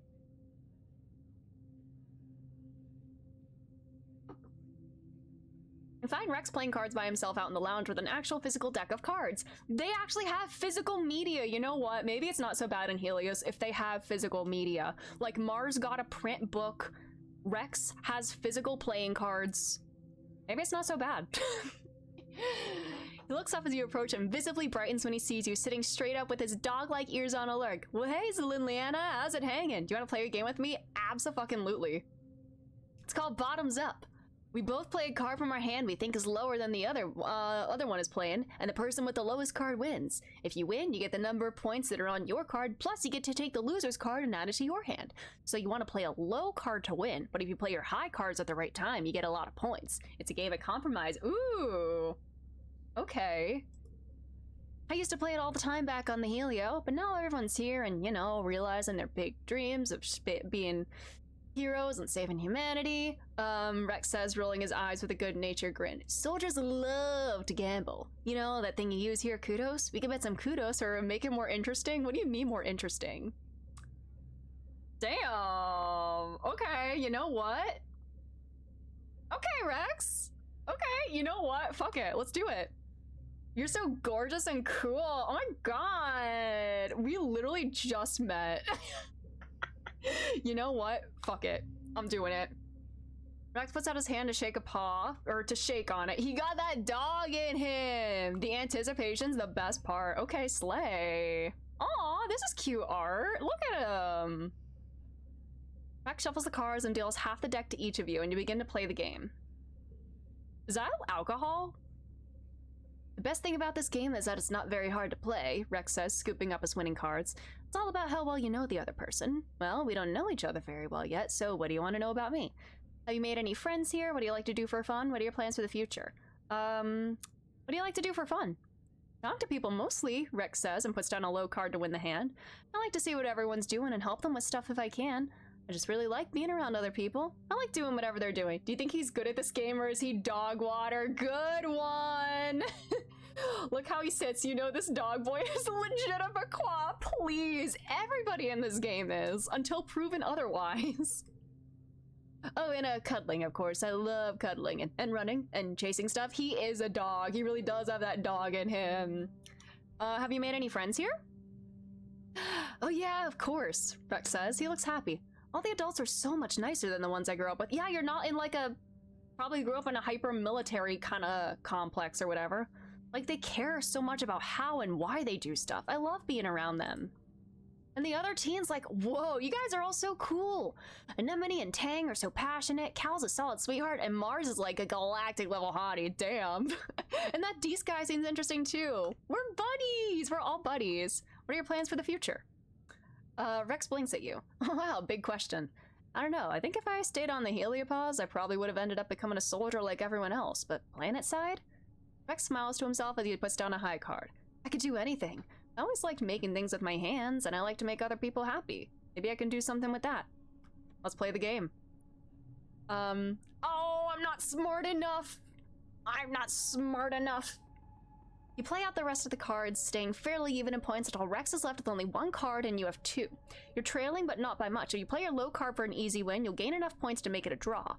If you gamble on the slightly higher card in your hand, you might lose entirely, but you could win. Risk it for the biscuit? I'm kind of leaning towards that. Gotta win! Gotta win! Be like Wario! Hi, Colin. How's it going? Let's go gambling! You put down a high card, higher of your two cards, and Rex shouts. Are you for real? He laughs. That was a really risky play. You're lucky you only had a high card left. He turns over his card. It's even higher than yours. You win the game by a comfortable margin. Hell yeah. Rex tidies up the cards, biting his lip with one lil fang. You know what? Fuck it, let's do it. Rex giggles and leans in, cupping her cheek and placing a soft, thoughtful kiss on your lips. Doesn't last long, but as you can tell, he's a great kisser. He smiles warmly as he pulls away. Thanks for playing with me, Celine Leanna, he murmurs. Maybe we could do it again sometime? Hell yeah. I should have bet money instead. You know what? I should have been a true gambler. I don't have a gambler's heart, unfortunately. Damn it! No! I could have got money! Wait, we have a cap on money? Based? This dog kinda smooth, yeah. Yeah. Reputation-based currency, and there is a cap to it. Yes. No wealth inequality allowed in this colony. You know, these soy bars from the new ship are pretty good. I know it's basically the same stuff as what we've got, but it tastes different. I consider this a win. But money! I should have gone for the money!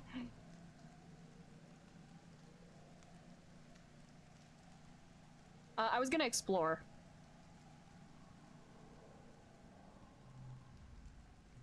Lasers! Persona Tanaka voice, what? I'm going to do it. Oh, it takes a long time to find Deez today. We do, he's hiding in the bed of one of the transports used by expeditions. Don't make me go home. It's so crowded I can't hear myself think. Buddy. Money is meaningless. I like money. I'm Mr. Krabs. Sometimes I do turn into Mr. Krabs when I play video games. It's the number go up of it all. like I'm hoarding my kudos here. Is that why I'm wearing red? Like Mr. Krabs. Well, Mr. Krabs wears blue, actually. Let's go outside. Survey the ridge. They do nothing if you hoard them. I know. I just don't know what to spend them on, though. Like, I could buy cake or, collectibles that I only have one open slot for. The only way to the wrestling ridges is by glider, part vehicle, part kite, and all adrenaline. You land on the rocky, broken-up spine of the nearest ridge and nearly fall over when you look down at the plummeting slope into the basin below. You are a long way up. Deez and Utopia glide in beside you. Phew! You handle that glider like a champ, Deez. You too, Celine Leanna. She peers down over the slope of the ridge. A lot more exciting than the swamps, right? I want you two to stick together out here. It's dangerous in those ancient convergent domain ruins. Convergent domain ruins, girl. Wait, hello? You look around. The landscape is like nothing you've ever seen before. Dry, cracked soil gives way to steep cliffs, and what little vegetation here is brittle and sharp. You can feel the dry air wick away the moisture in your lips. What is that? What is that crystal stuff down below? Okay. Is it? Oh, this is Utopia? Yeah, I can't do it. Utopia is a grown-ass woman. I cannot do this. His name is oh, is it actually pronounced Dis? Okay. That's actually so much better. I wasn't brave enough to do it. Listen, I have stated that, like, if I ever get the chance to nickname him, you know what I'm going to do. Oh my god, she is kind of giving Shenhe. Oh my god, you're so right. Shenhe's such a slayer. What is that glowy thingy on the ground? A strange device. I was absolutely brave enough. You pointed out. Utopia gives it a nudge with her foot. Beats me. You unearth the object. It's pulsing with light and warm to the touch. Hold up. Don't go just picking things up, Celine Leanna. Could be radioactive, you know. Utopia waves her holopalm crystal over it, then checks her interface. Only a little. Whatever it is, it looks old. Like thousands of years old. We've been digging up glowing gadgets all over this region, but got no clue what they're for. You hang on to that one. Maybe you'll figure it out. Okay. I just have to act as me instead of my 13-year-old person? Only a little radioactive. Oh my god, what is that crystal stuff way down below? Oh, those? Utopia says, pointing to a crystal formation so densely packed into a ravine. More outcroppings of crystals decorate the slopes. They're all over the place. Be careful with them. Not sure if they're animal, vegetable, or mineral. She points off into the distance. There's a big island of them over there like a glacier. Covers a whole damn place. Might be related to the convergent domain, but we ain't sure yet. And what is that? Oh, do I have to pick this eventually? Slim Leanna's getting too generous with their flirts. Oh, there are buildings here. Traces of them anyway. Maybe 10, 20,000 years old. We sure didn't put them there. Deece lights up at the prospect of doing alien archaeology. Yeah! We checked them out, but not thoroughly. Mostly just trying to get a feel for who lived there and why they ain't here no more. Based on some glyphs, we started calling them the Convergent Domain. Whoever they built things to last. That ain't just arrowheads and cave paintings. Here's real architecture. Machines even. Tell me more. I wish I had more to tell you. Most everything we found just poses new questions. The structures are more organic than anything, so does that mean their gene tech was super advanced? I'm gonna have to replay this terrible game to flirt with Utopia. This terrible game! Flirt with Utopia and see what happens. Oh god. She better shut it down. As for this place, we think it was some kind of solar network for them. Yeah, I don't even have a friendship bar with her. Like, come on. Looking at it from above, you can see these big vines traveling up and down the ridges like power lines. There's hardly any plant life elsewhere, like they soaked up all the energy made of the desert. Why am I getting even more twangy with my voice? I don't know what's happening to me. What they use that energy for? And if there was a civilization so big and so advanced on Vertumna, why can't we find more traces of it? Where are the cities? Where were them thumpers for? And what happened to them all? That's a lot of questions. Okay. So anyway, those ruins are the main thing we need to survey while you're out here. I broke. I'm breaking. It's been. I need to go to bed soon. But you know what? I'm gonna try to finish out this year. Well, my job here is done. You're all set, kid. Try not to fall off the cliff. He's gonna scout ahead. Of course he is. The Western Wrestling Ridge. Flower. You're getting thirsty. You feel for your backup canteen, but it's missing! I'm out of water, that's bad. No! The suns are high and hot in the sky, making the ground waver with heat haze mirages. Your mouth feels dry, so dry, and your head is starting to ache. Search for water. I can do that. Normal difficulty? Normal difficulty and it's 70?! I meant to call for Deece. I wanted to have fun with him. The more sleep-deprived Angie is, the better the Sandy Cheeks impression gets. Yeah, you're lucky. Tomorrow, I do have to be up at 5:30 in the morning tomorrow, but I also don't have to be up early on Friday. So, you could get sleep-deprived Angie for a longer period of time tomorrow. It's so over. It is so beyond over. Get out of here, ones and twos.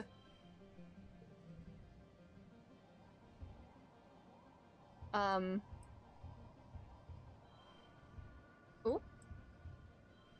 Can I do a 3, 4, 5, 6, but I don't have a 7? Wait a minute, can I do this? I think we can do this, actually. 6, 6, 3, 3, 2. And we can push through! Oh, we're fine. We're so fine.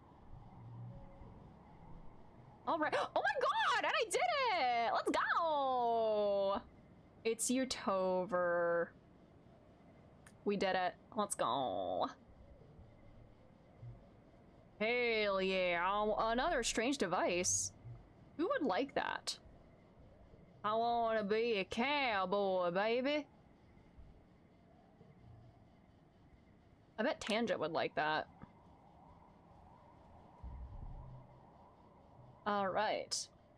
The sun goes behind a cloud and you feel a light splattering of rain. It sizzles into the dry, hot ground around you, providing a little relief from the heat of the day. And you realize you don't see a single cloud in the sky. It almost never rains. Look up. Float cows! You see these creatures being milked in the colony's farms. During migration season, their helium sacs swell to make them lighter than air so they can safely travel great distances. You've also heard what they use for ballast. Piss! No! At least I got an animal point. No!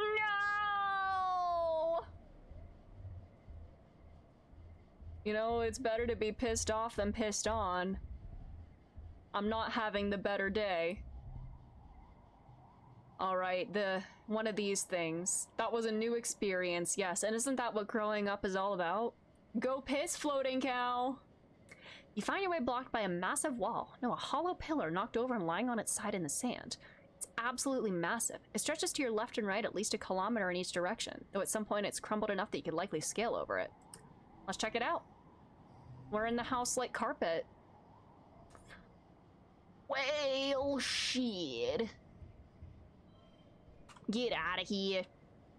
I'm starting to see I should use that first round for getting rid of the low cards. Carpet. Carpet. Carpet. Carpet.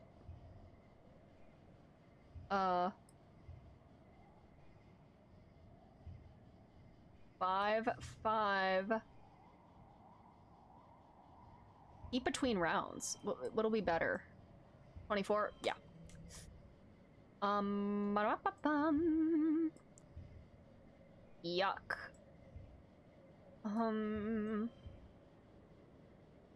Wait, can we get like a full flush? Okay. 2, 4, 6, 5, 5. 5, 5, 6. Oh.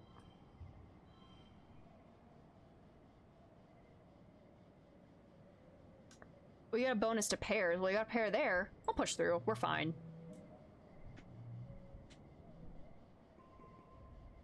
Dees looks giddy as you follow the pillar to its base. A large pyramid almost entirely lost under the sand.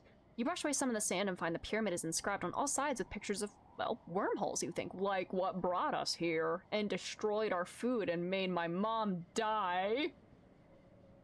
The pillar must have once stretched up into the sky. Maybe it was some kind of observatory or sacred building or just a monument to the wormhole. Mysterious. Okay. Check it out. I'm in the house. Like carpet. You investigate a weird squeaky noise, eventually following it to its source. An undulating swarm of sleek creatures are gathered around the cliff above you. You watch as they throw their tiny bodies off the edge, plummeting past you and out of sight. You scream and screech in excitement. Were they like lemmings or like... I'm gonna get close. Uh-oh. You pick your way down the slope, finding a second herd of miraculously unharmed weasels at the bottom. You watch them, one lands on your head and squeaking indignantly goes to join the rest of its kin. Ouchies! Raining bounce weasels! You hear the flapping of wings and look up. A whole colony of pink and orange dorbs moth clings to the rock overhead, nearly camouflaged. The squealing of the weasels above reaches a fever pitch. The dorbs moth will restlessly take off from the cliff and flutter around. You watch as one of the little creatures pitches off the edge of the cliff and lands square on a dorbs moth's back, sending them both plummeting to the bottom. Damn. A large moth crashes fatally into the ground. The weasel curls its bottle. I'm losing my ability to read. Bounce weasels. Scurries back to feed on its prey, really putting this shit together like the house that John built on a hill. Yes! The way the art is, it looks like the weasel. Oh my god, it does look like a little hat. Cute. You record the screening on your hollow palm. What a noise. Alright, we gotta go home. We gotta go home. Okay, I'm like 2 points away from an engineering perk. Cool. It is late wet. It is the twins' birthday.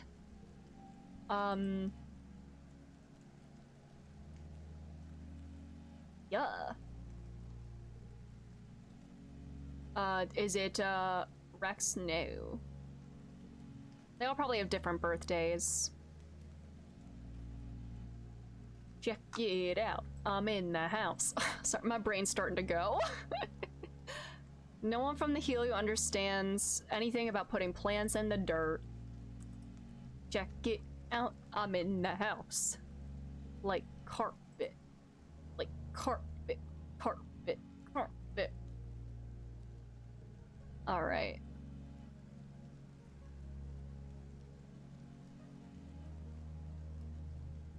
Hey, girly. Hey, buddy. Do you want to play? Hug again. So I get 1 hug a month, and yeah. I need more engineering. All right.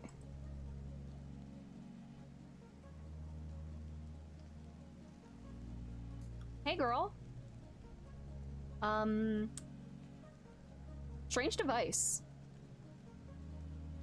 Okay, so she's neutral on that. Interesting. All right. She's gonna be my first maximum friendship.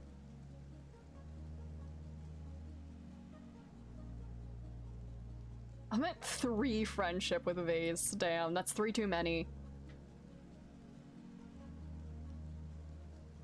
Where is the carpet thing from? Toby Fox posted that like a year or 2 ago on Blue Sky. I gotta find the link, but yeah, it was a Toby Fox thing. He did a couple different like little remixes of the In the House light carpet.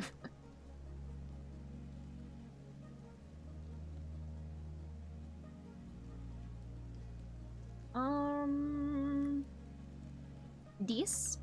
Oh hey, get a job, stay away from her. That sounds like something Tobias Foxtrot would do, yeah. Fuck off. Rex is my buddy. Shut the hell up, cop.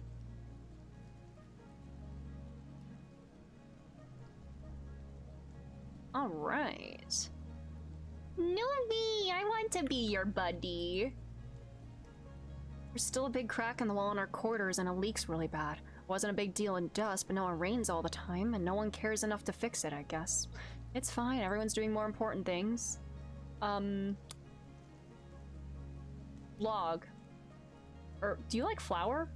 Have flour. Aww. Okay. We don't know what he, like, really likes yet. He just doesn't like cake. Tobadiah Foxington, the man that you are. You have so many theories about Deltarune. Ooh. I'm very brain rotted after chapter 5, so yeah. These tell me what you want, what you really, really want. So tell me what you want, really, really, really want. I wanna be the house and the carpet. You are getting sleep deprived, Angie.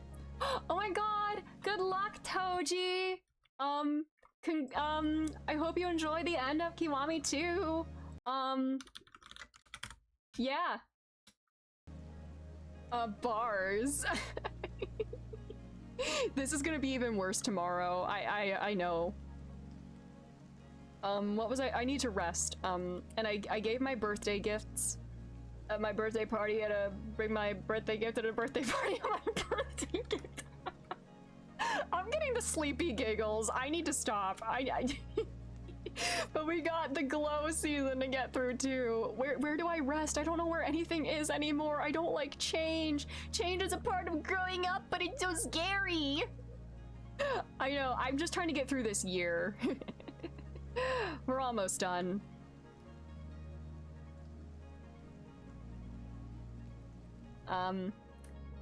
Relax on the walls. You and Dees make up a game that involves counting the number of people walking to the gates carrying things versus empty-handed. Then with hats versus without hats. Wearing yellow versus not wearing yellow. Oh my god, we're like the traffic counter guy in Like a Dragon. You fill the gaps as idle, meaningless conversation. I want to be good buddies with him. I'm gonna forget being scared as a kid. I'm brave, somewhat. All right, we're glowing. Annie Mae fiddles with her personal defense plus cutter. Never thought I'd actually be using one of these. Guess we all gotta be ready to defend ourselves now. It's like this for a whole month and then you say a bunch of animals attack.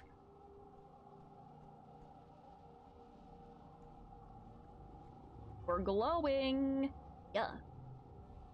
Finally, an acceptable season. Not too bright, not too warm. If only it was like this all year. Hi, Dad. Hey, Gooseberry. Have you ever paid attention to the planet during the glow? He recognizes you from the sound of my footsteps. It's a hum. Maybe from the plants. Heck, maybe the wormhole? Maybe I told Dees is usually your go-to for a romance character in this game. I love my tragic angst boys. You know what? If we get a chance to, I'm gonna try. I'm like putting out feelers. When we landed here, we didn't even know this was possible. What else don't we know about this place? I switched between 3 girls in this game. I'm putting out feelers, clicking the more button. Yeah. Dees looks up at the dark sky illuminated by the fungal glow coming from the forest. And you know what? It feels like Dees and I have been adventure buddies the whole time. We kind of got off to a rocky start. and I'm like besties with his sister, but like we're adventure buddies. We like to just pass the time together sitting on the wall, and then we'll go on the expeditions. Vase can go deep through a cactus. And you call the cops on deep. Listen, nothing bad came of it. I didn't realize that's what would happen. Oh no, buddy.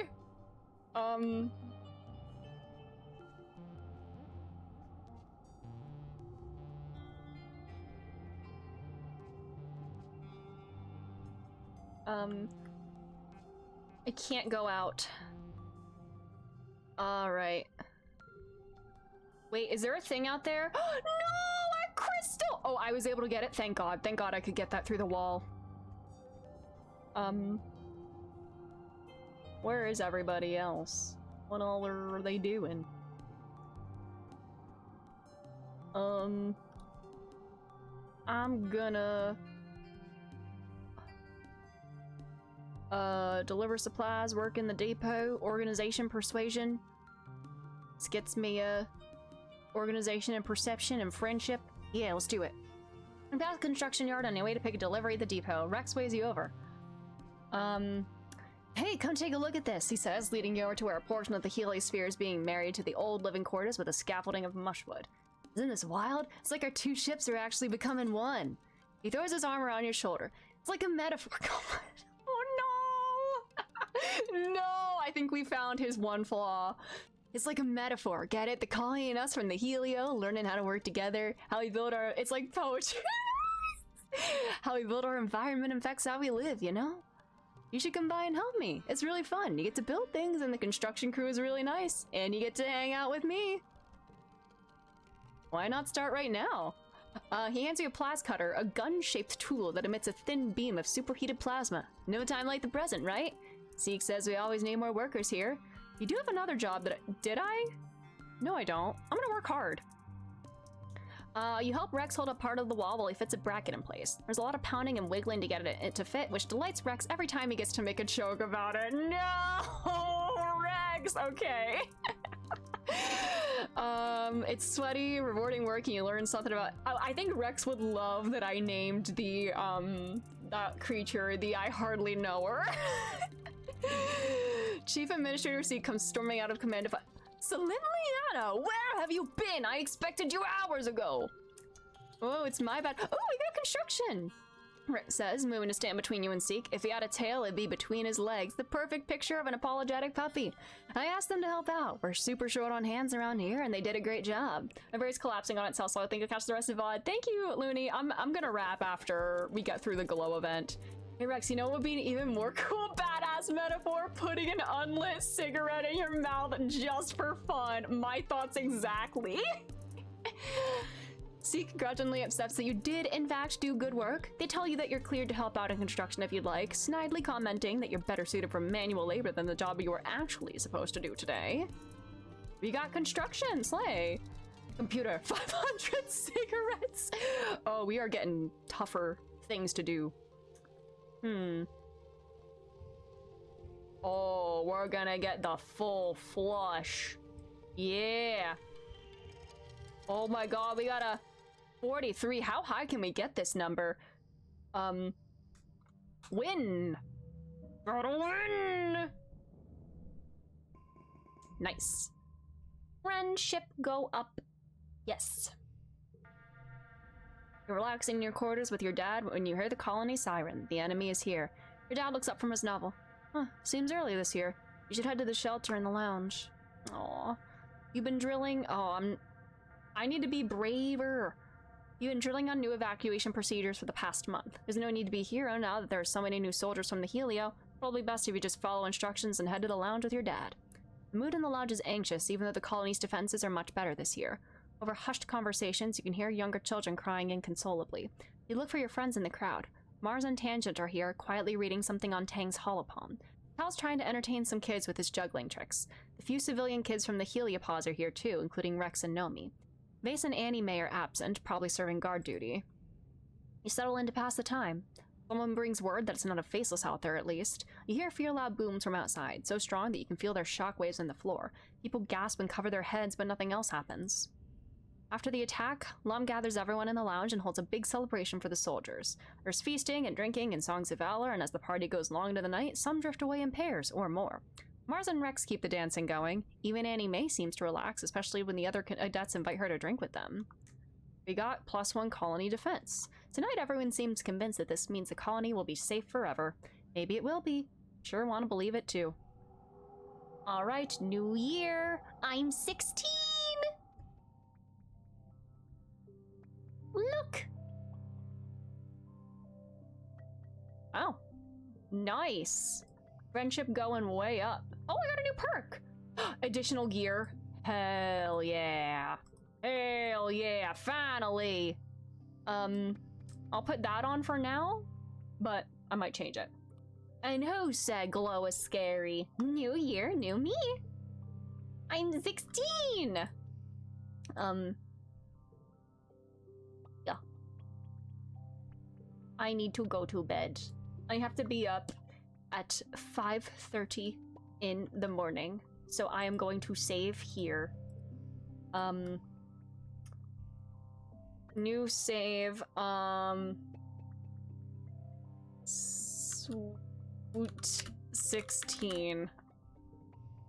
But thanks for being here, everybody. I will be live again with this tomorrow. You'll probably get sleep-deprived Angie again, and it'll be even worse. They really know their queer space media history. A save a Star Trek phaser, hell yeah. But yeah, we'll be live again tomorrow with this. We're 16. Have a great one. Have a good rest of your time zone, everybody. Bye-bye.